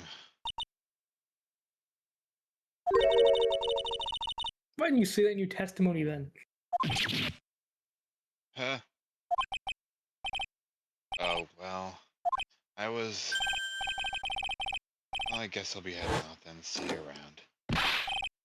Wait up, detective. He just ran off. Maggie, why are you being so hard on him? He busted his butt for you. It's thanks to him that we got the medication bottle. That wasn't even of any use. But it's only because Mr. Wright used it so cleverly. Detective Gumshoe's is running around in circles. Poor guy. Looks like she still isn't ready to forgive him. Can't you put in a good word for him, Nick? Yeah, Maya's right. I should help Gumshoe out. Clearly needs it. Maggie, you know Detective Gumshoe's really worried about you, or been really worried about you through all of this. I wanted to believe that, sir. But on that first day of the trial, he practically gave the judge a free pass to lock me up. You didn't have any choice, Maggie. He's a detective. He has to report the facts. He doubted me, that's why he thought I might have done it. I've got to prove... Yep. Take that! Here you are. A present to celebrate your freedom. That's... Present from Detective Gumshoe. Made with a ton of love. You said you lost weight and he was worried about you? Detective Gumshoe? I actually really like weenies, you know? What? Guess you that. Pretty hungry myself, you know? Yeah, the trial dragged on a bit today, didn't it? It's been 5 hours. Is it okay if I eat this now? Yay, weenies! So that was it, Maggie. It's really good.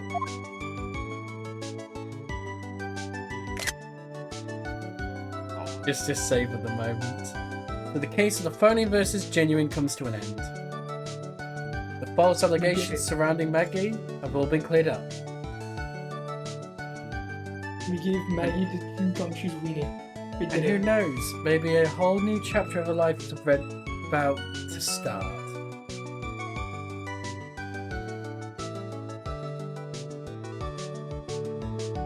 Hooray! Epic. Oh! Oh no, he's here. Oh, he's finally back. Mr. Right. Oh, he's alive. He's alive. Mr. Right. What happened in the case when Andrew was framed for shooting someone? To be We basically found out it was Von Karma. Von Karma's doing for Big Ol' Revenge back in the day. Oh, so I fade away for now. What? Well, I think that's Brooklyn out. time anyway. I think we're gonna just let the next time play out. Yeah. What are we expecting? The girl. Let it go. Oh, what the? No! We're not doing this again! We're not doing a gun... What? Kiryu? Curious. Hurricane? Oh wait, hang on. Come closer and I kill her. Sorry, but you're not going to get the chance. Bang! Oh! Into the Grandio Caniano.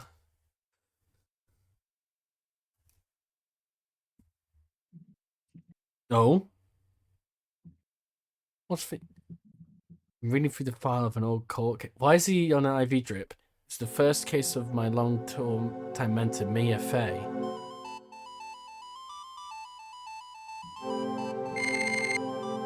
Harry?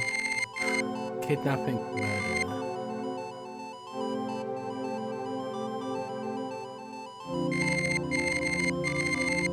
Escaping, Sergeant Barry captured me.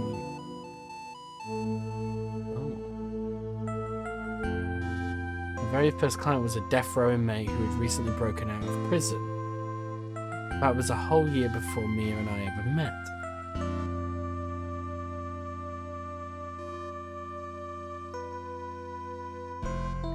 "6 years earlier, Mia Fey, first trial. Hell yeah. Get to do a voice." To put Arnold.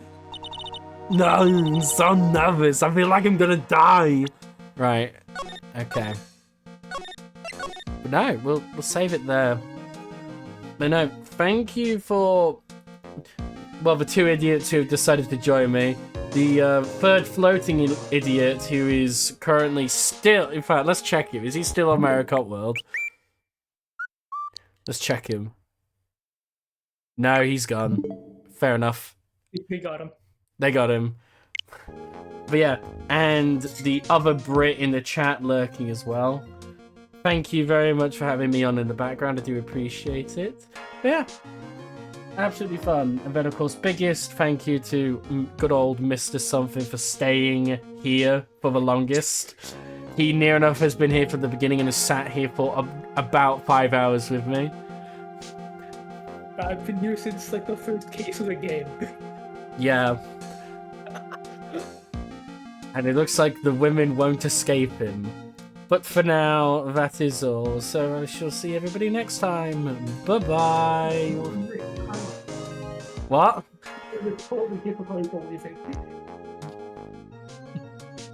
Sure, whatever he said. Goodbye.